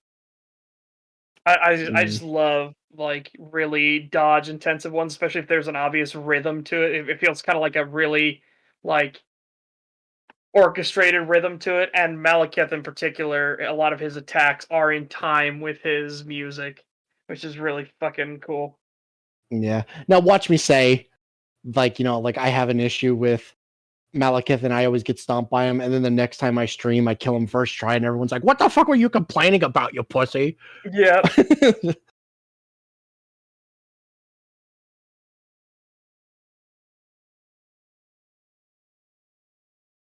Very tight space. It's difficult but fair. Now near the end game, when this is a It's difficult but fair. No. Capra Demon is not fair. Like No, it it is wasn't not designed to difficult be but fair.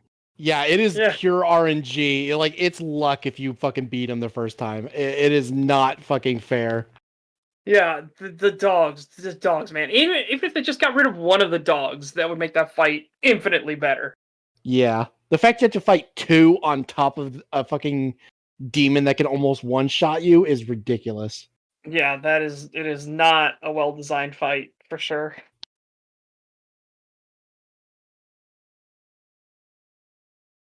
standard mob, you tune to the game's mechanics, and it's in a wide open space where you can create distance, and the boss is now not really a challenge. Now back to Elden Ring. A boss you meet out the fucking gate is everywhere. Here's two of them, and here he is buffed early on, and then near the end game too. Why?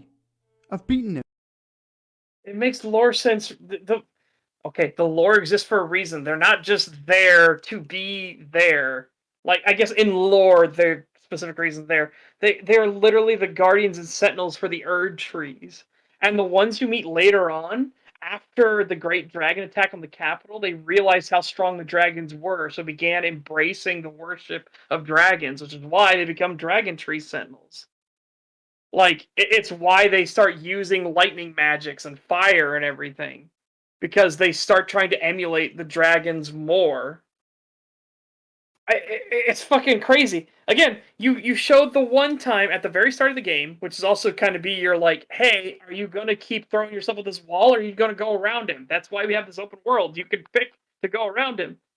And then you get to the two that are at the capital door that you can literally run past if you want to. If you want to fight them, sure. But again, that's on you. You don't have to fight them. Then you get the only one you actually have to fight.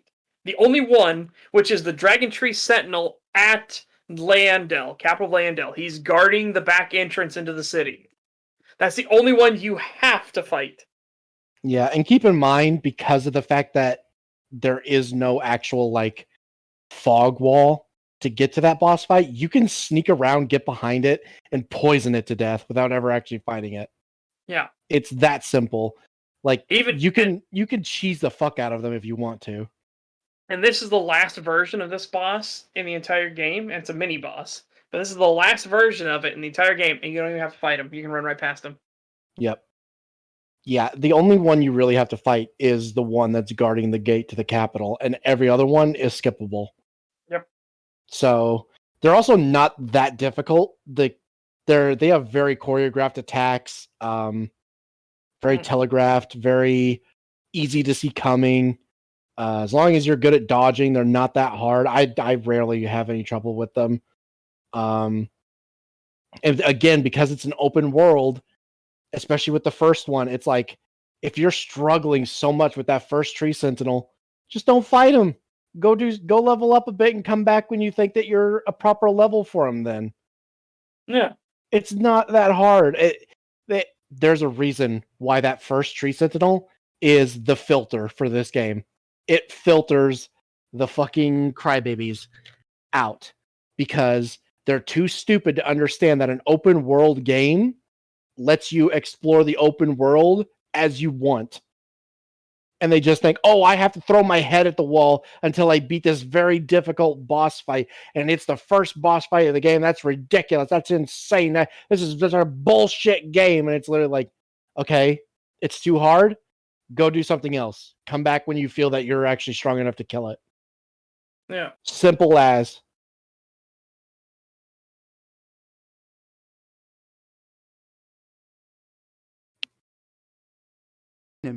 Him on foot, I've beaten him on horseback, and I've beaten him with cheese because I'm fucking sick of walking up like Will Smith to slap the smile off Chris Rock's face. Beefing your game.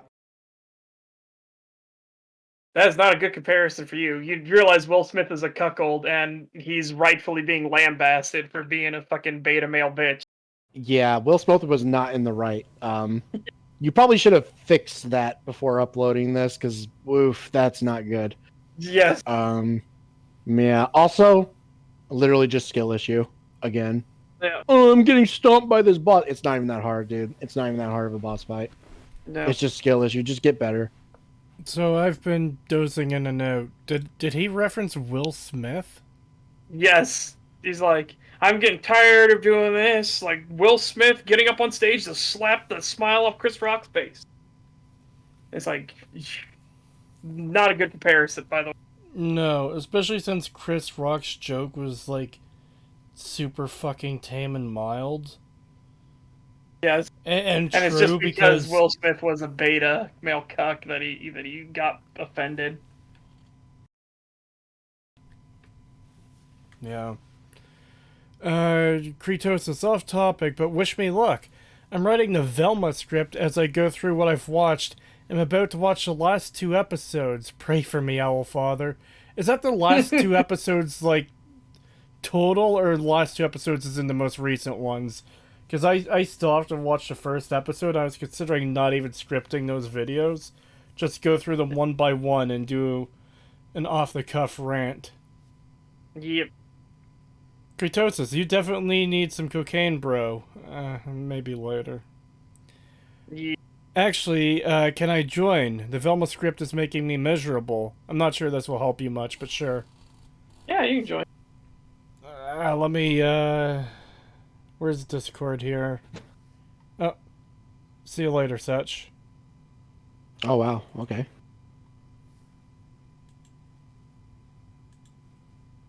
State-mandated boyfriend-free girls. Re. I need them. Holy shit. I meant the latest episodes, Cree. Okay, good to know. How many And let me episodes is just this say supposed to be total, and how many are out currently? Let me check. There are currently 6 episodes out, and oh, fuck. Yeah. Let me just put it this way. It's worse than I thought after viewing the first 2 episodes. So you know what It's I went and did worse. in preparation for covering Velma? You stocked up on alcohol? No, I don't drink. I legally acquired episodes of the original Scooby-Doo series. I've watched through like 5 or 6 of them now. It's pretty wholesome stuff that you would expect from a Saturday morning kids cartoon from the 1970s. Oh, hey, it's a bunch of people. I don't necessarily want to call them kids, but like I guess they're kids because the bad guys always No, I'm call pretty them sure kids. they're adults. I'm pretty sure they're adults. Yeah, but I would have gotten they're away young with it if it wasn't for you meddling kids. Well, yeah, they say that, but it's because they're super young, like comparatively. They're Yeah. like in their 20s is what's supposed to be. Point is, they're these young people going around, and it's very like oh hey, there's a spooky ghost. Let's catch it. Oh, it was old man Jenkins scaring people off because I don't know, he thought there was treasure buried here or something. It's very straightforward. It's very simple and wholesome, really. Yeah. Yeah. My It, favorite like, part about that, though, is always that, like, yeah, and he has every legal right to do that. So fuck off, Scooby and gang. well, actually, not always. Not always, but there's a lot of times where it's like, and he thought that if he spooked people, nobody would come to his amusement park, so he could dig up the gold underneath it. It's Oh like, my god, Yeah, kill but that's the his problem- right.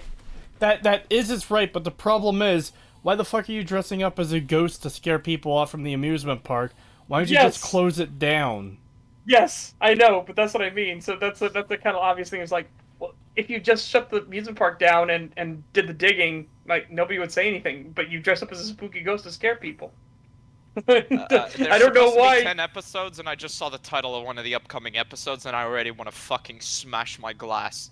And I'm Oh, not God. joking, I already broke one glass in the viewing of these episodes. Look at that title. Family, open parentheses, whoa, close parentheses, man.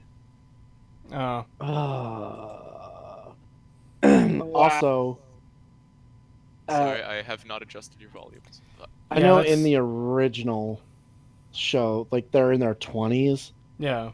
Isn't there like a thing in this new Velma, like they're high schoolers, but Yes, they are high schoolers. They are high schoolers who give each other supply and demand lessons about OnlyFans and the current market of it. I wish I was fucking joking. yeah, I was Well, gonna say, wasn't there like some really awful thing where like, oh, they're in high school now, we made them younger, but we're also gonna sexualize them now? Yeah, There's that's lesbian bait.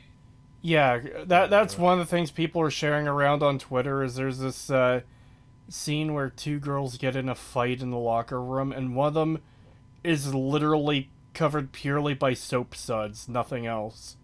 Oh, that's within the first 2 minutes, and that is one of the less egregious things this show does. Jesus Christ. Because yeah, that's the point I was kind of working up towards. Original show, really wholesome. It like, especially when you consider this as technically a horror show for like children. It's just like, yeah, it's fucking whatever. It's nice.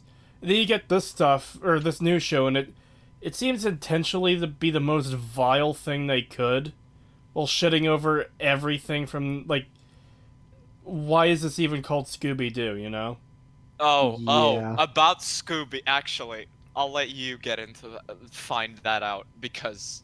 Oh, I've heard some things. Oh, about... it's worse than you think, Pagan. It is worse than you think. Oh, no. No. Oh no, is it a white woman moment?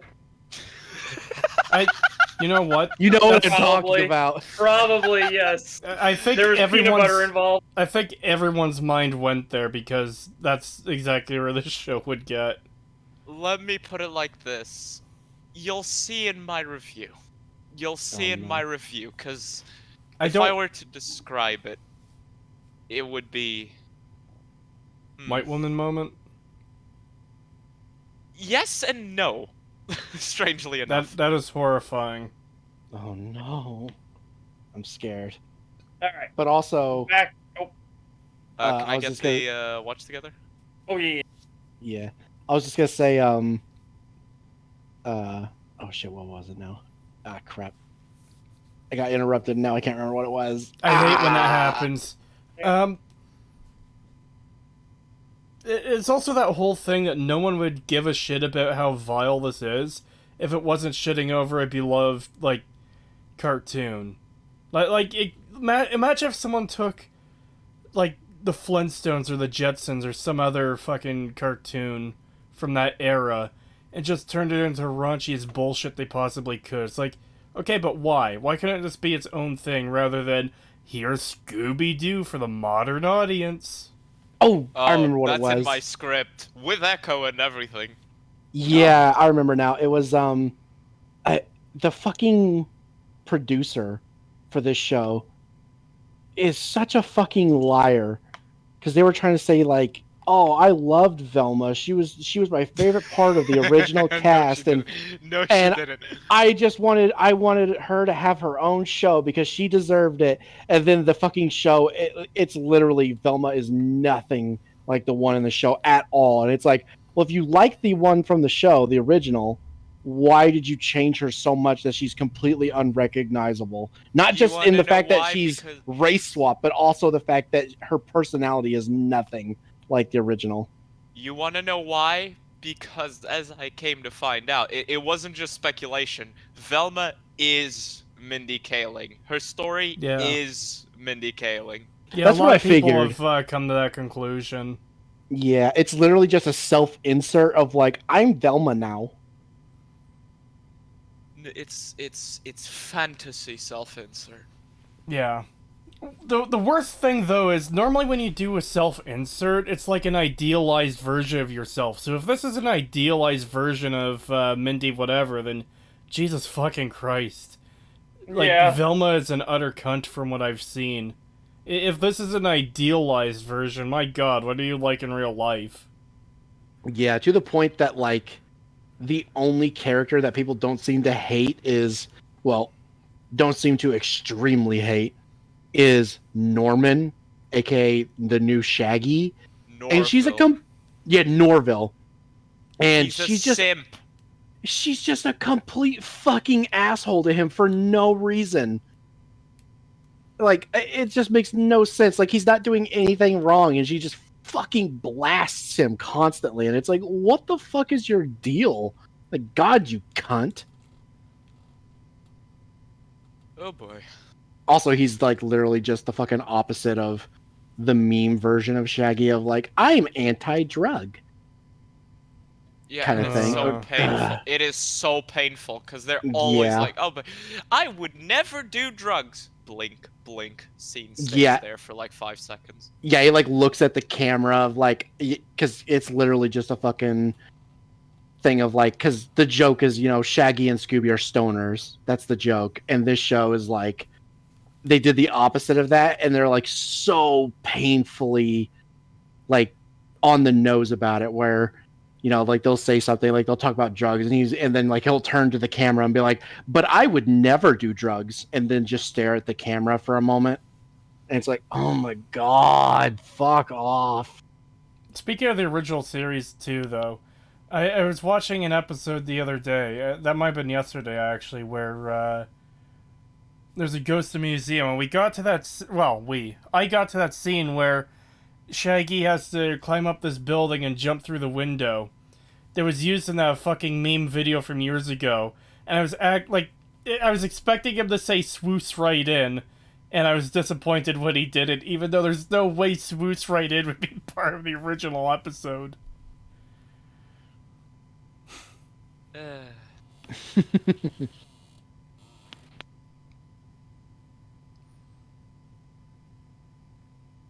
And the worst part is the reason I've been putting off doing this is because whenever I try to record anything or script it, I start screaming. Man, Creed just reminded me of all the fucking the tweening shots from the original show that made some great memes. Yeah, there's a lot of weird shots in that show. Yeah, like you pause on a frame and the tweening shot is just so fucking hilarious. I love that one of Shaggy where his eyes are down, he just looks so upset, like he's disappointed or disgusted. I fucking love that fucking image. You probably know which one I'm talking about. Disappointed or disgusted. It sounds like he was reacting to Velma. Probably. It's hilarious how like low the quality assurance was in the original Scooby-Doo as well. Like constantly you can see people's hair colors changing and body proportions shifting around. It is funny as fuck.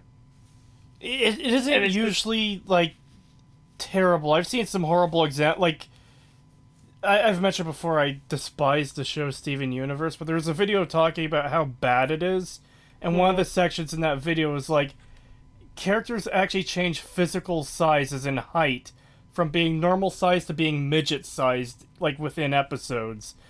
The original Yeah. Scooby-Doo doesn't have anything nearly that bad. Not that bad, no. But see No. Shaggy go from brown to blonde hair. to blonde, yeah, that was actually to one of the last blue. episodes I watched. Yeah, I always thought that was really weird too. I was like, why does he have blonde hair all of a sudden? What the fuck? You can tell that they're redoing the one thing, because the way they do it is they would take all these and they have a background already pre-made by the artists and everything, and then they would take the images, the drawn images, and they would lay them on the background and take a picture. It was wild, the productions that they would do and the way they would do them.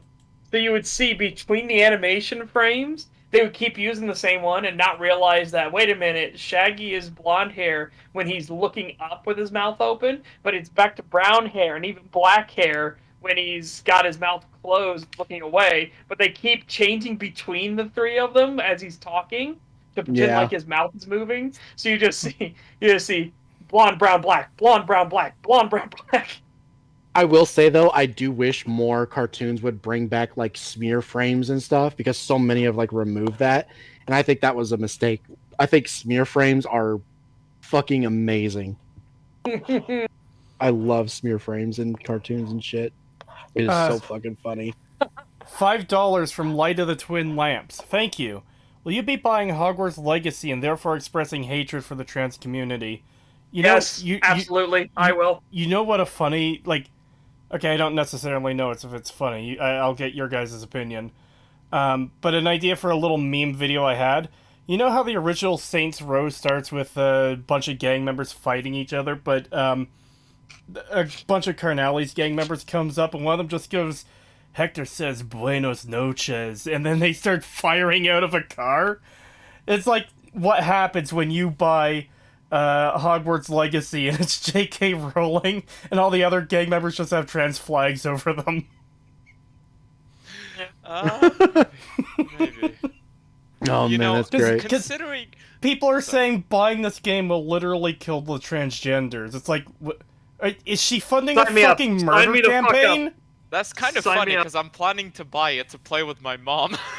Yeah, seriously, if this will actually destroy the weirdo Twitter trannies and stuff like that, absolutely, I will fucking take it. Give me a copy right now. I will as well.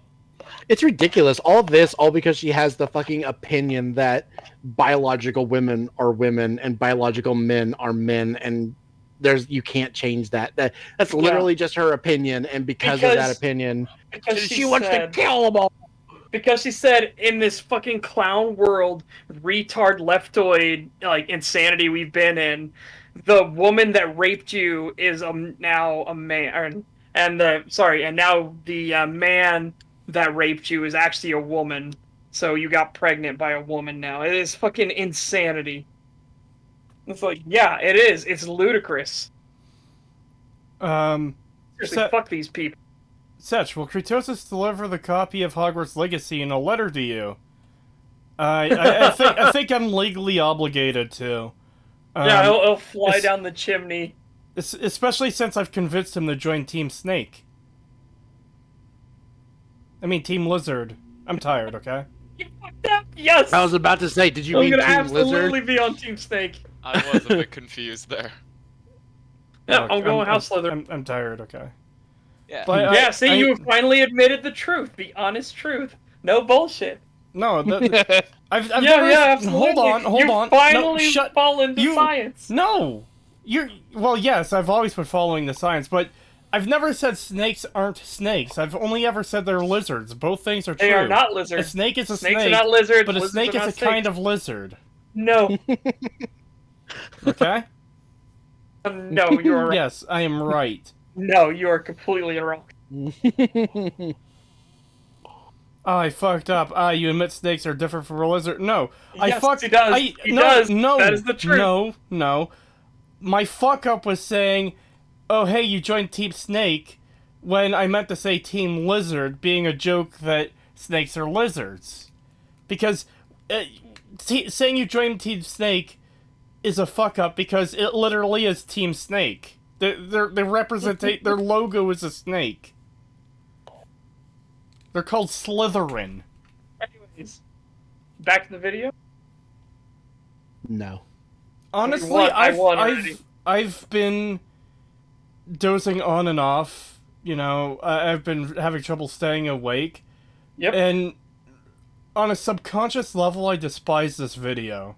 And I don't know why. You should. It's really bad. Yeah, it is something else so far. It is Yes. not good. We're getting some fucking clown world logic here. But yeah, here we go. Out like this does not to the world. It does not add any more challenge, and it does not add any more content. Honestly, It does not It add any more literally- challenge as he shows himself having his ass kicked by the fuck. Yes, and it literally does both of those things, you idiot. It does both. It physically adds another obstacle, which is a challenge to overcome into the world, and it adds more content into the world. That isn't the argument you should make. You should be making that it feels like wasteful and it feels repetitive that they are reusing bosses. This is not the one you should use, by the way, for this argument. I would use the fucking Watchdog statues as like reuse of bosses for this argument. I'm sorry, Yeah. why does this guy look like his wife has a boyfriend? Somebody in chat made that joke earlier. He's got that my wife's boyfriend energy. Wow, Well- Uncle Emily literally just stealing chat's joke and writing it off as their own. I didn't know. But yeah, I was gonna say, like, if you want to make that argument, make it for like the Watchdogs or Estelle. Or No, Estelle, I can- The fucking the statues. Still, I'm They're fine so with. overused. Yeah, that's what we're talking about. The Watchdogs. Oh, they so- are way overused. Yeah, But Estelle is fine. Like the spots make sense there because that's just a natural progression of the life cycle of the Falling Star Beast. So I'm fine with Estelle. I'm fine with that. I guess I don't know. I just find it weird where it's like it feels like it's supposed to be this very unique boss that you only fight because you did Ronnie's quest line, and then you get to the snowfield and it's like, oh no, it's literally just a boss you could fight in a dungeon. I don't know. I guess I never got the impression that it was supposed to be unique because you fight the pupae form of them when they're stuck on the ceilings and everything a few times. So I never got the feeling that this was supposed to be a super unique one. It just felt like another like evolution of the life cycle of this creature. Well, I know that. I'm not saying that. I agree with that. I'm saying like it's supposed to be like unique in the sense of, oh, we get to see what they look like when they're fully grown. This is it. This is what it looks like, and this is like the only one in the lands between that is, you know, actually reached maturity. Pagan, you don't get it. It's unique to that very specific area. Yeah. Well, I don't know. I I've- just found the fact that you could run into it in a dungeon in the snowfields odd. Like it felt very out of place to me. Like I was like, oh, I wonder what this boss is gonna be. Walking in, I'm like, we're fighting Estelle again. Okay. I've actually got a question because of this discussion. How do you feel about, and this doesn't necessarily apply to Souls-like games, this could apply to like JRPGs and stuff too, but how do you guys feel about, there's an early game boss it's this very powerful monster, and you find out like way later in the game, like towards the end of the game, that's actually a common enemy in a different region. And the one you fought was just out of, like, its home area. I'm fine. Elden with Ring that. does that. Okay. I like it, but Elden Ring does do that. Okay. Yeah, I'm fine with that. I think It that's depends, fine. really, because I guess it is how it's used. Like I have more of a problem in Dark Souls 1 because it wasn't used very well. The Taurus demon and the Capra demons. Yeah. That's just because the demon ruins are that badly rushed. They're that badly designed. The dragon butts, Jesus Christ. Yeah, the fucking dragon butts. Get rid of all the fucking dragon butts and instead have that area populated by the Taurus demons and the Capra demons. Have them going about stuff like they're trying to mimic doing work or something like that. Because that would feel way more natural than suddenly not only is your FPS tanking and the orange saturation on your screen is going, but there are dragon butts everywhere. They're gonna stomp you. I love that Cree probably has no idea what we're talking about. He's probably like thinking like, wonder what they could mean by that. It's like, no, I literally mean exactly. It's literally just dragon butts. You know the situation is pretty dire when such a thing to get rid of the dragon butts. Yeah. Yeah. It's when not you were great. saying dragon butts, I was just thinking of dragons in a strip club. I was like, fucking. No, give me more dragon butts there. Came to mind. More dragon butts there, but no, this is absolutely like that. You could tell they just copy pasted these in, and they did the same thing with the Taurus demon and the Capra demons as well. They just copy pasted them in, and it doesn't feel natural to have them there. Yeah, and that's what everybody does. Everybody just runs complaining past about them all. how natural a dragon butt feels. Yes, everybody runs past them. Every single person. I haven't seen anybody actually stand there and fight all of those Taurus demons, all those Capra demons, all those dragon butts. Everybody runs. I did once just for the challenge of killing them all. I got nothing out of it. I will never do it again. So, but I did do it once. I could say that much. Yeah, But you could tell that area was. Yeah, it was very rushed. But yeah, Elden Ring does that with the Azula beasts. There's one in a cave in Limgrave, like near where you start the game, and they are an enemy that will absolutely. Well, I shouldn't say that. They do become a common enemy later in the game in Farum Azula. Yeah. Yeah, and it makes sense too. Like part of Farum Azula's lore, as I said earlier, their whole thing about like this is clearly a kingdom that's fallen. It's like, oh, it's a good choice because Farum Azula was ripped into the sky and is falling apart. Yeah. It's like, oh, very good choice of words. The one you fight in that cave isn't that hard, actually. It's pretty easy, even at low level. But also makes sense that because Farum Azula is out of time, so how long has he been there? Not as part of his people, and instead like having to surround himself with lesser beings compared to what they were. Yeah, and the only one that I could think of that might even be like a challenge outside of Farum Azula is the boss fight in that one cave that you drop down into that has the bear in it, where one will charge you and try to hit you up close while the other one will stay back and throw fucking boomerangs at you that just like chunk your health for some reason.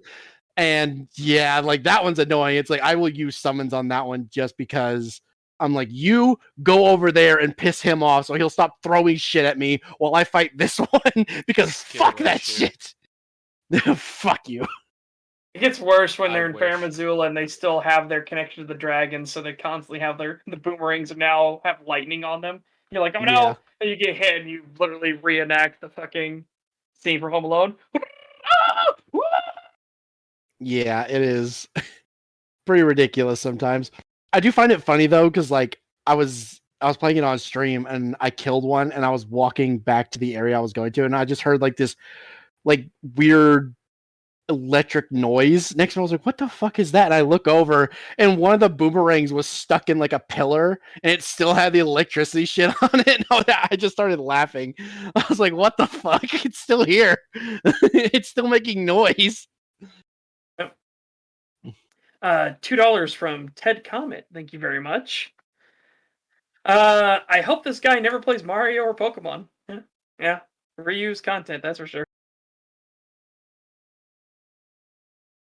How bad is this video when we went from horse to dragon butts? By the way, annoying reused enemies. By the way, caves. By the way, Dark Souls. This video is super awful, but again, we're keeping it in the realm of his thing because he's talking about reused enemies, assets, and he was specifically highlighting the tree sentinels. And I was explaining why they're there and the fact that you only have to fight one of these guys. Literally, the only one you have to fight is the one guarding the portcullis. Sorry, not the portcullis. It's the rear entrance into Leandel. There's a specific term for it. The postern. He's guarding the postern of Leandel. And it makes sense. He's got to sit there and guard it. So yeah, you need to get him out of the way so you can get into the capital city. And that's the only one of these you have to fight. It also explains why he is a dragon tree sentinel and not a normal tree sentinel. Because the tree sentinels that were near the capital saw the strength of the dragons and began worshipping them and realizing that's what true strength was. And to further protect the Erd trees and be a better guardian, they're going to take the strength of the dragons and make it their own. I. Last video we literally started skipping. That was too many landmines. Like that was really bad. This one's also a really bad video, but yeah.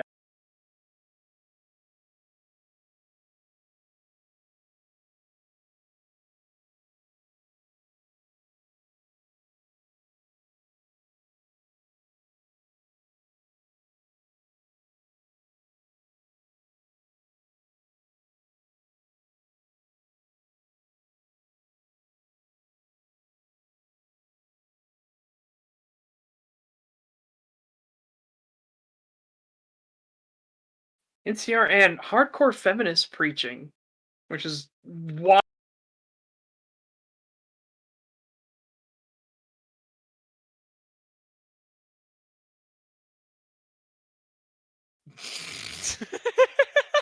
Yeah, that was. Fuck, People I was saying you muted. might be muted. Yeah. They didn't miss If she anything. hasn't violated the Geneva Convention, then I don't want to go out on a date with her. Yeah. Oh god. Essentially, he was yeah. Just, yeah. Why it was wild. What a wild video. Yeah, and hey, at least Elden Ring didn't do the obvious thing of like, because it's like you fight the first tree sentinel, and then you come across the next time you see them, and there's two, and then you fight the draconic tree sentinel, and they could have easily made this one here be like, okay, now you got to fight two of them at once on this narrow bridge, which thank God they didn't do that. Yeah. Oh, I would have lost my shit if they did that. What's weird is this one I have the most difficulty fighting, and it's solely because of this one right here, this very specific one, and it's because of the angle change in the terrain. I don't know why it just fucks with me constantly. Exactly. Yeah, me too. I don't have an issue with the one that I fight right outside the door to Langdell. I have no problem with that one. But this one, there's just something about the way that the road goes up at like an angle that just fucks everything over. It just completely changes the fight. Yeah. There's just something about it where it's like, you are way harder than you should be. And it's like, I feel like it has something to do with where we're fighting. Yeah. I had more issue with the two ones that are guarding the stairs to the outside area of the capital, the two that are on top of the big staircase. I had more issue with those two than I did with this one. The reason I don't there is because you can literally just go past them so much easier, those two. Even to the point where you can fight them one at a time as well, because the one will start its patrol and the other one won't. So, yeah, you can just wait for the first one to start its patrol all the way down the staircase, and you beat the shit out of one of them, then you run down the staircase and beat the shit out of the other one. Yeah, I was going to say, to be fair, I usually just cheese them. Like, I'll just hop up on the ledge to the side, and they don't know what to do. They just sit there and swing at the wall, and I'll just, like, poke at them from above and just kill them. Yeah, this one, it's like the timing of a lot of their attacks. This one's attacks are slightly different because of the way the terrain is. So, I'll always have it to where I'll dodge either just slightly too early or slightly too late, and slightly too late on when he's in this position, because the terrain is angled up towards me, so it hits the ground faster, and it's like my muscle memory doesn't kick in fast enough, and I get slapped. It's like, god damn it. Yeah, there's something about it where it's just like, you seem faster for some reason or something. Like, I don't know. There's just something not quite right with this one. Yes. When you say you're up on a platform and they can't reach you, Pagan, I'm just imagining, like, the mountain from Game of Thrones is, like, standing down there staring up at you, and all you've got is a shitty little spear. Like, it's a straight piece of wood with a pointy metal thing at the end, and you literally kill him by a death by 1,000 cuts with repeated pokes. It basically is that. Yeah, it is. It basically is that. I'm trying to remember. Oh, what's that fucking meme? Oh, I know what it is. The fucking Spider-Man, the first Spider-Man movie meme, Oh, no. where the wrestler is like looking up because like Spider-Man jumps up into the corner and he's like hanging onto the gates, and the dude's just down there like, "Get down here, pussy!" Like it's literally like that, except I'm up there with a spear going, and poking him over and over. Typical pagan cheesing the well can down the road. Hey man, it's not my fault that they made the bosses in this game so easy to cheese. And to be fair, I did intentionally go out of my way to not cheese a lot of the bosses, where I would, before we even got into the boss, I would explain like a really easy way to kill the boss, and then I'd be like, but we're not gonna do that, and I would kill it the fucking proper way. Okay, I could cheese every fucking boss in this game if I wanted to, but I chose specifically not to do that because we're on stream and it's boring when you do that shit. Nobody wants to see that. Yeah. So I try to do it whenever I can to do it fairly. The only time I don't is when I feel like the boss is intentionally or unintentionally designed very poorly, where it's like it's not even worth like putting the effort in, or like a certain boss where you have to fight two of them at once in firm. But otherwise I don't cheese them unless it's like, okay, guys, we've died like 50 times and I want to move on with the playthrough. It's shield time. Like I'm pulling out a shield or I'm pulling out the crossbow. 5 Australian dollar dues from Dilucon. Thank you. Hey, Stag and Frenchie. Who's your favorite Elden Ring boss and mini boss? So I don't know. Okay, look. I've played like an hour of the game and I encountered 2 bosses, neither of which I beat. There's a tree sentinel, and there's like this rat guy in a cave or something. And I'm gonna have to go with tree sentinel because he's not a rat guy in a cave. Favorite? I forgot the names. I'd say Godfrey or Horaloo. They're both the same. They're one and the same. But I love his boss fight. I really fucking do. I should mention, my favorite boss will almost certainly change when I play the game more. I would probably say either Horaloo or Margit. I really like Margit's the second time you fight him in like in the actual thrones? capital. Yeah, the thrones. The throne fight is fucking. Oh, I love that fight. I love the throne fight. That is one of my favorites. The only one that comes close is probably Horaloo. Yeah. For me, I'd go Horaloo, the Elden Beast, or the big snake without the sword. The lizard without the sword. If I The could, big snake, but you don't use the meme sword. yeah. Oh my if God. I, get rid of Praetor I Riker, beat it without then the I would sword. do. I mean, I Cry have about too, it. but it's so. I did it once just so I could be like, I did it once. I'm never doing it again because it is so fucking tedious. It just takes so long because he has so much health. Yeah, the Praetor Riker fight, the second phase is what kills that fight for me. I just can't. Yeah, I'm not a big fan of the Rykard fight. But yeah, Horaloo, Godfrey is just such a fucking great fight. Like holy shit! Yeah, What a blast!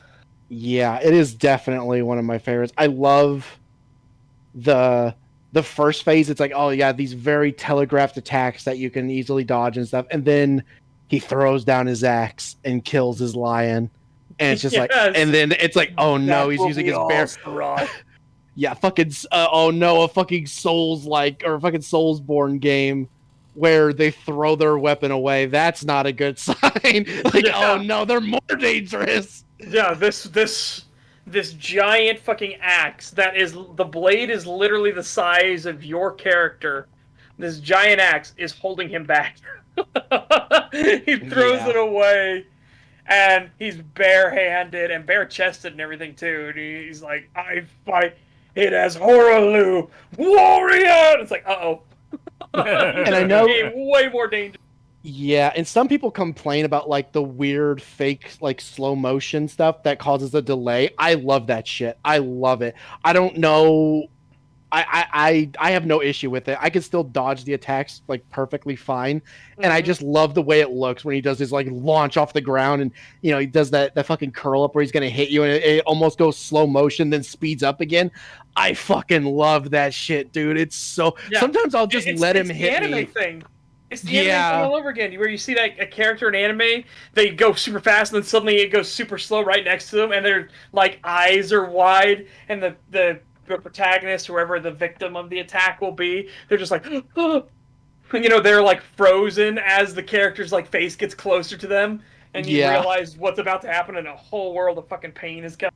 Yeah, I fucking love that shit. Like, if I have enough health to tank it, sometimes I will intentionally let him hit me just so I can watch him do the suplex move.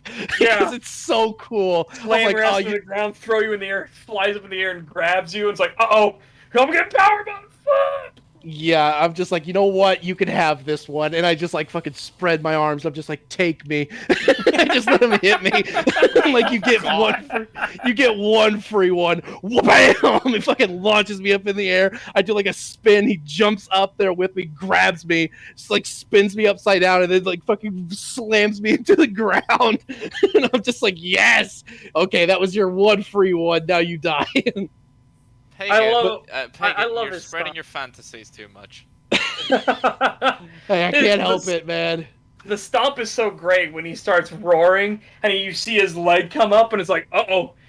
It is so fucking badass. Shakes the entire screen. You actually see dust and stuff fall from the arena as it slams down. Then he just slams his hands over and over again on the ground while it's literally cracking the arena.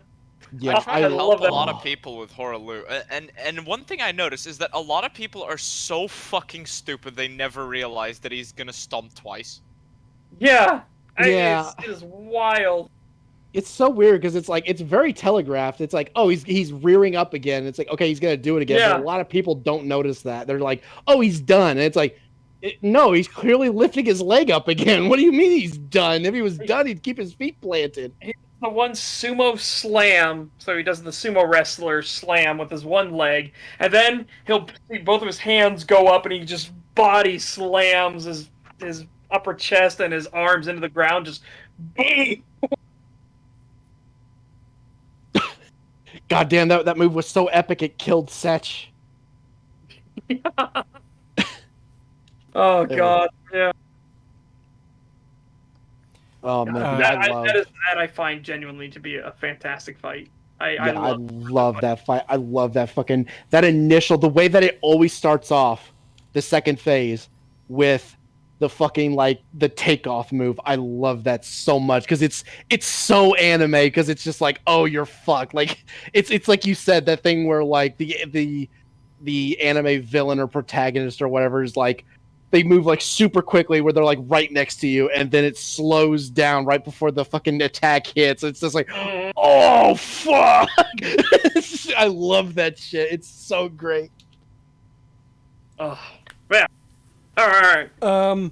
Just quickly.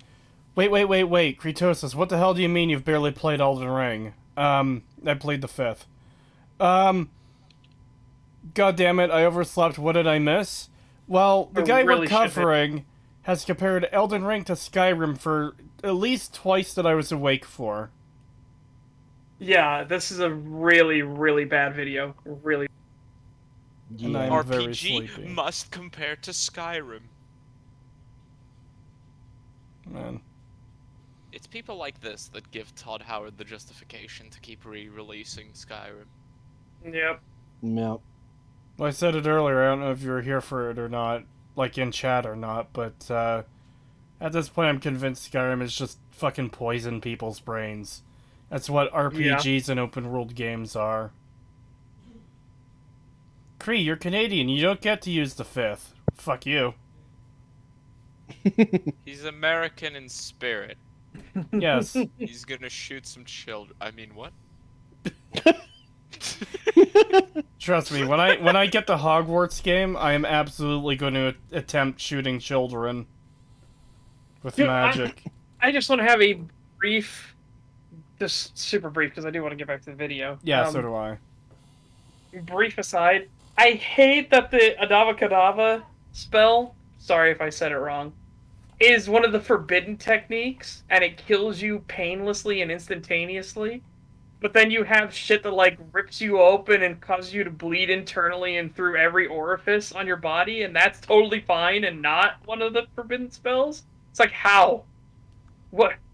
Because it was merciful, it's bad? Like, oh man, Harry Potter universe. The only reason I Why? don't use the forbidden spells is because the non-forbidden ones are more cruel.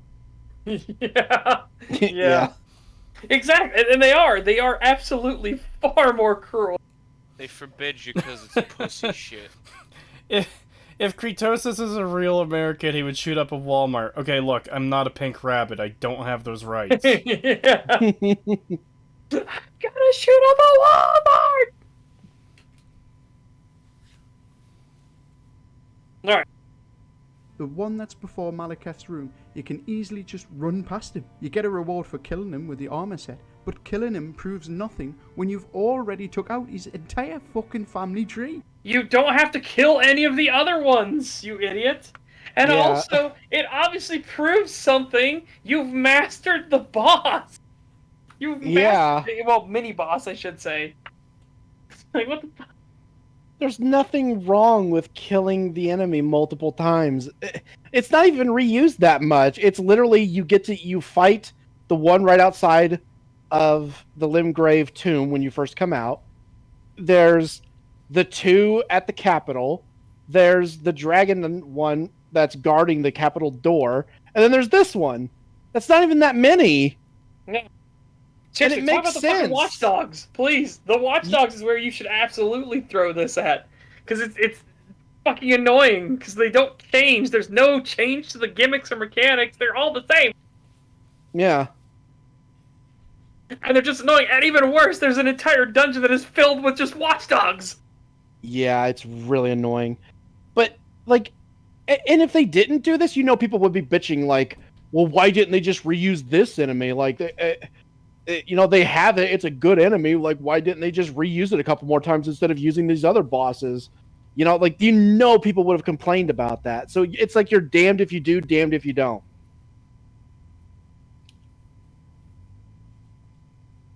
Like, shit filler. Speaking of shit filler, like Tesco's own brand coleslaw, here's the tag team death matches. Let's take a challenging enemy who was a fair fight. Well, here we have him with his older brother because the little snotty shit has grassed you up for taking his cheese string. This guy was already a challenge to beat, and it felt Was fair. he? Pressing copy paste and changing the armor set does not create a new fair fight.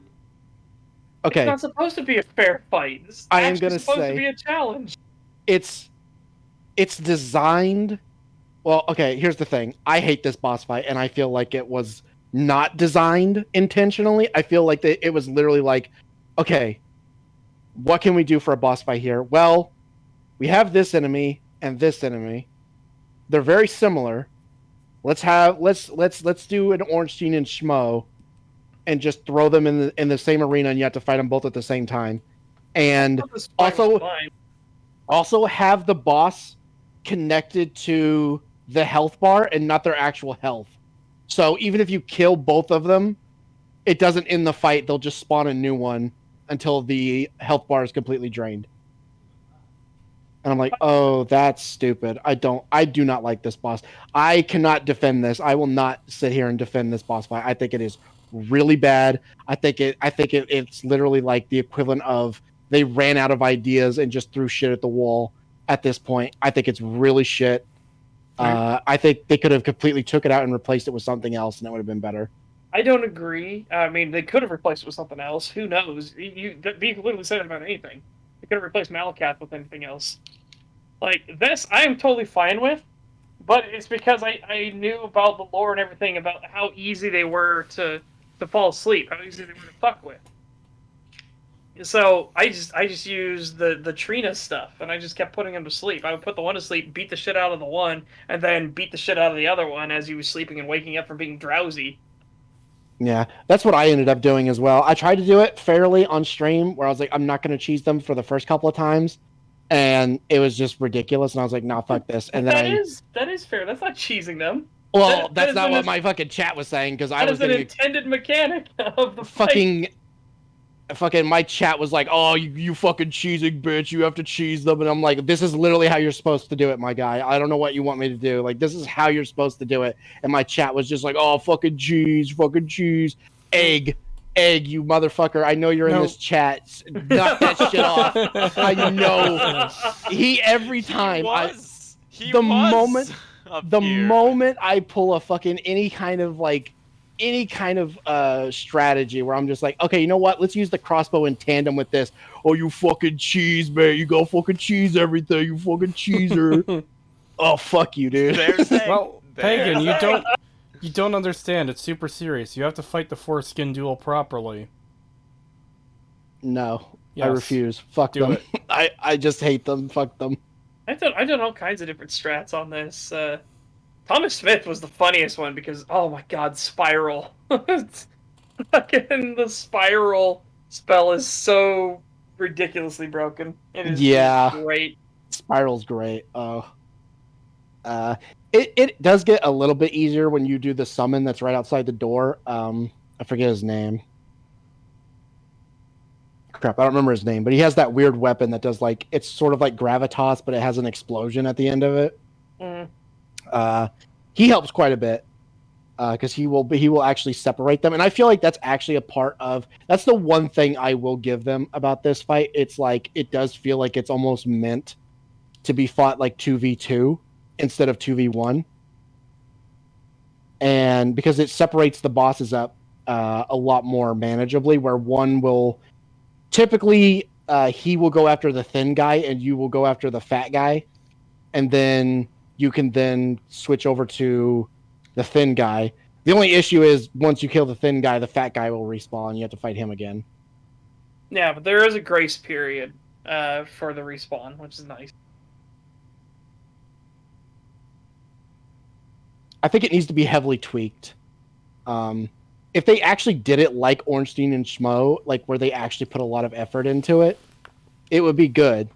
But the problem is, it does really just feel like they threw them in together in this boss arena and said, like, okay, we'll give them a summon, like a story summon that's supposed to be here, and that'll be good enough. And also make it so that the enemy is tied to the health bar and respawns. I'm just like, oh, why'd you do that? Why did you do that? Ugh. Like I said, I definitely don't think it's not a great boss fight. I think it's a fine boss fight, honestly. I disagree. I think it's really bad. I think this is probably the worst boss fight of Elden Ring. I don't think there is any boss worse in the game than these two together. Just design-wise. I'm not even talking about like how difficult it is. I just mean design-wise. It just feels really poorly done. I'm thinking of, is there any that I could say that are worse than it? I mean, the Watch Dogs fights are just kind of there. They're kind of meaningless. This I think one's the also one kind of meaningless because you're in an arena where their attacks can go through walls, but yours can't. I think the stab from the big fat one, or Yeah. the roll Yeah. for the scythe from the thin one. That Yeah. shit can kill you through walls, but if you try to do the same through walls, it will stop. Yeah, Like your attack will not go through, and that is Yeah. the primary issue of this boss fight. It's not that it's difficult. It's not that it's bullshit like fucking unfair. It's simply because the area they put it in is not adapted to the way they designed this boss. Yes, that's pretty well just what it. I'm saying. Yeah. It's literally just that. Most of the times I died in this boss fight, and most of the times other people I played with died in this boss fight, was simply because they were like, okay, gonna go behind this wall, suddenly dead because the sword clipped through the fucking... through whatever.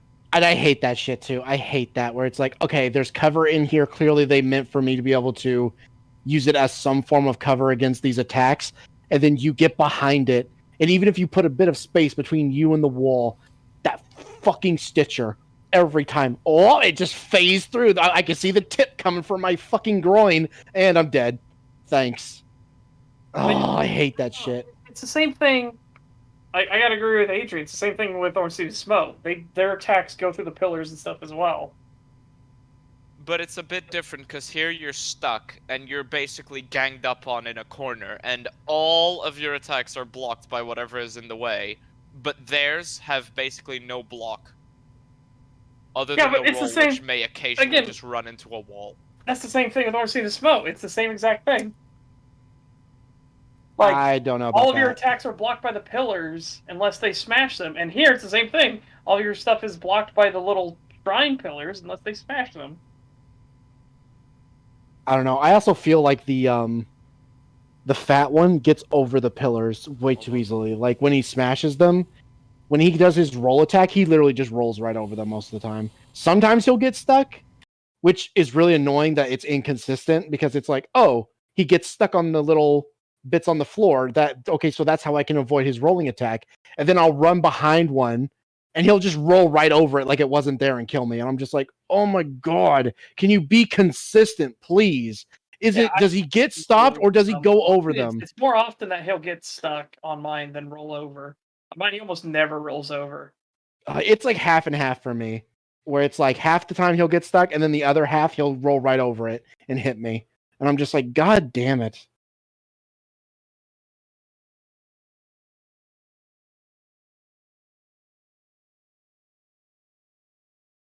The hardest boss is Soldier of Godric. True. Yeah.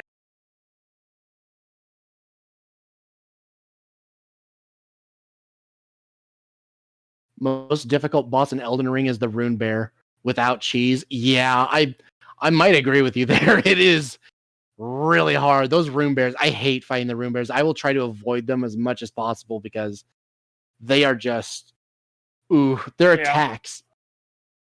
Creetosis, wake up or I'll make you watch Velma. Actually, all right. Actually, as bad as the Rune Bears are, I might say actually the Revenants without cheese might be the worst. The fucking Revenants. They Hagen suck. just doesn't like cheese. He's a ham supremacist. Oh, I am thankful that they made it so that the healing spells nuke them. That is so great. I love that the healing spells just fucking instantly crit them, and you can two-shot them with the low-level healing spell. Love that. That's so good. But man, if you didn't have that, it's that infinite attack that they do where they just they just like infinitely hit you over and over and over again until you're dead. I hate that shit, man, because it stun locks you too. It never ends and it stun locks you, and I'm just like, oh my god, I hate that attack.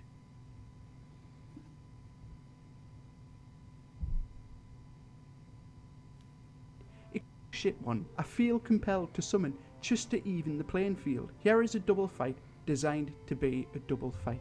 Everybody knows O and S, and it's balanced. Here's a double fight that is artificially created just by plucking out two enemies in the game and sticking them in a room together. Same movesets, same phase 2s, same bullshit. The health bar doesn't even make sense. You beat them 5 times. Why do I have to... You don't have to beat them 5 times. Yeah, No, you don't it's have to not beat them 5 times. You can It's just like 2 or keep one 3. at low HP and gang up on the other one. Yeah. Yeah, you only have to fight them like once or twice. Like they only respawn once or twice. Well, It's if not you're that not always even that. I killing- think if I've you're only always ever had it killing where them it's 1.5. evenly, you do have to fight them multiple times.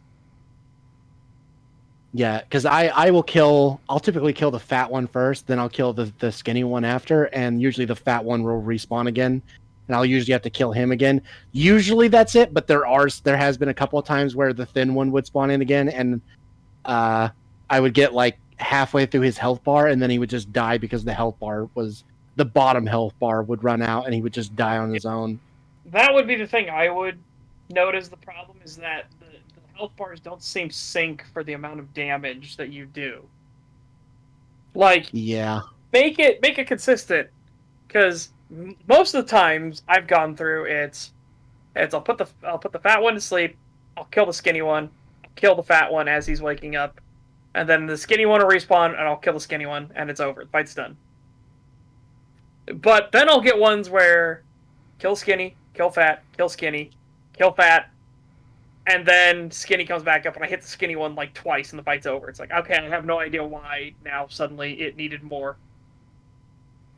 Yeah, it's weird. I don't like this boss fight. I think I've made that pretty clear.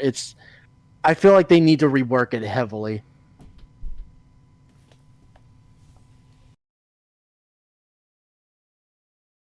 Fortunately, most of the bosses in the game are not like this. This is like the only one where it's like, oh, like this needs to be redesigned like from the ground up. Whereas everything else is like everything else is either good or just needs slight tweaks, and it would be great. Like the fire giant and the camera, or Melania and the way that she heals through not even doing damage. Yeah. Just stuff like that where it's like minor tweaks. Whereas this one, I feel like you need to change at least like a good 3 or 4 things. Yeah, if we look at it in that regard, yeah, I could see that. I don't think it needs a total rework of everything, but I do think it does need some love. Yeah. Creetosis. Pendikar Mando asks if the STAG re-uploads were struck. Yeah, I'll be taking care of that. I've been slacking. Sorry. No, they weren't struck. They just haven't been uploaded. Well, no, one of them got a copyright claim, so I have to fix that. Oh, fair enough. Yeah. All right. Beat them, and then one random cunt at the end. The fairness of a double boss fight is now just been lost to orange cheeses, and when you win, it's because there's water drinking pissheads watching over you. You've stopped testing skill. It doesn't feel like you've won anymore. It just feels like you've gotten lucky. Also, just before I move on, I need to mention, anyone notice how the giant golem things are basically just Last Giant from Dark Souls 2, and the Erdtree avatars are literally Asylum Demon? The Asylum Demon one, yes. The last giant one, no. Like, no. They don't even have... They have vaguely similar movesets because it's a giant enemy, but no. Like, what the fuck are you talking about? I think he just means design-wise, but he didn't specify that, so who fucking knows? Yeah. Well, no, because the tree thing this looks one is totally absolutely different better. from the Asylum Demon, physically. Yeah, that's a good point. So again, he's just not being consistent again. Well, and this one is... The moveset is definitely Asylum Demon-like. Yes. Absolutely. For sure. Yeah, the model has like the same general shape, kind of, but it's different enough where it's like, okay, that's fine, but the move set is exactly the same. Yeah, with one exception, which is the overhead hammer slam. When he grabs it, turns the hammer and hits it straight down. I hate that fucking move because of the fucking gold bullets. Yeah, I do too. But it's easy to dodge that. It's just the problem is dodging it, and hopefully your character doesn't accidentally stub his toe on the terrain, and then you get nicked by one, because that's a one-shot kill too. Yeah, it's more about spacing at that point where it's like, man, I hope I'm like a centimeter out of range for that thing, where sometimes it'll fall and I swear like the tip of that hammer brushed my nose and just barely missed me, where it's like if I was even a centimeter closer, I'd be dead.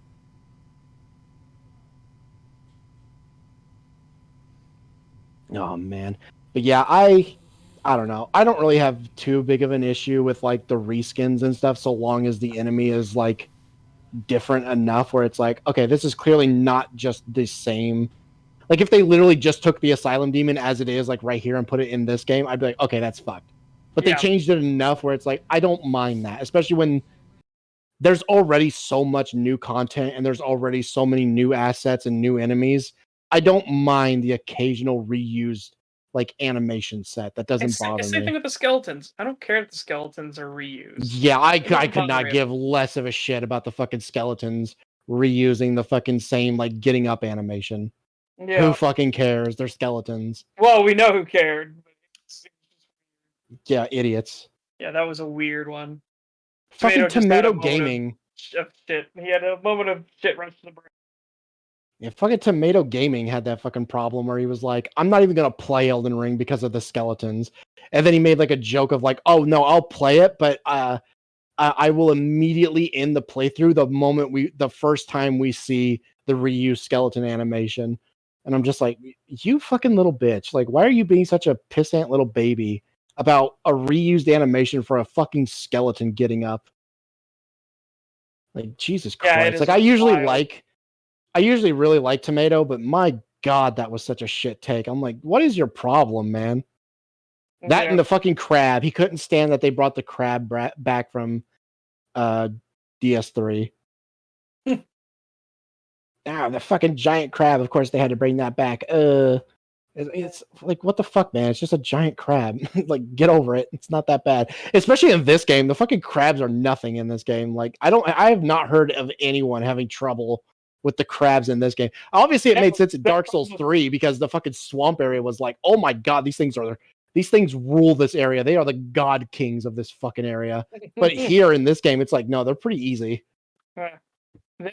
The crustacean that people have problems with are the fucking sniper laser lobsters. Yeah.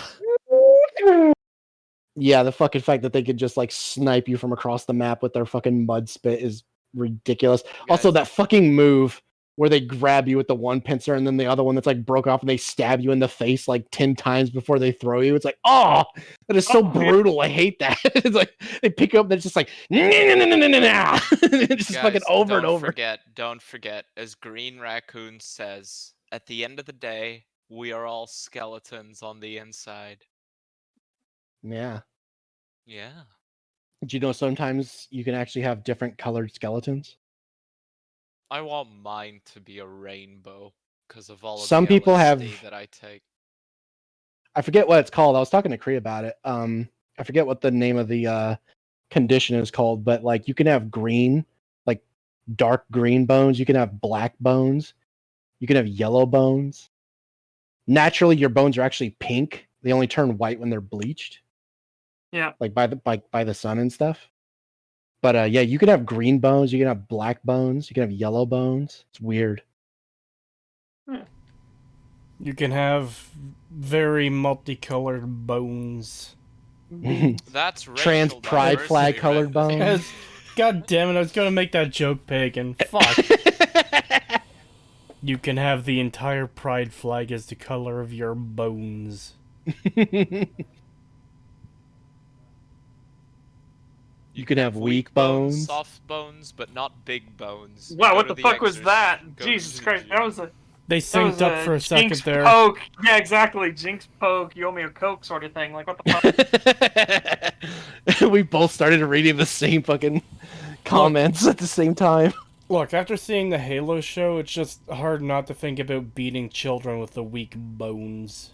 I know, that really solidified that joke. Like, it was a joke before that, but ever since then, it's just been like, yeah, that's a joke that we have. I want to shoot up a high school after seeing Velma. Wow. Oh, lovely. It's a good thing your country doesn't have its own FBI.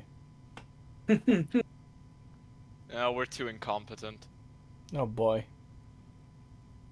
Yeah, France is pretty incompetent. Yeah. Yeah.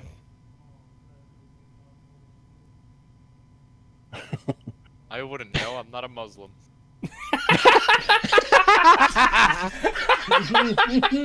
Wow. Best fucking response. Wow. I know used to recycle work from the old essays, but I didn't expect FromSoft to do it too. Oh god. Why wouldn't you expect somebody to... If it's perfectly fucking serviceable and fine, this is that whole Doc argument. Kratos gets in a boat. Are you upset that Kratos could use the exact same animation for getting in a boat that he did in the first game? No? Then shut the fuck up. I am so tired of hearing Sue fucking every time. Where are you from? Portuguese. Sue! Like, god damn it. God, I actually watched a video not too long ago of fucking Kobo playing some, like, soccer game thing. I don't know, I think it was like Wii Sports or something, and every time a fucking goal was made, she'd do the fucking sweet thing. I was just like, oh my god, shut the fuck up. Shoo. I fucking hate it. Shut the fuck up. It is now being done on football stadiums whenever they go to interview them. Now the footballers just fucking... They're so sick of having to answer questions. They just go into the mic and go, Sue! And then just leave. Oh, I hate it. I miss Bearcum. Bring back Bearcum. Bearcum was way better. Fuck Sue. Bring back... Oh, there is Bearcum! There is Bearcum! There is Bearcum! And you guys complain about me getting you demonetized. Okay.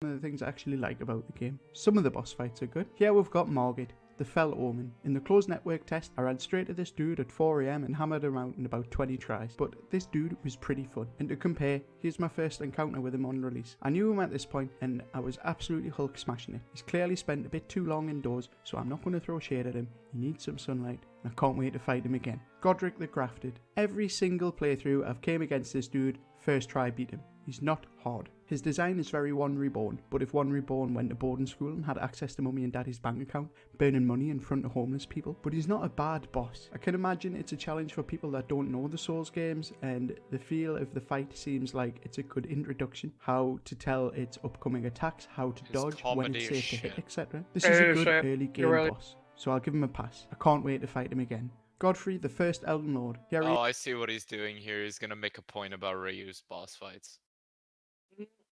I don't know. Maybe. I want to see where we're going here. Well, Maybe. he's saying, I can't wait to fight him again. I can't wait to fight him again. And then he's gonna mention about fighting them again and he's gonna be sick of it. Except Godric and Godfrey are not the same fucking bosses at all. Yeah. They're not even the same person. Yeah, this fight is not the I don't same think as that's the point Godfrey he's and the making. Elf Lord. Well, it doesn't work in any way. That's the thing, though. It's like, no matter how he tries to argue, like, it's a reused boss fight, it's literally not. Like, the moveset is different. It's not the same character. Hold on. The design is wildly different. Scott asks, oh shit, you can go under his dragon head arm. Scott, you have a maiden issue. How the fuck did you not notice that? Yeah, you can go under most attacks in this game. I can't tell you how lucky I get. Like, watch my streams. I get some, like, pixel magic shit where I'm like, I'll go to do an attack or I'll go to, like, charge up a spell or something, and it'll move me in such a way that an incoming attack will miss me, like, by a hair, and it's so satisfying every time. Like, when the Crucible Knights do, like, their stomp poke attack, and I go to do a, you know that dagger you get in the capital? It's Melena's dagger. It does like that weird charge up where you go low to the ground, then jump up and spin and do like a arc attack. I will do that, and like whenever I do the fucking thing where you actually go down before you jump up, the poke attacks and shit will just go right over my head and miss me, and then I'll go up in the air and hit them, and it's so satisfying every time. I love the hitboxes in this game where like they'll just narrowly miss you.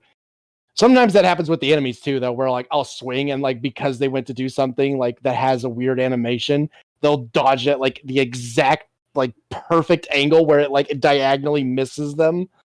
Oh, with me it's the opposite. I see the attack hit next to me and it'll still do damage anyway. Now, sometimes, yeah, if it's like a really big enemy with a big weapon, yeah, sometimes it's like the really big ass fucking chunky weapon will land next to me, and it's like, okay, like that was a good like foot away from me, I should be good, and then like my character will just flatten like a pancake into the ground like It's a second later. Enemies. Even and I'm the just like, small enemies did that to me a lot, and I don't know why.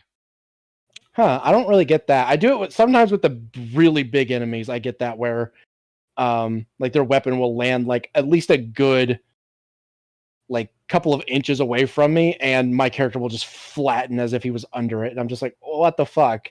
Maybe But even with the small enemies like skeletons or whatever, whenever they jab at you or whatever, I'll be way away from their sword or their whatever, and they'll be like, I'll be running away. And it's phantom range.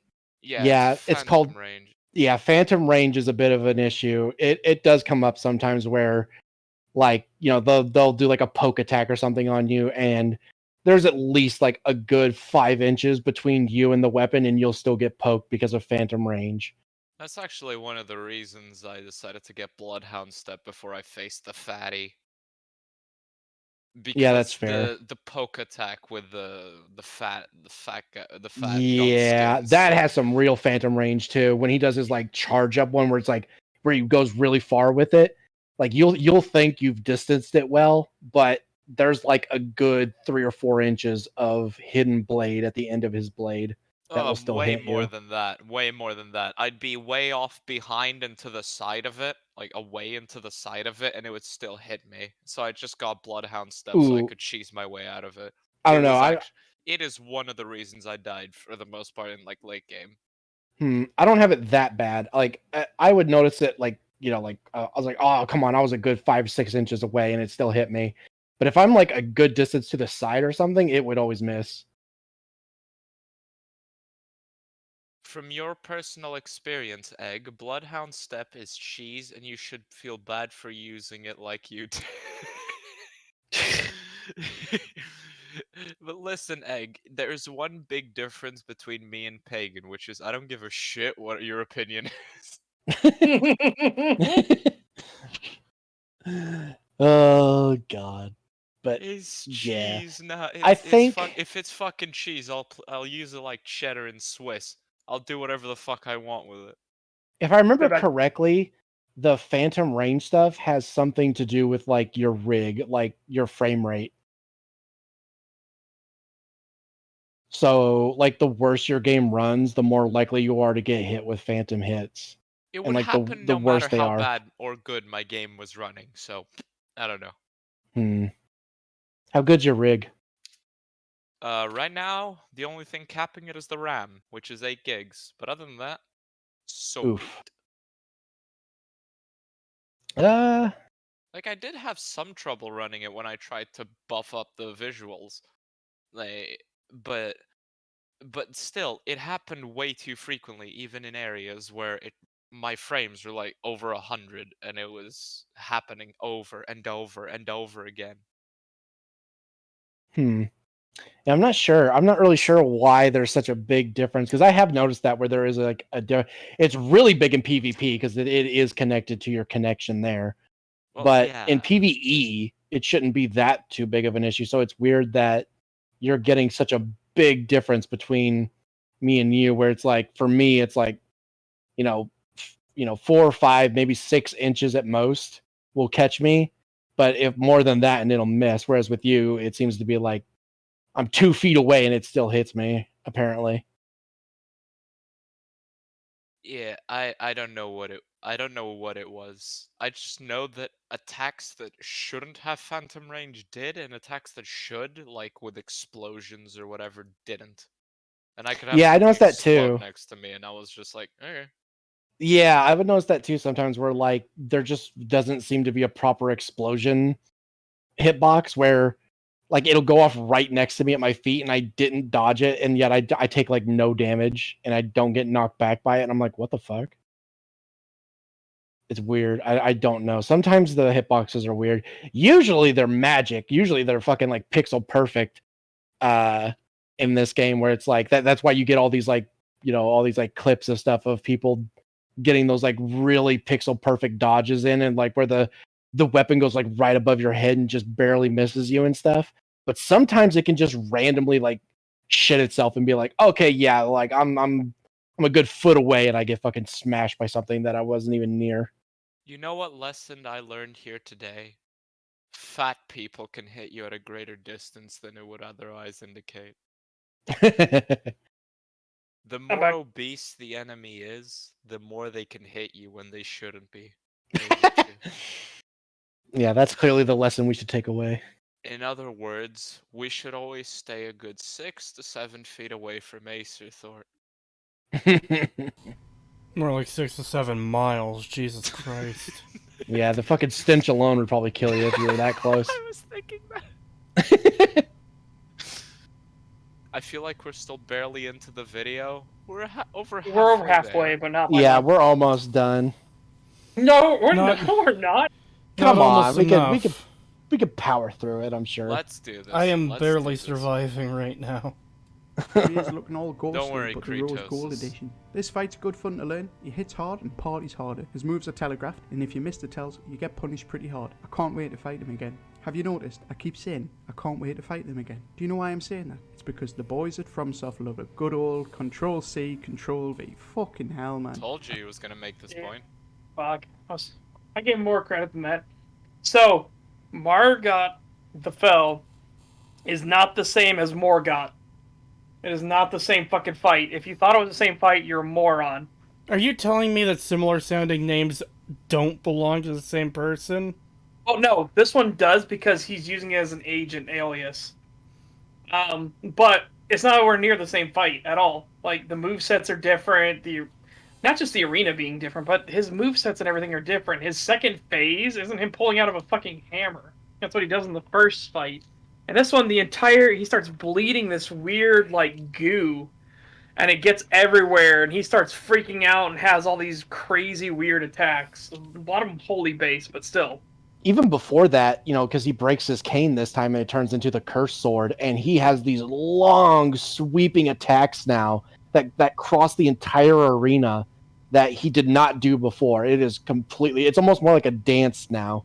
Yep. I really love it. It's one of my favorite parts. Is the first phase of his throne fight is fucking amazing. The second phase is really good too, but that first one is just like, oh, this is so nice. Yeah, to say that Margit and Morgoth's, to say that they're the same because you're fighting them again, it's like no, they are not the same. They are very different. Yeah, and then we go to Godfrey and Godefroy. Godefroy is in a secluded area by itself in a hidden little jail. You go into the jail, and it is a different style of fight. He starts off with the dragon head and everything, and it just changes up the mechanics. It's supposed to be a harder variant of the Godfrey fight. It is completely tucked out of the way. Most people don't even realize it's there. Then we get to the Godfrey, the first Elden Lord, versus Godfrey / Horlu. Well, Godfrey, the first Elden Lord, is the idealized version of him. It is a holy incantation and warrior that's supposed to protect the throne, but it's a fake. It's a phony. It's not real.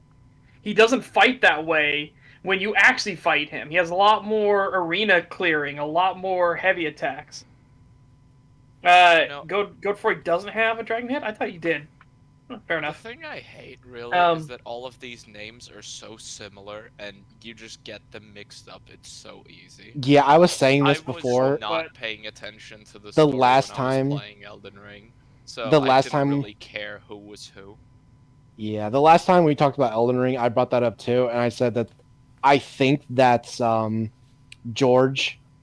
I think that's his influence on this game, like a part of it. Like I'm sure he did other stuff as well, but I think that was one of his big influences on this game was the naming system, because I have the same issue with Game of Thrones, where I'm like, ooh, these sound very similar to each other, and I keep getting them mixed up because they have very similar naming structures. Yeah, like Arsha and Arsha. Yeah. Yeah, I don't really have that problem with it, because it makes sense. It's the way societies would work. Yeah, but you can sort of look at a character and be like, okay, so this is this guy. I get the names mixed up, but I can tell who's who. Here, you can't really do that now, can you? Yeah, you can. To be fair, what? Well, hold on, Setch. Before you go any further, keep in mind you called Melina Melania like twice in this stream alone by accident. No, but I know the two characters are different. I actually stumbled over my words. Yeah, but that's what that's what we're saying is like it's hard not to stumble over. Yeah, but I knew it was wrong. You're saying that you don't even know it's wrong, or Emily's. I'm sorry, saying they don't even know it's wrong and don't care. Okay, fair, because Emily's taking it a bit too far. I know that they're different. It's just I tend to stumble over them a lot. Where I'm like, I the other one like that like that's not what I meant. But yeah. You mean Morgoth, Margit, Godfrey, Godfroy? Which one is which? Do you know? Can you picture them in the fucking? Yes. Yeah, I can. Yes. I'm not saying you can't. I'm saying that they really. I shouldn't have to go into a fucking wiki or be paying close fucking attention when all I want to do is kill shit. Then don't complain that you weren't paying attention. Then. That's a bit that's literally stupid. Just that is fucking stupid logic right there. I try to pay attention. That's literally just like, why is there story in my fucking fighting game? Get that shit out of here. Get this dialogue shit out of my game. Like that's what it sounds like. Maybe it's just me, but I tried, but I couldn't give a shit. I just couldn't give a shit about who was who. I was just like, ooh, is this the next boss? Let's go. I didn't really have that much. I am a little bit curious though. The Godfroy thing, where in the Everjail, what exactly? Because that does feel like a copy paste to me a little bit. Like, but I don't know the lore behind it really. I haven't really looked into that specific part of the lore. Why is a harder version of Godric there? I'm not sure. I haven't looked into the lore that much either, because he's such out of the way and he's not really worth like going to. Oh, another Yeah. one. Godfrey, Godfrey, and Godric. Fucking hell. Yeah, I can Yeah, I see all the mean- differences between them. Yeah, I can too. I mean, I will say like it is hard not to stumble over it sometimes where it's like you mean to say one and you say the other because they sound so similar, but I can still distinctly see each one. Like I know they're different. It's just I stumble over the names a lot because they're fucking similar. I just wish one of them was called Jeff. but We would all know who Jeff is. But yeah, I've always had an issue with Godfroy. I always thought that was really weird that Godric just shows up in an Everjail. Like it's the exact same model, exact same voice, everything, except he's more difficult. And I'm like, why is this here? What is this? Yeah, okay. He's not that out of the way. Fine. He's right next to the Grand Lift. You just have to drop down and there's an Everjail tucked away down there. Sure. But there's no point to go to it. It's still out of the way. Yeah, it's out of the way, but it's still just weird to me. Like, No, because I used to. referring to Adrian. Adrian did his thing. He's not that far out of the way. Oh, okay. Because I used to say like some of the like worst instances of reused bosses in this game, besides the Watchdogs, was Estelle and Godric and Godfroy. And I like, well, you've already kind of explained Estelle. I still think it should be more unique, but it's fine, whatever. But that one still sticks in my head where I'm like, okay, but why Godric? Yeah, Why copy Godric? I don't get that one. I don't know on the Godfroy thing. Yeah, that one's. I'll need to look into that one. I'm not going to definitively say that that's a copy paste yet, because maybe there is a good lore reason for it, but I have not seen it yet. But so I'm not going to completely say, but just on the surface level, it does seem like literally just a copy paste for an Everjail.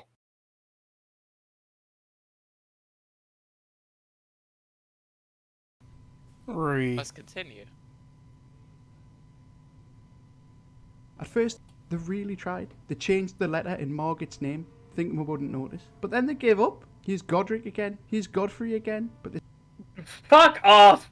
Okay, no. Godfrey again, you idiot. That is not Godfrey again. They are not even remotely similar. One is literally like a sentinel that it's a fake designed to guard the thrones, and this is the actual Godfrey, the actual warrior that you're fighting now. It's not a fake. It's not a hallucination. It's not a illusion that you have to fight. It's the real fucking deal this time. And they're not remotely similar. Like they have a somewhat similar first phase, but even that's not the same. It's still pretty different, especially with the ripping thing, like where he like puts it in the Spreading ground. the arena apart is Yeah. definitely something that Godfrey, the first Elden Lord, the mimic, doesn't have. Yeah, at all. So that's already different, but then you get into a second phase and it's completely wildly different. Yep. So no, they are not literally just, oh, I can't wait to fight him again. No, it is not the same. You cannot fucking compare the two as like, oh, they're exactly the same. And also, there's a lore reason for why it's literally Godfrey.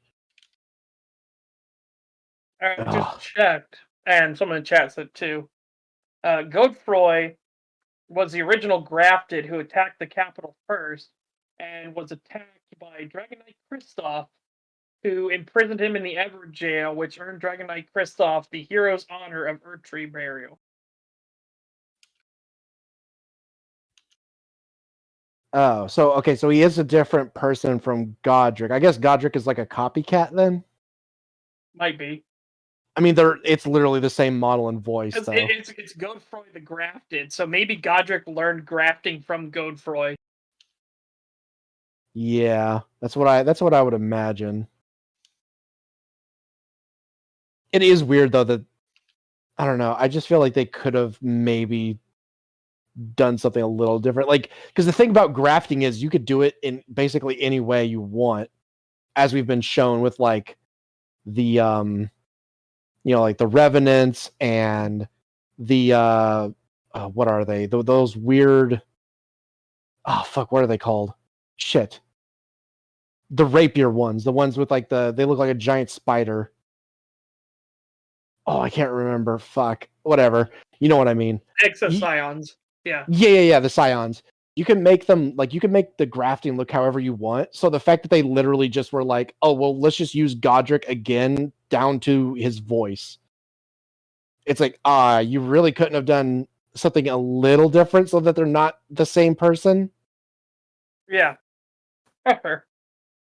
Yeah, if they just would change the voice and the appearance a little bit, then it would be fine. But as it is, it's literally just it's copied down to the voice.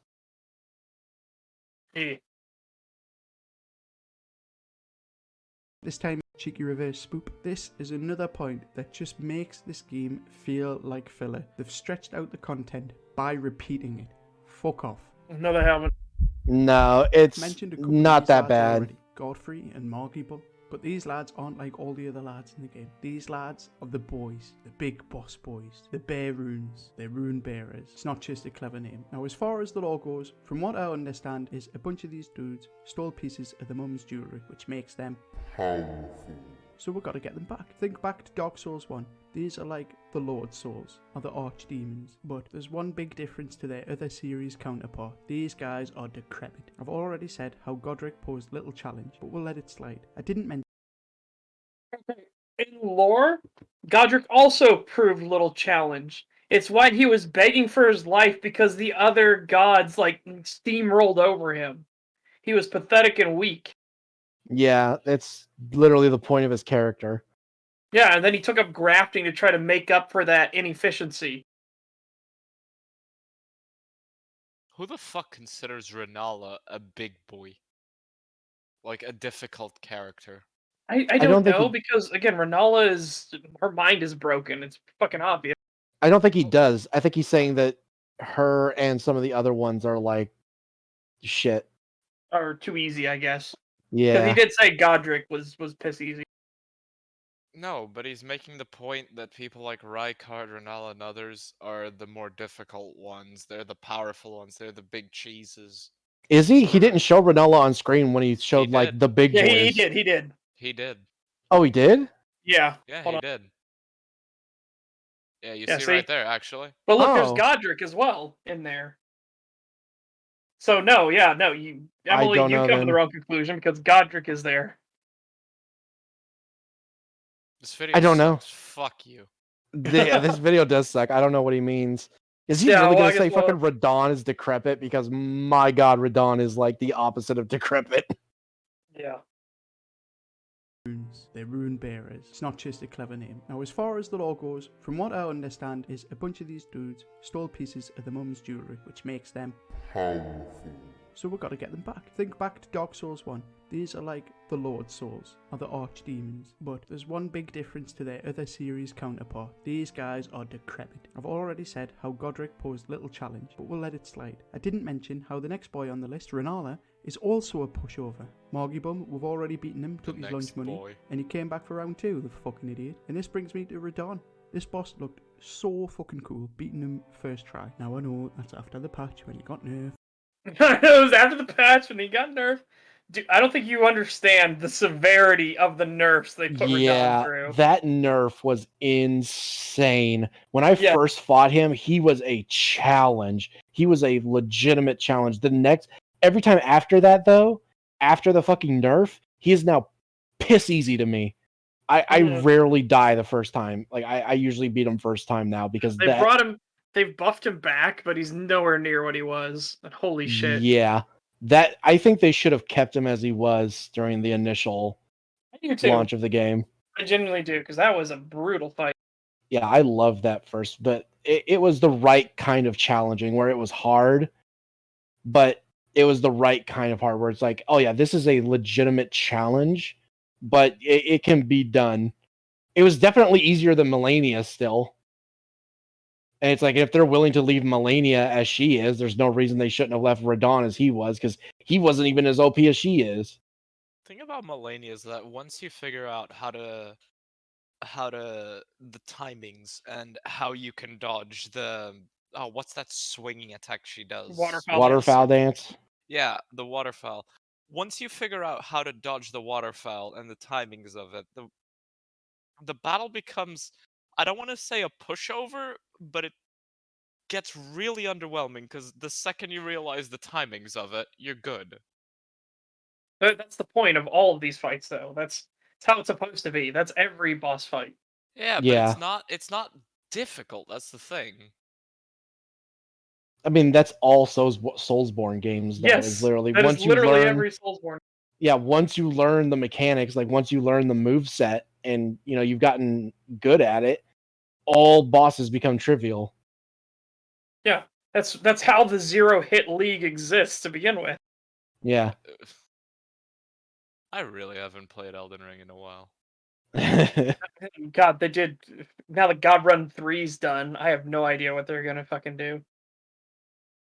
Yeah, I can't believe they already finished God Run 3. That was wow, that was so fast. Because so many people were fucking trying it. So many people were grinding that shit hard. What's an Elden Ring player's favorite truck? Dodge. I don't get it. Wow. Alright. It's sucked in Dark Souls 3. Yawn. So here it is again. Isn't He didn't suck. Come on. Your fight was great. Yeah, Oh, Yorm was. especially if you had. He's using the meme sword.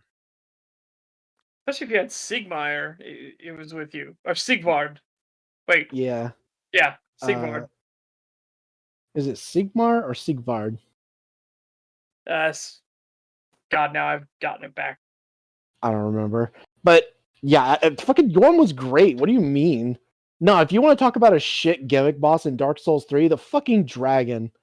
The fucking wyvern that you have to do a gauntlet through to jump on its head. Fuck that. I hate that shit. Yeah, Ancient Dragon. Yeah, Ancient Dragon could fuck off. But fucking Yorm? Yorm was great. What are you talking about?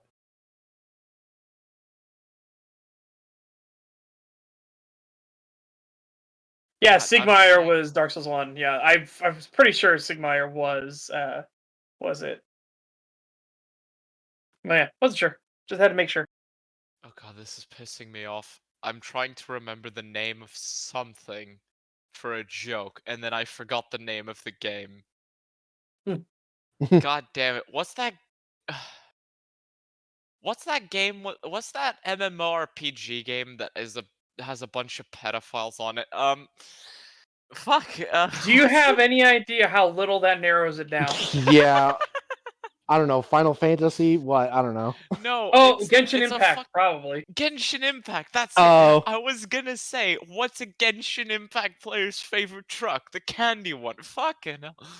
That's Van. Van. Yes. How the fuck have you guys sat through 4.5 hours of this bullshit? It's our job. We get good at it. It's 5.5 hours. Well, you started watching 4.5 ago. No, you Wait, didn't start watching it 5 hours. hours ago. Yeah. Okay. Almost 6 Sit hours through here. 5 hours of this. Creetosis, are you okay? No, Creetosis is dead. He's dead. I actually woke him up, I think. Yes, yes, you did. Emily, shut up. Let him sleep. Yeah, let him sleep. No, it's fine. I mean, I will give him a bit of leeway here in that Rykard is not great. I wouldn't say it's a bad boss fight, but I wouldn't say it's great either. But if he says it's like downright shit, it's like, come on, it's not that bad. It's not great, but it's not terrible either. This was actually a good point to wake me up at, because that was my favorite boss on screen, the God Devouring Lizard. Yeah, go back to sleep. Another main boss. Does anyone shit? Morg, Lord of Blood. Finally felt like we were getting some. Never mind. And then came Melania. I don't know. Mogwin's so wait, pretty he just fucking skipped hard. through the bosses. He just skipped through it. Yeah. And he Is didn't even get anyone through all bored the of this shards. shit? He didn't Lord get of rid of all Blood, the never rune ones. mind. Now we get to Melania. No, yeah, he's only talking about the rune bearers. That's it. Oh. Mm. Well, he did just say but he Mogwin just and was skipped- like, oh, but he's like, oh, finally a challenge. Oh, never mind, he's dead. And it's like, Mogwin's pretty difficult. Even still, I see a lot of people struggle with him. I usually don't have that much trouble with him, but my God, on stream when I last fought him, holy shit, I struggled fucking really bad for some reason. God-devouring lizard is really difficult without the sword. Yeah, without the sword, because it takes so fucking long. If you have Bloodhound Step, it's actually a bit more doable. I love the cheese. The dick cheese? No, the Oh, Swiss fuck. cheese, so you can put your tongue through it. No! Jesus Christ. Creetosis is regretting accepting this video. Not Yeah. accepting you. I'm regretting many things right now. Such Alright. as inviting me in.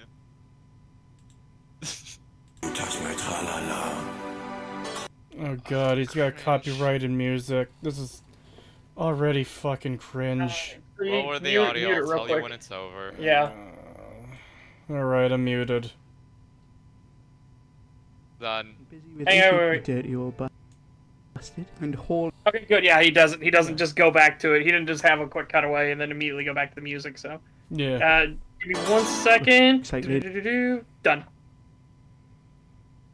All right, we're good. Yep, Alright, ready to let's go. Maria's been getting busy with Ishid, you dirty old bastard. And holy shit, does this boss really make me think of those two cunts. 'Cause finally, we've got some game, is what I would have said if this boss wasn't such fucking grade A, hot, steaming, sticky to the touch horseshit. This boss's mechanics isn't. revolve around healing. Also, on- thanks for showing horse shit actually on screen, you fucking jackass. Literally coming out of a horse's ass. What the fuck is wrong with you? Yeah. God, Why? That was fuck? not on my Why? bingo card for today. What the fuck? Why would you show that? That's disgusting. What the fuck is wrong with you? You fucking corpophile freak. Needs to add literal horseshit to the bingo card. Yeah. Oh my god. Uh, a hit. With that, it's a pretty savage amount of healing she does, but I'm okay with it. What I'm not okay with is this borderline undodgeable combo. It's borderline not undodgeable. It is completely Roll dodgeable. into it, you stupid retard. Like, It's not Yeah. even borderline. This is once you learn how to dodge it, it is actually fucking easy. it's literally a lot of people roll. If you want to roll into it. But you can just run away from it. Yep. You run away from Yeah. the first two instances, and then you roll into the third one, and Yeah. bam, you're good to go. You done. Yeah, You I did found just rolling into it and then to the side, like into like basically doing a circle, will usually work pretty well. it. Borderline undodgeable. What a fucking idiot. Yeah, no, that's just a skill issue. And the funny thing is, he's like, yeah, I'm totally fine with the healing, and like that's like the one thing we would change is like, no, she should only heal when she does damage. Yes. That's Also, the one thing I would change about it. I've now had a few minutes to think about it, and I no longer have any goodwill towards this person.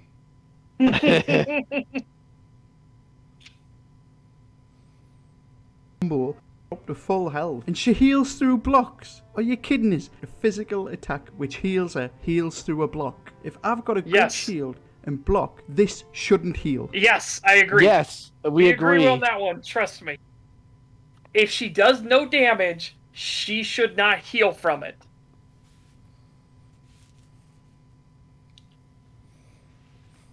That is definitely the one thing I would change. Absolutely. But again, Waterfowl Dance is fucking simple. It is very simple. I don't know. I still struggle with it quite a bit, where it's like sometimes I could dodge it without getting hit at all, and then sometimes it just doesn't matter. It like I said, it feels like I don't know if some weird jankiness is going on where she just changes her like moves or something, but like sometimes it'll just tear me apart, even though I'm doing it exactly the same way that let me dodge it perfectly the last time. But for the most part, it can be dodged. And again, this dude's bitching about like, oh, it heals through shields. It heals through shields. Like, yes, Dodge. but you don't even have to do that. Just pull out a great shield. Just pull out a great shield. That's what my chat was all saying. They're like, no, because I was telling them, I was like, dude, I don't want to have to use a great shield to beat her right now, but I do want to continue with the game. Like, we've died so many times, I just want to get it over with and move on. And everyone in the chat was like, but she heals through shields. It won't do any good. She heals through shields. And I was like, guys, listen, it doesn't matter. It's a great shield. She can heal all the way back to full health. She's still gonna die. With a fucking great shield, she's gonna die. And the moment I pulled out the great shield, I was like, fuck it, I want to get on with this. I pulled out the great shield. Did not fucking matter that she healed through it. I killed her, like, first try. So easy with a great shield.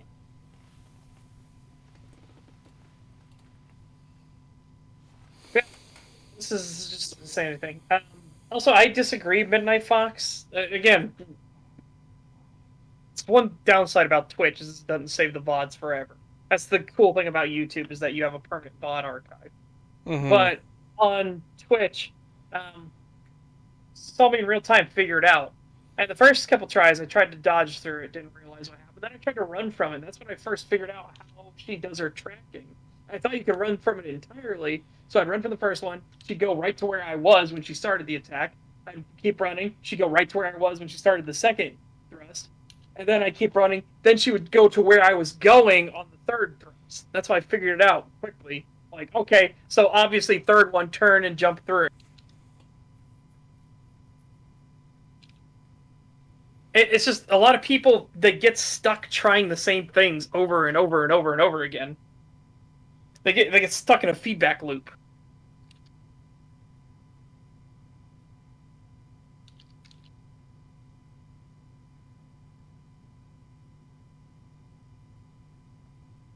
FromSoftware fight at the end of the game, and just like Johnny Depp's pillowcase, you filled it full of shit and said fuck you anyway. You may as well have threw Scarlet Rot into the fight. You fucking kidding us? A hunter must. You're never gonna get Scarlet Rotted in her fucking fight unless you're dead. Yeah, The Scarlet Rot kills you immediately. And I don't even mean like just getting it. It's like the attacks that are gonna give you Scarlet Rot are gonna fucking kill you before the Scarlet Rot takes.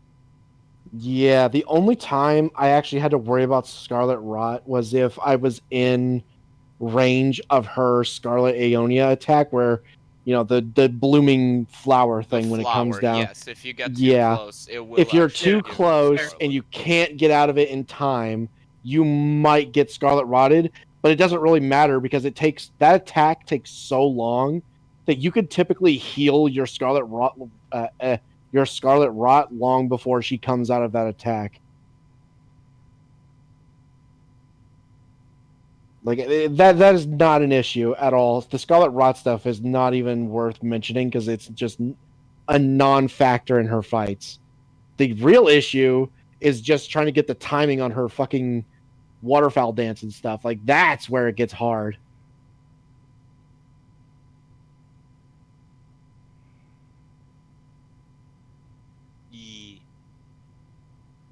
Yeah, and Let Me Solar Her is proof that you can absolutely learn her dodges to a T, or learn her attacks to a T, and dodge them perfectly. Like, it can be done. It's hard, but it can be done. Yep. Quick question. Are there in-game trophies you can earn, or is he talking about the PlayStation achievement system? So he's talking about the achievement system. Because I don't know any trophies you could earn, like, in-game itself. Yeah, but then why would you talk about this? What relevance does it have to anything? I suppose we'll find out. Yes. The bread and butter of a platinum review, getting 100% completion. Now, I'm no trophy hunter by any means, but I do like popping a plat every now and then. The main reason I do this is because I don't feel like it's fair and just to review a game with opinions like mine without showing that I've played the game fully. It doesn't matter. It doesn't matter how fully you played a game. If you're an idiot and get things wrong, you're still an idiot that got things wrong. If you're getting blatant facts wrong, it doesn't matter how much you've played the game when you're provably wrong. Yeah. Like, what the fuck is part that? of the Enclave.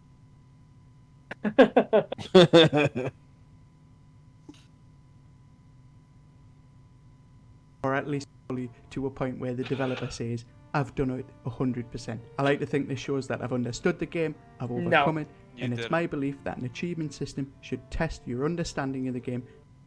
You're an idiot. Achievements have never tested your understanding of a game. What the fuck This are you is talking the about? first time I've ever even heard this argument that, oh, you need all of the achievements from a game to properly review it and for your opinions to matter about that game. No, so long as you're just getting shit right, you don't even have to have ever played the game at all.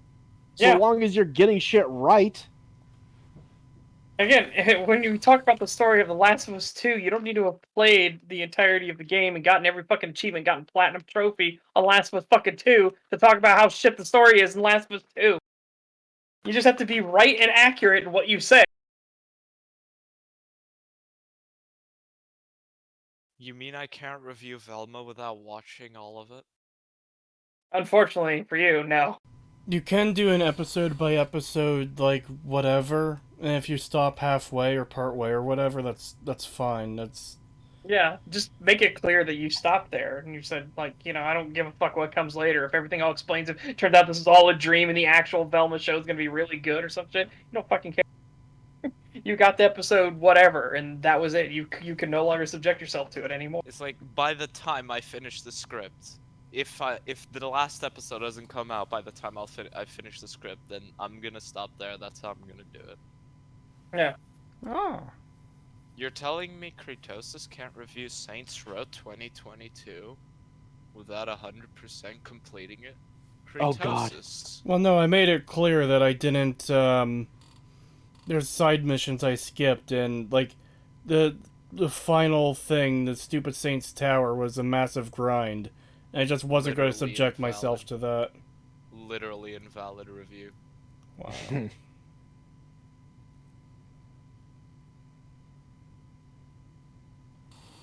Anyways, we're getting close to finishing off this video, which I am desperate for so I can go to sleep.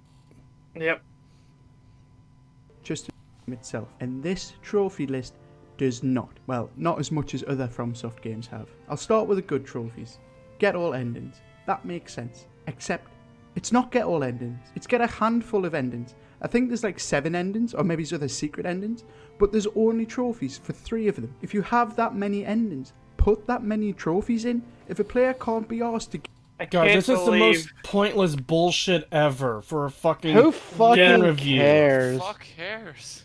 Oh no, I didn't. I'm not an achievement hunter by any means, but I'll occasionally pop the occasional plat.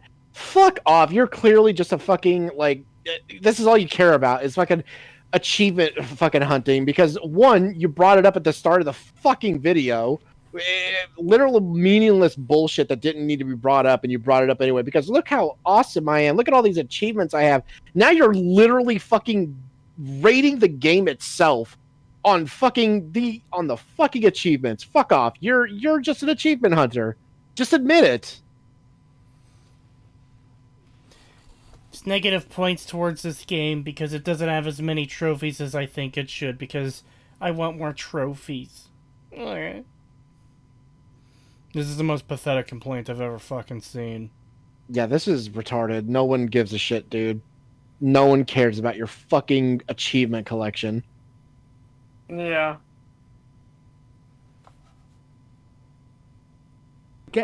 Fuck them. They don't get 100% completion. It just feels like they're pandering to the casual crowd again, and they're pandering to pandering. casuals by not having enough fucking PlayStation trophies. Fuck you.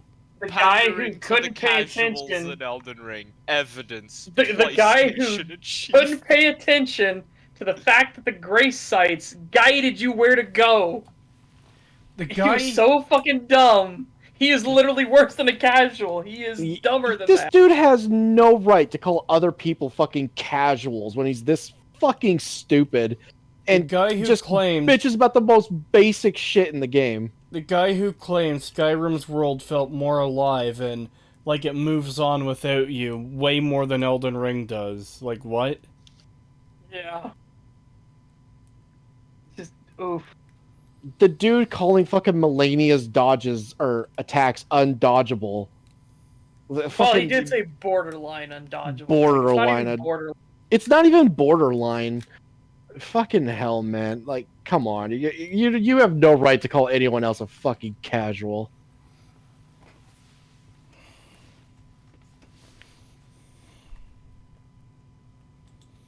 And make it possible. Oh, you don't want to get all endings? That's okay, sweetie. Get 3. That's enough. What am I, a fucking child? Just eat 3 more pieces of broccoli. Yes, you're a child. Happy. Get fucked. Thanks to this shitty system, I can say that I've 100% complete the game. Oh, going a bit deeper than this, there isn't even a trophy for all bosses. What the fuck? Every other FromSoft game has had optional bosses for any percent completion, but all of those optional bosses still had a trophy attached to them. Who cares? Like, actually, who gives a fuck? Yeah. This This is like the e-penis points. Like, I have so many Xbox points. Oh. Yeah. Who actually cares about their Xbox points or PlayStation? Like, we've covered a lot of stupid shit in our streams in the year and a bit since we've been doing them.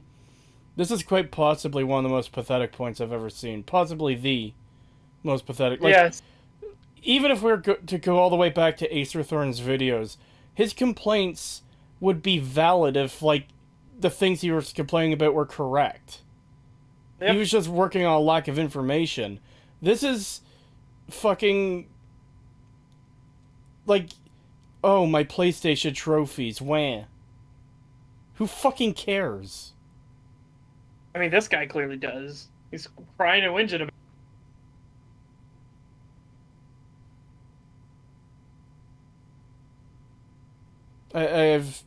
This is the first time I've seen anyone, like, literally the first time I've seen anyone actually give a shit about the PlayStation trophies and stuff. Yeah. The achievements.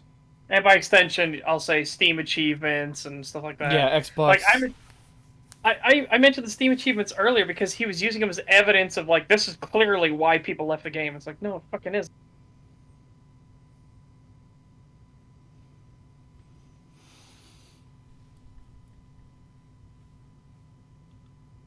And also, another quick point I want to make. He said that by getting all these achievements, that means you 100% the game. No, that's not how that fucking works. You 100% the game by completing everything within the game. Not getting all of the trophies. Fuck off. Yep. Is this shit? You don't need to beat every boss, and only certain bosses have trophies. I get that you didn't want to have a massive fuck-off list of trophies, but then don't fill the fucking game full of copy-pasted bosses. Problem solved. If you don't want every boss to have a trophy, then you've got too many bosses. That doesn't even make sense, you dumb motherfucker. If they're just reusing all of the bosses, there still wouldn't be that many trophies because you would just need one trophy for that one type of boss. You fucking retard. What do you mean? It wouldn't fill up the list. It would literally be the opposite effect of that, where it would be next to no trophies. This is, honest to God, the first time I've seen the argument of if there's too many bosses to make trophies or achievements for, then don't make so many bosses. Like, what? Just make less content, forehead. Just put less shit in your fucking game. Just give us less. Shut the fuck up, you goddamn idiot. My god. I wish to return to the land of sleep.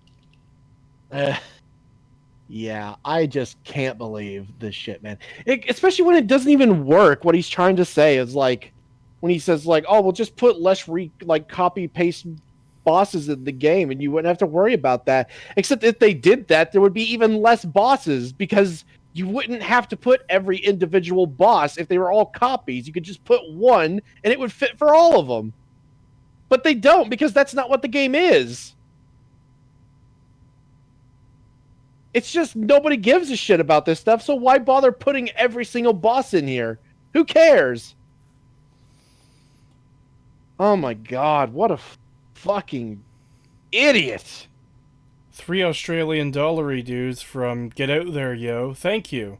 Forget trophies. Watching STAG is true gamer proof. Oh. They're not more, they're laggies, as in they lack challenge and they lack any point of being in the fucking game. I've already mentioned the weapon trophy and that's a staple of the Souls games, but yet again they fucked it up just to wank off the casuals. Before, in previous titles, you had to use the main boss's souls to craft items. You can still do that, and there are still weapons attached to the bosses, but it doesn't matter. Because you only need a handful of random ass weapons that are just like around and about. It's okay, Timmy. You don't have to make an important decision whether to use that boss for souls for level ups or for gear to count towards completion. You can use those souls and still get your trophy. I was so certain I would still need these for a trophy, so I kept them. Why not Oh, check before fucking if that's pathetic such a is big this? deal to you? Yeah, what the hell? I kept the bosses because I wanted my achievements, but I didn't get it. I need to make it clear that I'm not pausing because I have anything to say. I'm pausing to get a fucking break from this inane stupidity. Yeah. So how are you guys doing? You all doing alright? You doing well? No. You having fun? No. My brain is melting out of my fucking ears. I think mine already has. Yeah, what's that I hear? Cree, you may want to be careful with that. Your brain's spilling over to the floor. Yeah. It's okay, I'll mop it up later. 3 Australian didgeridoos from Get Out Here, Yo. Or Get Out There, Yo. Yes! Deal with it. Forget trophies. Watching STAG is true gamer proof. Are you real? Yes.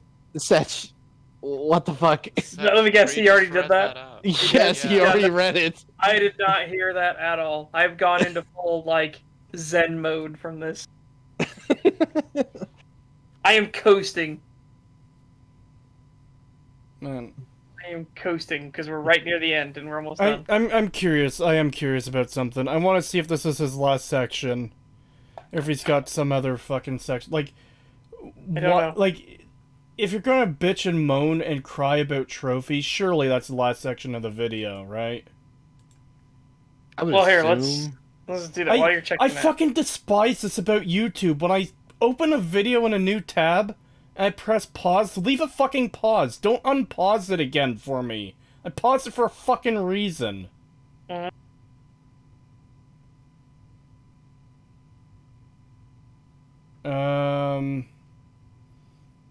I'm not actually seeing another title card, but maybe it's on screen for such a short time that we miss it.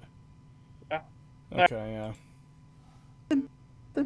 After the platinum, I didn't use them. To me, they've taken away an important balance to getting 100% completion. In the previous games, if you wanted the platinum trophy and you were going for the platinum run, it was a little bit harder because you couldn't use the boss souls to level up and you had to get the gear with them. But not. Also, this is one of the most insane arguments. They've casualized the game because they didn't make an achievement or trophy for every single boss. And weapon. This is just increasingly inane the more I think about it. I hate it. Yep. Not anymore. Let go of me hand, ma'am. I can cross the road. I'm 30. This guy crying about hand holding, and it is so fucking dumb and so blind that he didn't even see the signs of where to go with the grace. He actually had to go to Kaylin. What a dumb piece of shit. Yeah, literally fucking was having his hand held and still couldn't figure shit out. Is complaining that the game had to load up guides. Was actually reading guides. This fucking casual scrub lord. Oh my god. I never needed to look up a guide to figure out where to go. Like the only time I needed a guide. The only time I needed a guide was after I'd already beaten the game and I wanted to know where some of the weapons I didn't find were. I just wanted Bloodhound Step. Yeah, I never look up guides until after I've usually beaten the game at least once and then gone through and started thinking about like how I want to do builds. Yeah, that's what I did. Because I beat the game and then I was like, okay, now where the fuck are these goddamn weapons I didn't find? Yep.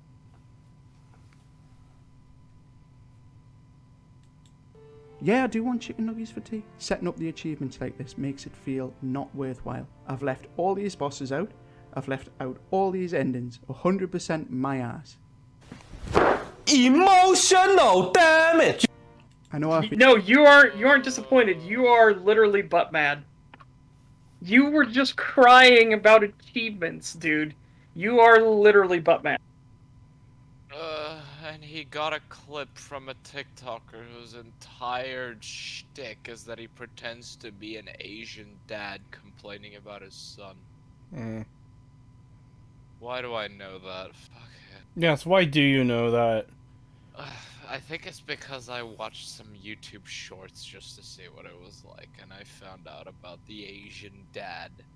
Alright, here's what you do. Son, If you're gonna watch... your cousin, if he's you're a going celebrity. if you're gonna watch YouTube shorts, don't click on any of the ones with people in them. Just click the one with animals. They're nice.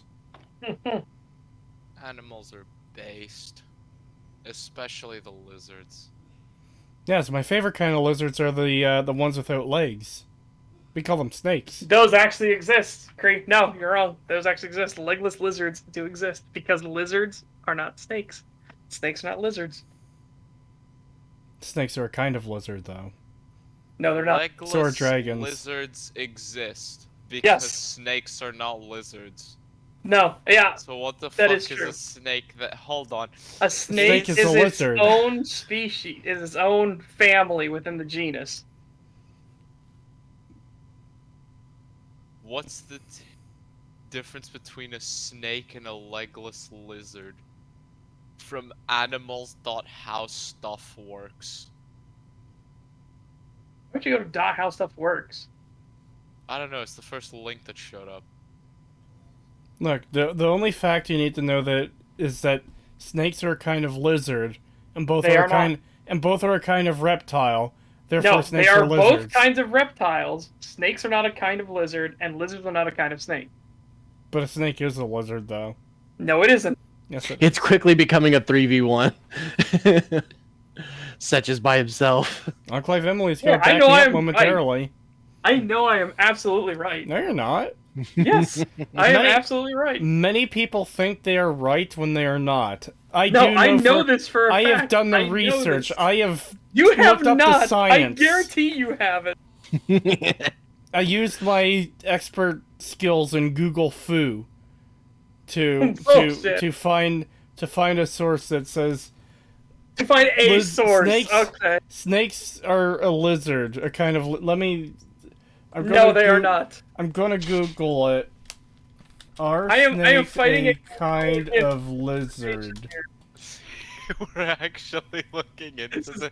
Yeah. Because, again, you're fucking wrong. They are Oh, not. They are reptiles. Hey. They are reptiles. Classified They are with not. lizards in other squamata, snakes represent a lizard that over the course of evolution has undergone structural reduction, simplification, and loss, as well as specialization. All snakes lack external limbs, but not all legless reptiles are snakes. Fucking Not boom, all, I'm but correct. some. Get Fuck fucked. you. No. No. It literally says snakes represent a lizard. No. Where? What is your fucking source? Britannica.com. Britannica.com. It's good. I don't agree with you. No. You're not. I Who's have- denying the science now, motherfucker? I am correct. No, you I am. aren't. I am You are objectively not correct according I to know you are not Britannica. correct. No, I know you are not correct. Britannica says says differently. Cry am- about it. I am correct. Get fucked. Get wrecked. No. Yes. Oh no. Setch is gonna pull an Acer Thorn. Hey, I'm actually gonna read this for you. Lizards subordinate of Saria, any of more than 5,500 species of reptiles belonging to the order of Squamata, which also includes snakes. Kill yourself, Sedge. He's gonna pull an Acer Thorn and be like, well, the sources like no, I'm actually gonna sources do don't this. matter. No, the Such source does matter. I am gonna actually Such- look this up. No, Setch is gonna. There's a reptile family. Setch is gonna pull a Pippa and shoot up a Walmart. Particularly a Walmart with all three of us in it. Lizards are scaly skinned reptiles that are usually distinguished from snakes by the possession of legs, movable eyelids, and external ear openings. However, some traditional, that is non-snake lizards lack one or more of these features. Where was this? Snakes arose from lizards and are thus considered to be a highly specialized group of limbless lizards. In addition to those traits they have in common with non-snake lizards, snakes are often separated from other lizards in popular literature because they share a set of unique traits that is easy to observe. So they are lizards, they're just highly specialized lizards. Again, Setch, which breaks kill into its yourself. own thing. No, because that breaks off into its own thing. No, that's they're like saying still that it was. lizards. No, They're that'd be like saying still birds. considered lizards. That's like saying birds are still lizards, even though they No, broke it's off. not at all. Not It in the is. It's more like saying a husky and a Doberman are both a type of dog. They're different kinds of dogs, but they're still a dog. No, yours would be more like the one you were trying to go for would be like a coyote and a husky or something like that. That would be more of what that is. They're still in the canine genus, but they're not dogs. They're not both dogs. A coyote is just a wild, spicy dog, okay? $5 from ScorcherCast. Thank you. Why are you going so far to prove your right to a piece of farm equipment? Good point. Just put him in the shed till he stops getting so uppity.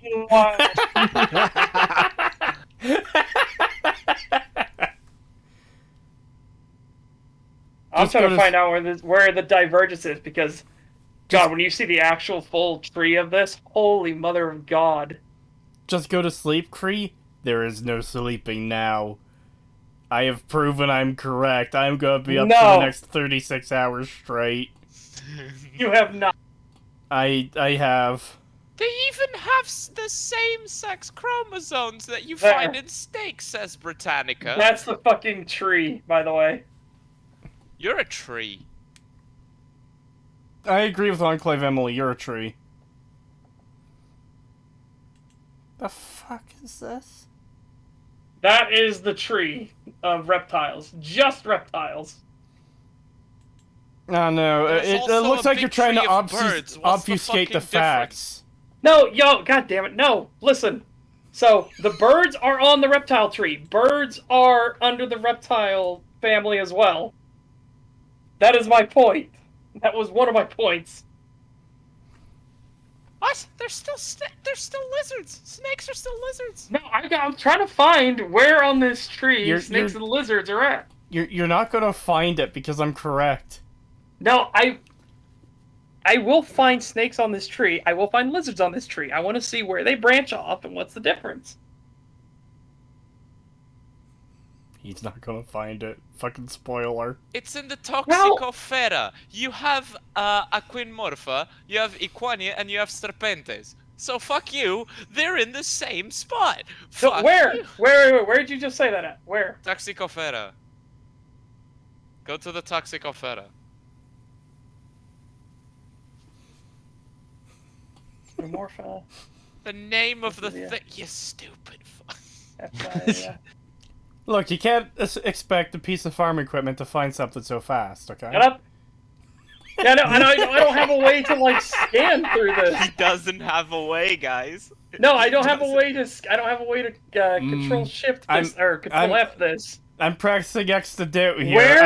I think he's trying to deny the Emily, truth. No, Emily. Where on the tree is it? Is it in the top third of this fucking tree? Where is it? Oh, I didn't use your tree. I can't see bullshit. Okay, so you're just wrong. Alright, great. I win. Good job.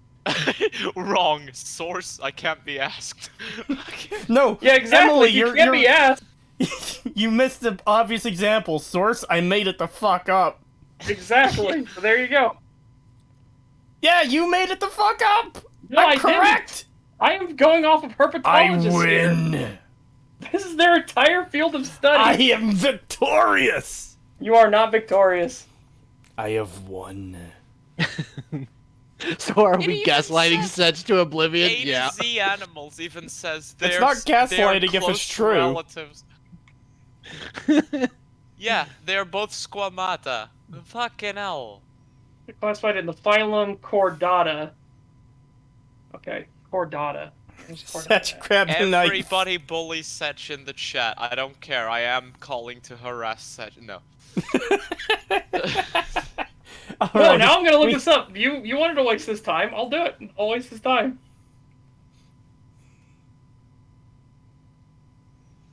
I mean, I proved I'm right. No, So you didn't. I'm fine with moving on and finishing this video so I could go to sleep. Yeah, let's just finish the video. We've already proven Setch wrong. Multiple times over. No. It is an established fact. It'll never be undone. We can never Cry go about back. I am correct. No, I will go back on it. If I You can't find it here are in a season snake. 3, I cannot. I will not go back.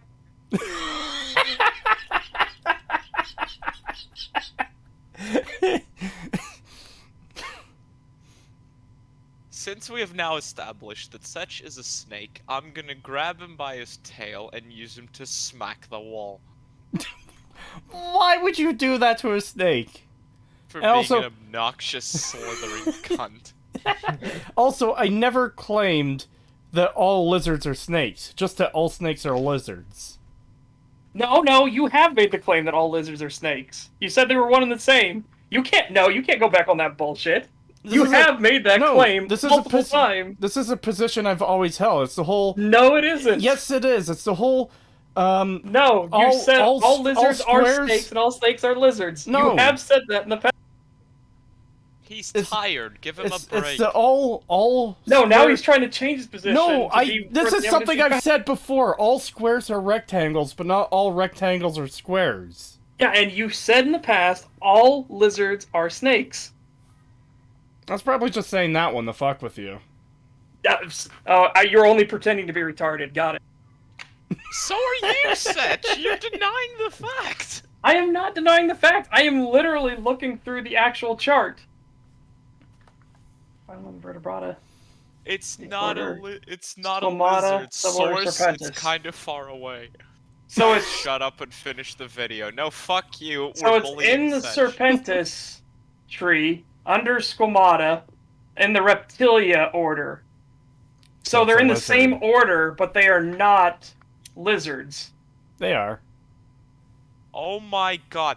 Under Squamata, you have both serpentes and lizards and all that Yes, shit. which guess You what have that means? lizards, Suborder, you You idiot. have Squamata, you have a bunch of fucking lizards, and in one of the things that leads to the snake, it's under the lizards. No, it isn't. It's under Serpentis is directly under Squamata, which is Squamata is the No, order. it's not. Squamata's the source. No, it isn't. Oh my god, I'm getting the graph. I'm The getting order the is graph I have. Squamata. That's not the source. That's the order. I actually, at this point, I can't tell if Emily's being serious or not because I can't Reptilia. tell. Why can you not tell? Can you not tell that I'm always serious? I'm a No. very serious person, Pagan. Oh no, that makes it worse. Alright, nope, that's not it. Why does Alright, that I make do- it worse? I'm being serious. I do actually want to finish this video, though. Oh, Setch finna practice Canadian medicine without a license. No, I'm about to administer Canadian medicine. That's how much he can't take that I'm correct. No, you are not. don't worry, such a. I only agree with Cree to get a rise out of you. It's actually 2v2 right now, but oh my You god. don't count as a full There's person. Squamata. Fuck off. Yeah. Shut the fuck up, you fucking yeah. Frenchie. Furry. French people don't count as a person at all, so you don't get a fucking say at all. You're a furry. You're target practice. Shut Yeah, the look, they are not in the same fucking tree. It's even right here. I found it. Squamata is the order. Serpentis is the suborder. They are their own distinct order. All I'm hearing is such Ding dong, denying I the win. truth.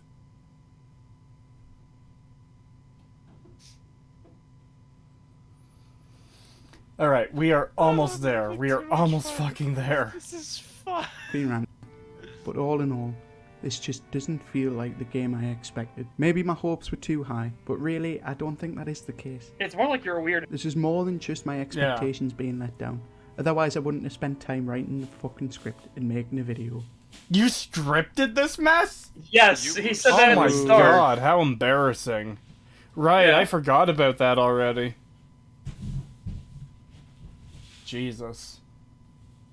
I really feel like FromSoft and Miyazaki himself have let themselves down. They built their brand on a niche, a game for people seeking a bit more, a challenging single-player experience with room for a bit of fun PvP, and to me, this game has just strayed too far from that. How? What? How? You haven't actually explained any of that in this video. You think you have, but you haven't. Yeah, you made the claim and then had no evidence. Also, And then the tell stuff you that to did all have the was awesome. yeah, and tell that to all the people who fucking cry about how hard this game is.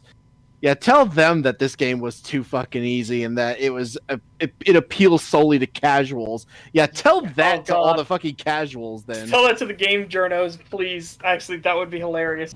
Yeah. God, you don't even tell the game journals. There's plenty of fucking like just people who have bitched and moaned that this game is too hard. Like, shut the fuck up. It's an open world game. You could fucking decide the difficulty yourself by just leveling up.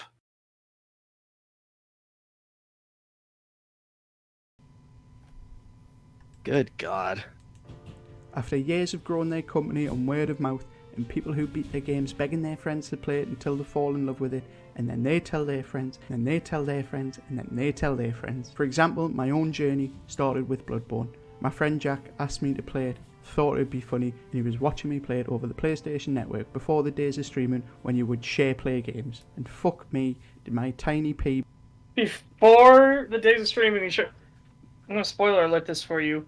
Bloodborne came out long after streaming was the thing. Yeah. Like, Yeah. people, God, do people only think Twitch is like the thing that started streaming? What the fuck is? Well, I've mentioned that I like the channel Spike and Barley. Well, that's not what the channel is called, but the series is Spike and Barley Play. They did a lot of their streams way back on Justin TV. Before, Yeah. I believe that was Twitch before it became Twitch. Like, it's literally the was. same company. It was just under a different name. Yeah, they wanted to get rid of all of the gaming content off of Justin TV, so they created Twitch as a sub-branch of Justin TV.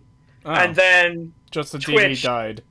Yeah, then Twitch grew to eclipse Justin TV by a landslide. Like, they thought Justin TV were like, oh, this will be so much superior to gaming streams. I don't know why they thought this. That's what they thought.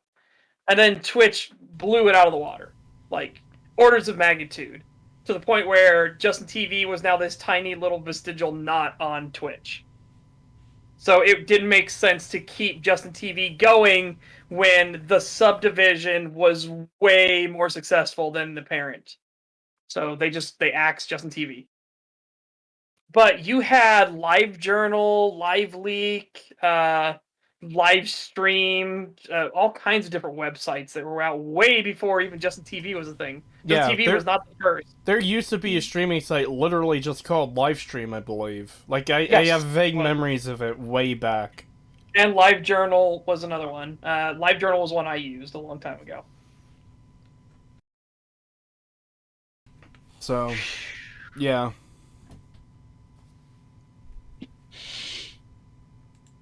brain. Too hard I cried, not fair. After I got past Amelia and finally learning the game, I fell in love with it, for real. I love Bloodborne, it's my favourite game of all time. But soon, it wasn't enough anymore. After Bloodborne, I had to seek out Dark Souls, and then Dark Souls 2 and 3. But not only that, I started begging my friends to play it. Do you think Dark Souls 2 is a good game? This guy, I would question. Yeah, that's what I was gonna ask. Was he brought up Dark Souls 2, and it's like I wonder if he likes it or if he understands that it's not a good game. Yeah. Yeah, and Admiral Tony Downing points out Justin TV was founded in 2007, so 8 years before Bloodborne even came out. Jesus, yeah. Wow. I'm not starting this discussion again about the snakes, but I want to point out that there are several people in chat who are telling us to get back to the video, and now someone in chat, can we just go back to the snakes? Yeah. Yeah. Because the moment we stepped back into covering this video, everything got painful again. I couldn't. Sense of achievement was worth it. Got Banana to play it, and G. They both got their platinum trophies, and now they preach the good word too. Like, it's got to the point where we've themed a bar and themed streams around Bloodborne and the Good Hunter, all for it to lead up to this. A game for casuals. A game for the... It's not a game for casuals, you fucking idiot. And why do you keep fucking acting like, oh, the only thing people ever cared about in the Soulsborne games was getting the achievements. That's the only thing that people actually got satisfaction from. No one gave a fucking shit about the achievements. Nobody fucking cares but you. You and your stupid brain-dead friends. I've got a genuine question for this guy. Do you think Skyrim is for the casuals? Because, and I don't know, just with some of the praises he's given to Skyrim during this video, like, I genuinely don't know. Logic would dictate that yes, but he's calling a Souls game for casuals because, fucking, I don't know, there's not enough trophies because there's too many bosses. $3 dudes from Get Out There, yo. Thank you. Crocodiles are snakes. I see someone's trying to start an argument again, but you do not understand the position to properly throw the grenade into the room. Because I would agree with Setch here that crocodiles are a type of lizard. I don't even know if that's true. I literally don't. I believe they're a reptile. I was saying they are a reptile, but I mean snakes are reptiles or lizards. But what genus? I think they are under Archaeosauromorpha. I just realized something. So a type of lizard. No, I just realized. That's the hard part about the reptilia family. Didn't this dude bitch and moan that the fucking like difficulty of the game from the fire giant onward was too hard? Yeah. And now he's saying that the game was too piss easy and made for casuals. Well, which is it? It can't be both. Either the game is difficult and the bosses are hard, like you said, or the game is too easy and it was made for casuals. It can't be both. Well, you see, Pig, and the answer is it is both. According to him, yeah, apparently it is. Just it can be both too difficult and too easy at the exact same time. Oh, of course. Here's a fun bit of tidbit. All mammals are part of the reptilia genus as well, apparently. Oh my god, everything is a reptile.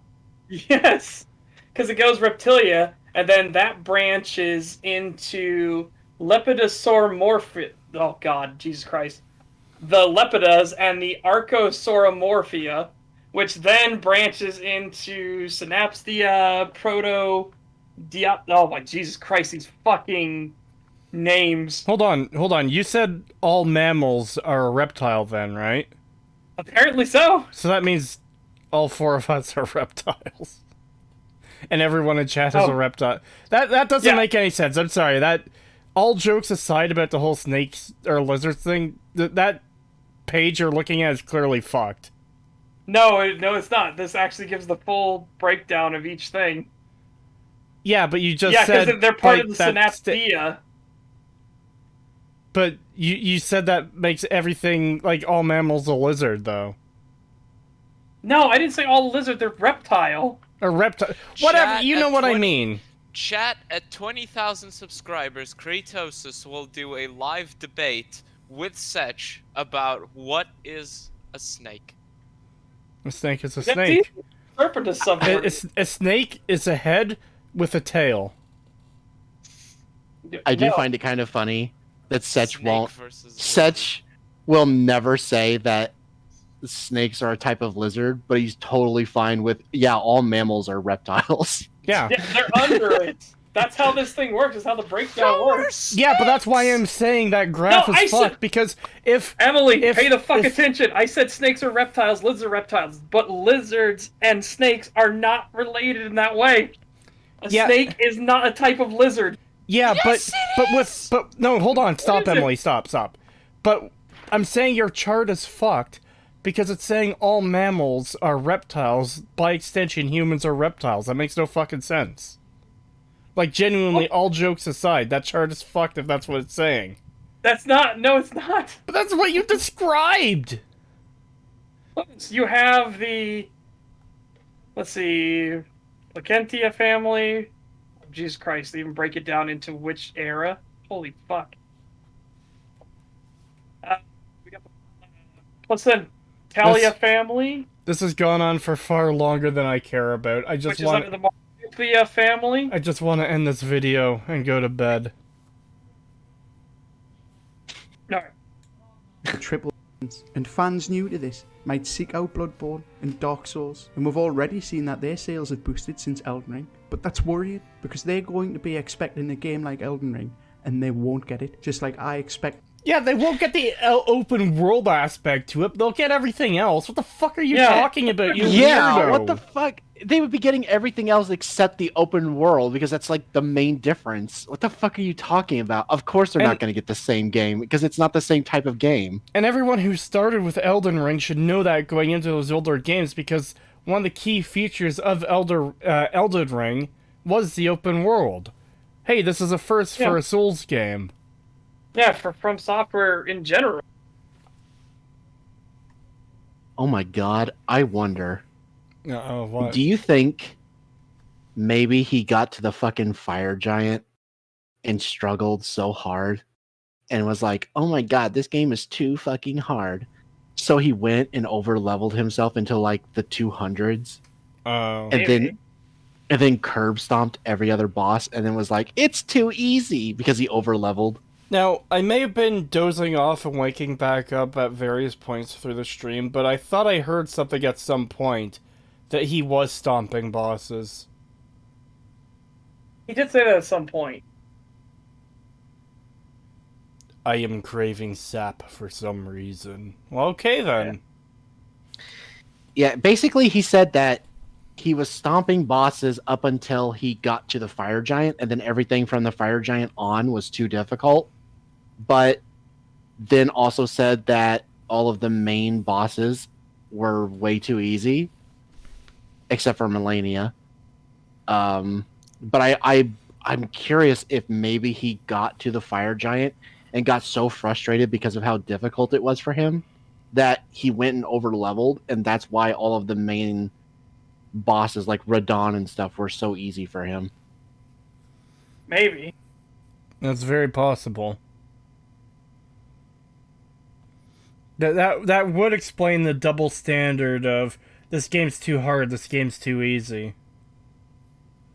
Yeah. Also, if you're just really good at these type of games in general, like, yeah, Elden Ring isn't going to be that difficult because you've basically played the game before. The only difference, really, in terms of like PvE combat is the delays. That's how they mixed it up, was the delays. Like, other than that, it would literally be almost the exact same as old bosses. So as long as you can like get the delay system stuff down, it's not really that hard if you're already good at these type of games. So to be like, oh, the game's just too easy. It's just too easy. It's like, maybe you're just so used to these games that you're just used to how they work and you could just do them normally. Did you ever think about that? Like, what are they supposed to do at that point? Just make it arbitrarily more difficult? Like, ramp up the difficulty to insane degrees? Like, should you come out of fucking Limgrave, like the tomb in Limgrave, and the difficulty be like Faramazula from the start? The difficulty should be the boss one-shots you. The boss also has 2,000 health, and you only do 1 damage per attack. That's basically what he's saying. And he's basically saying that if the bosses aren't like that, then it's casualized. That it's casualized. Because keep in mind, a lot of these bosses are on the same level of difficulty, if not more difficult than some of the Dark Souls bosses. So if this game is for casuals, then so is Dark Souls. Then so is Bloodborne. I'm sure all the people who love to complain about difficulty would agree that these games are all for casuals, and other games need to be as easy as Dark Souls is to be more inclusive, because as one crazy person we covered once said, it's trying to keep minorities out of gaming by keeping games difficult. Oh my god. Yeah, which is an insane fucking thing. I still can't believe that one. Yeah, that was something else. Creetosis, what score would you give Puss in Boots 2? I haven't really thought of a score for it off the top of my head, and I've only seen it once, and it was several days ago now. I'm gonna say a 7 or an 8. Yeah, that's what I was gonna say, either a 7 or an 8. I'm leaning towards an 8. It's pretty good. I have yet to see it. I have only seen the memes. I might just actually go to the movies to watch it. I haven't gone to the movies. Do it. Fucking do it. Holy shit, do it. An excuse. Do it. I'd be willing to watch it again with you guys if you want. I still got the link. I want the popcorn. Then go to the fucking store and get some popcorn. Yeah, you can make that shit at home. But yeah, I don't know. I'm just like it's just weird because obviously I played a lot of Dark Souls 3 in preparation for Elden Ring. So when it came out, I didn't really struggle like that hard with the game. Yeah. But it's also because one, I was doing a quality build, so I could use like the majority of the weapons. So I had to level up quite a bit to be able to do that. So I was already pretty leveled up, and I had been playing nothing but Dark Souls 3 up to this point, so I was very like accustomed to it. So it's like, yeah, no, it's not going to be that difficult when you're already pretty good at those type of games, and you're also like your build is very flexible. So yeah, it's like I don't know. I just find it really stupid that this guy is like, the game's too easy. It's like, okay, well then don't over level yourself. And I don't know, like stop playing the Soulsborne games so much, I guess, because yeah, that will affect everything. If you play Dark Souls 3 or Bloodborne or Sekiro a bunch and then go into like any of the other Soulsborne games, yeah, you're probably gonna breeze through it. Cats are reptiles now, so snake in boots. Alright, so Cree, I guess I'll just ask you, Cree, where do you think mammals came from then? Do you think they just popped into existence out of nowhere? No. Yeah, they evolved. Yeah. And guess where they evolved from? Yes, that was never in question. Yeah, it was. You said, they said that's part of the reptilia thing. That part's clearly fucked. It's like, no, it's not. They evolved from it. No, because the way you worded it made it sound like mammals were... The way were... I worded it? Yes, the way you worded it made it sound as though mammals were like under the reptile branch, so mammals are reptiles. That's literally a question They're not one step under, but they are under it. Yeah, they're under the reptilia. Was it not family? What's that step called? The reptilia class.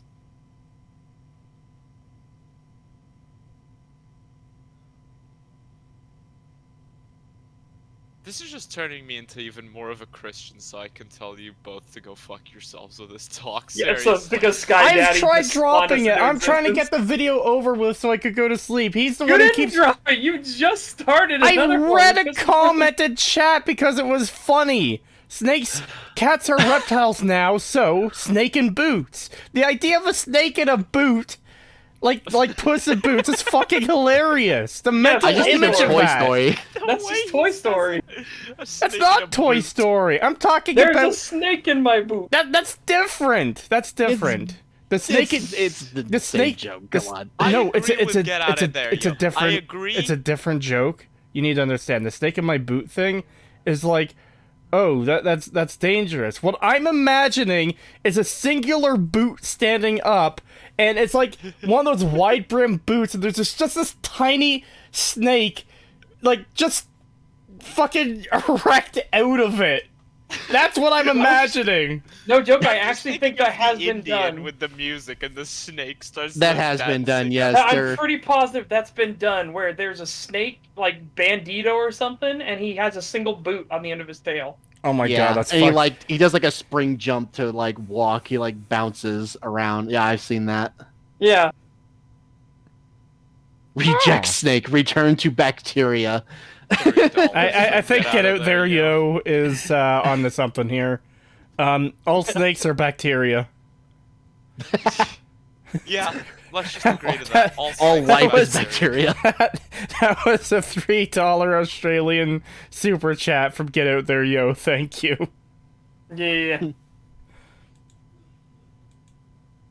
Like Souls, and I didn't get it. FromSoft haven't made another Souls game. They went into a new direction, a direction that's proven to be successful, and I worry that they're going to stick with it.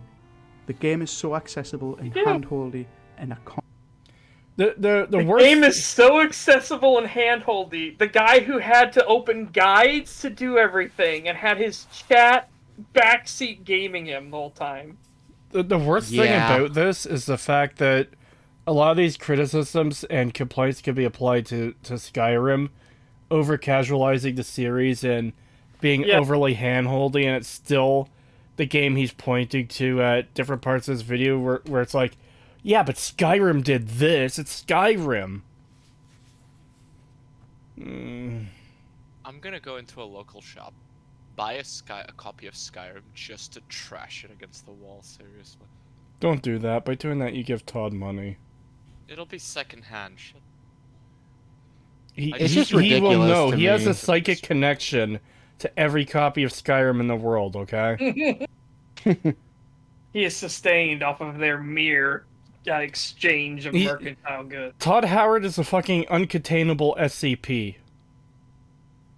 And copies of Skyrim being sold, whether used or new, is what he draws his life force from. That explain, and you know, if he draws his life force from Skyrim, that would explain a lot about the functionality of the game.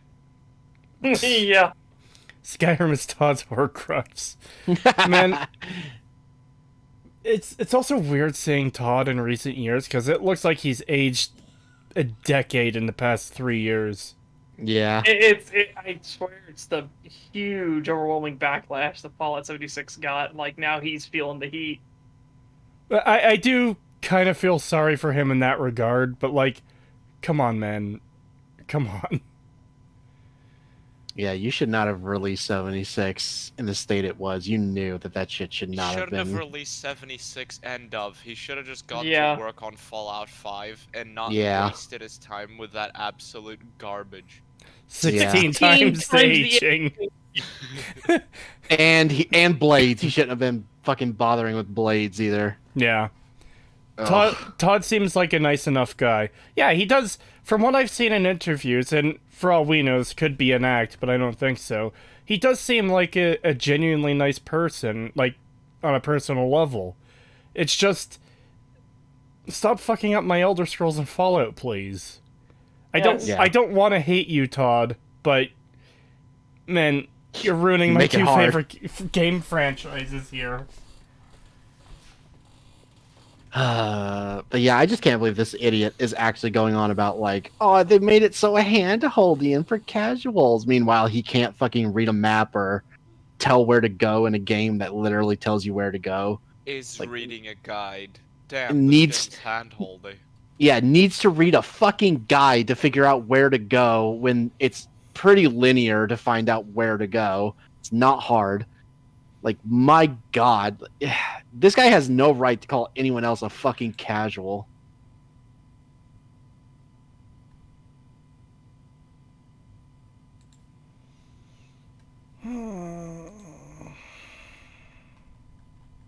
What was that noise, Creetosis? Is that you switching to reserve power?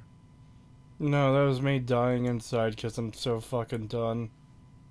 Let's finish this. Yeah, I just want to get this over with at this point. I don't want to Can't go see them anymore. switching back. That's why I've been there for The the real past reason- hour. Well, then play the Don't pause damn it, don't video. pause And it. why I'm disappointed isn't because Elden Ring is a bad game, because honestly, it isn't a bad game. Let me just guess. said it's- it's utter You just said at the shit. start of this, it's super and utter shit. It's bad. It's horrible. It's oh my god. The You're title. a fucking idiot. It's not a bad game. Elden Ring sucks, and here's why. Elden Ring is shit. Not that it sucks, that it's shit. An objective Well, statement. that's- Quality. That's in the thumbnail. That is Yes. shit. Where is that? Yeah, Elden Ring is utter shit with the 2 middle letters censored out. Oh my god. Oh, But I it's- just realized our icons aren't Yeah, on I know. screen. I had that off because I was checking other stuff in Discord. Oh.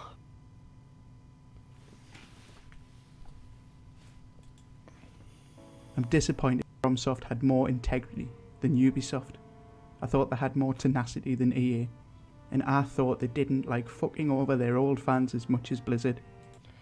You could have put What? Bethesda there. Well, he thinks You are Skyrim's like good, so. insane person. What is Comparing this? From we're- soft to fucking UI rape. Oh, what the fuck? I need to point out here that we are reaching Rainbow Hawk levels of crazy here. We are. We Yeah. are. Like this is an utter insanity. We're like 2.5 inches away from I'm glad this game failed so I could get revenge on a completely different company. I'm glad Elden Ring failed so I could get revenge on Tribes Ascend. What? My brain is so melted at this point. I was trying to find a way to combine FromSoft and Ubisoft, and I literally just said Ubisoft. and I was like, oh no, wait, that's actually No. what the company's called. Pagan. No, it's you're missing, FromSoft. Oh wait. You're missing a true combination. It's soft. Yeah, it's literally either soft or from Ubi.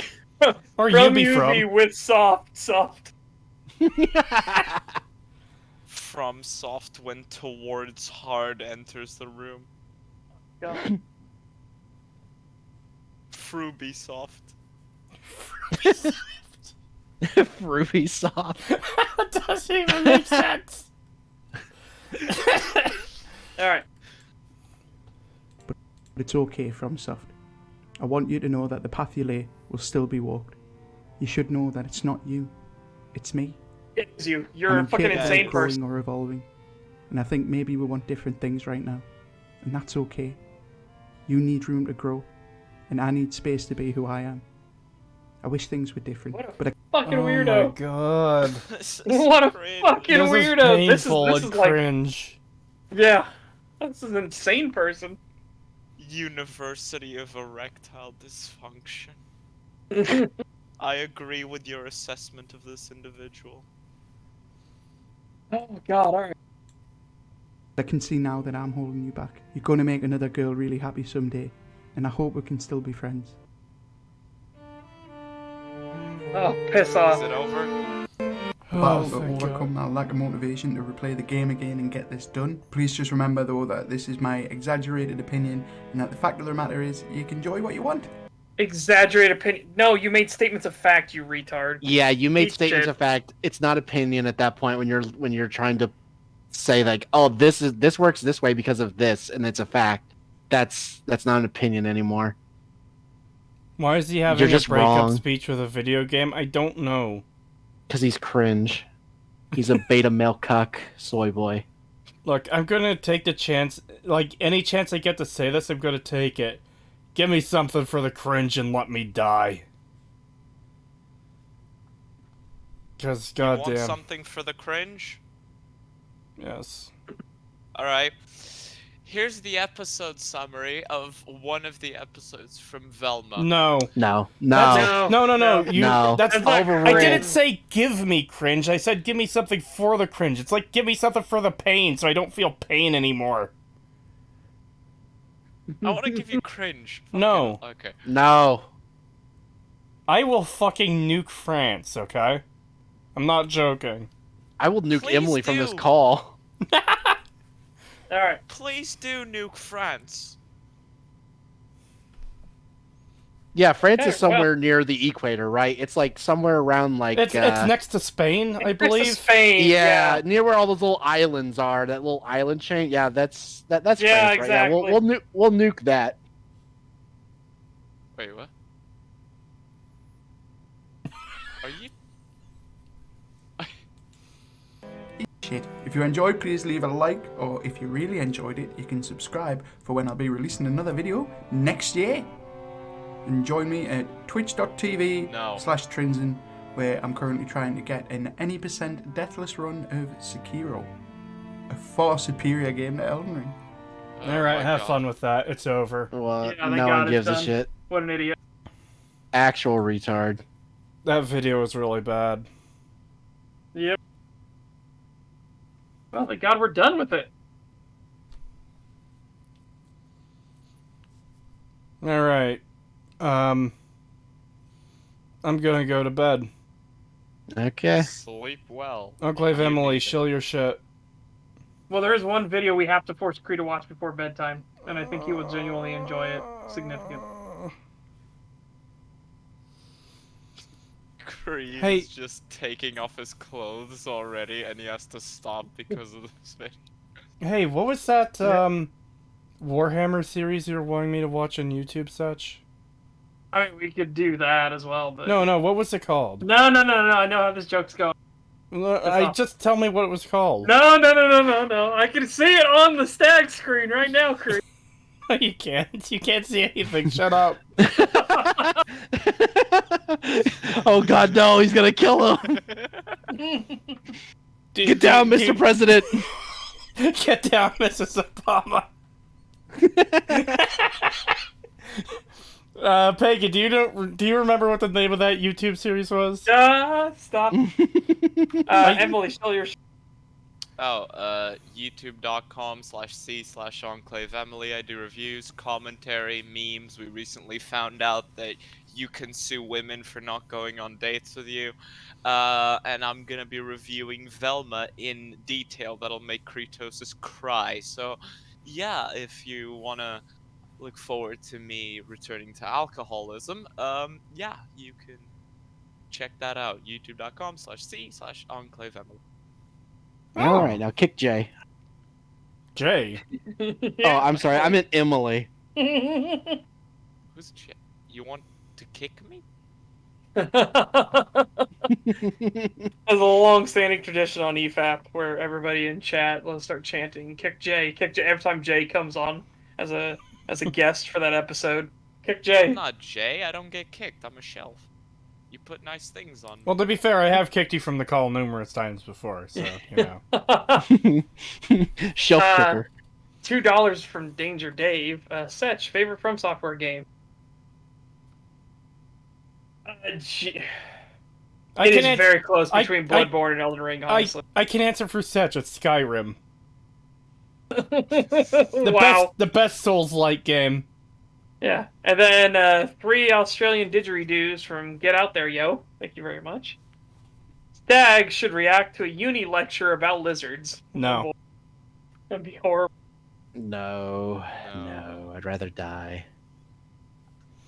Pagan, shill your shit. I have a YouTube channel at Pagan. I don't know, January's been pretty shit. I didn't get to stream at all last week because of bullshit I got to deal with, and it doesn't seem like it's going to be ending anytime soon, so I don't even know if I'll be able to stream this week either, so we'll see. Yeah. There you go.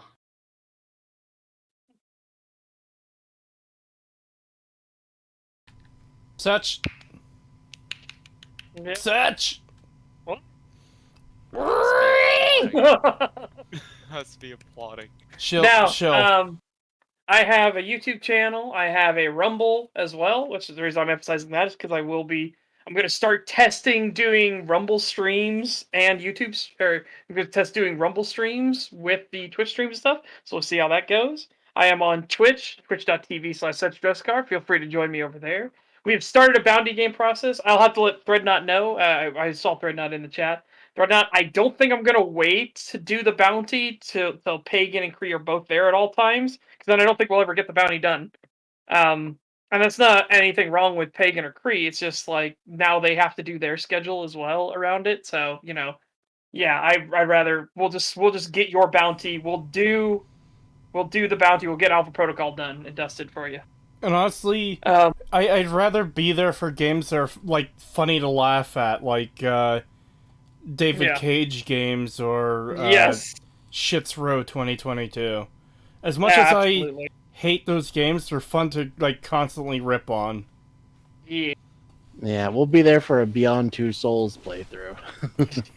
And definitely for the Indigo Prophecy playthrough that sets is eventually going to do.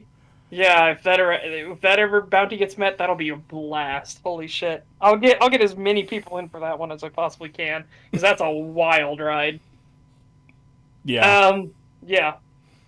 But yeah, so feel free to come by there. We are working on the Reach script. I haven't gotten too much further in it, though. I'll be honest. I haven't gotten that much further. But yeah, working on the Reach script. I've been helping out a couple other streamers with some stuff, too. Still talking with Ben. Ben has completed his move, so that'll be fun. Yeah. So feel free to come on by and everything. Sesh, where do you get Alpha Protocol? It's no longer on Steam. I had it a long time ago. So yeah, I don't know where you get it now, unfortunately. Yeah, Kree, if you'd like to steal your shit. Stuff, lots of stuff. I'm in one of those positions right now where there's so many things I want to do that's actually paralyzing me from doing anything. I'm gonna try and work on stuff. I've got the Pokemon video.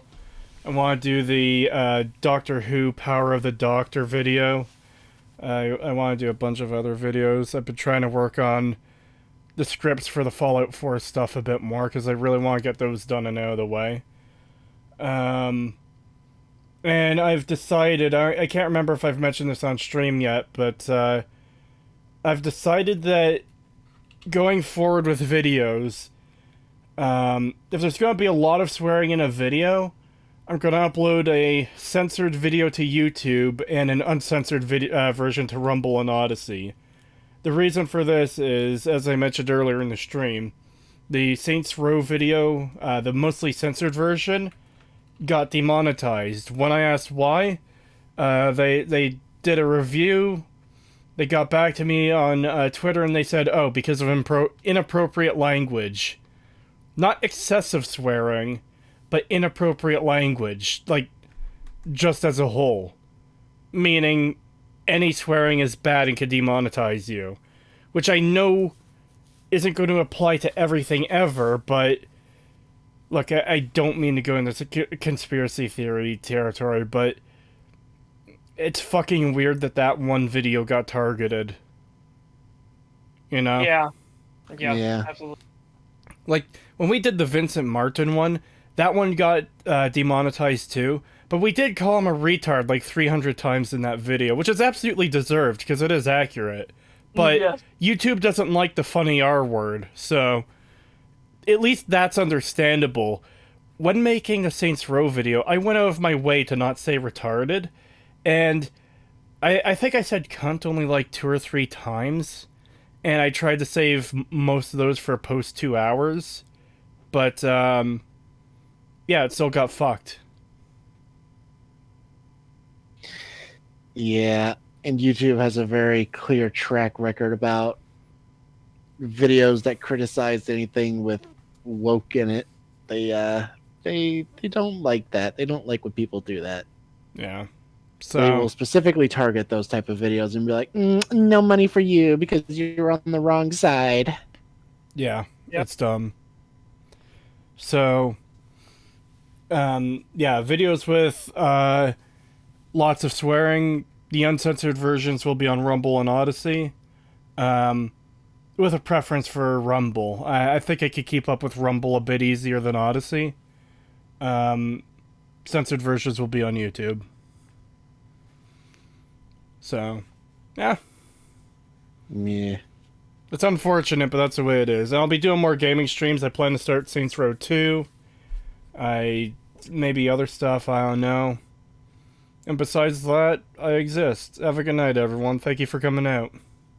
Gonna go to bed. Good Thanks night. for watching. See you guys. No. Bye bye. Bye bye.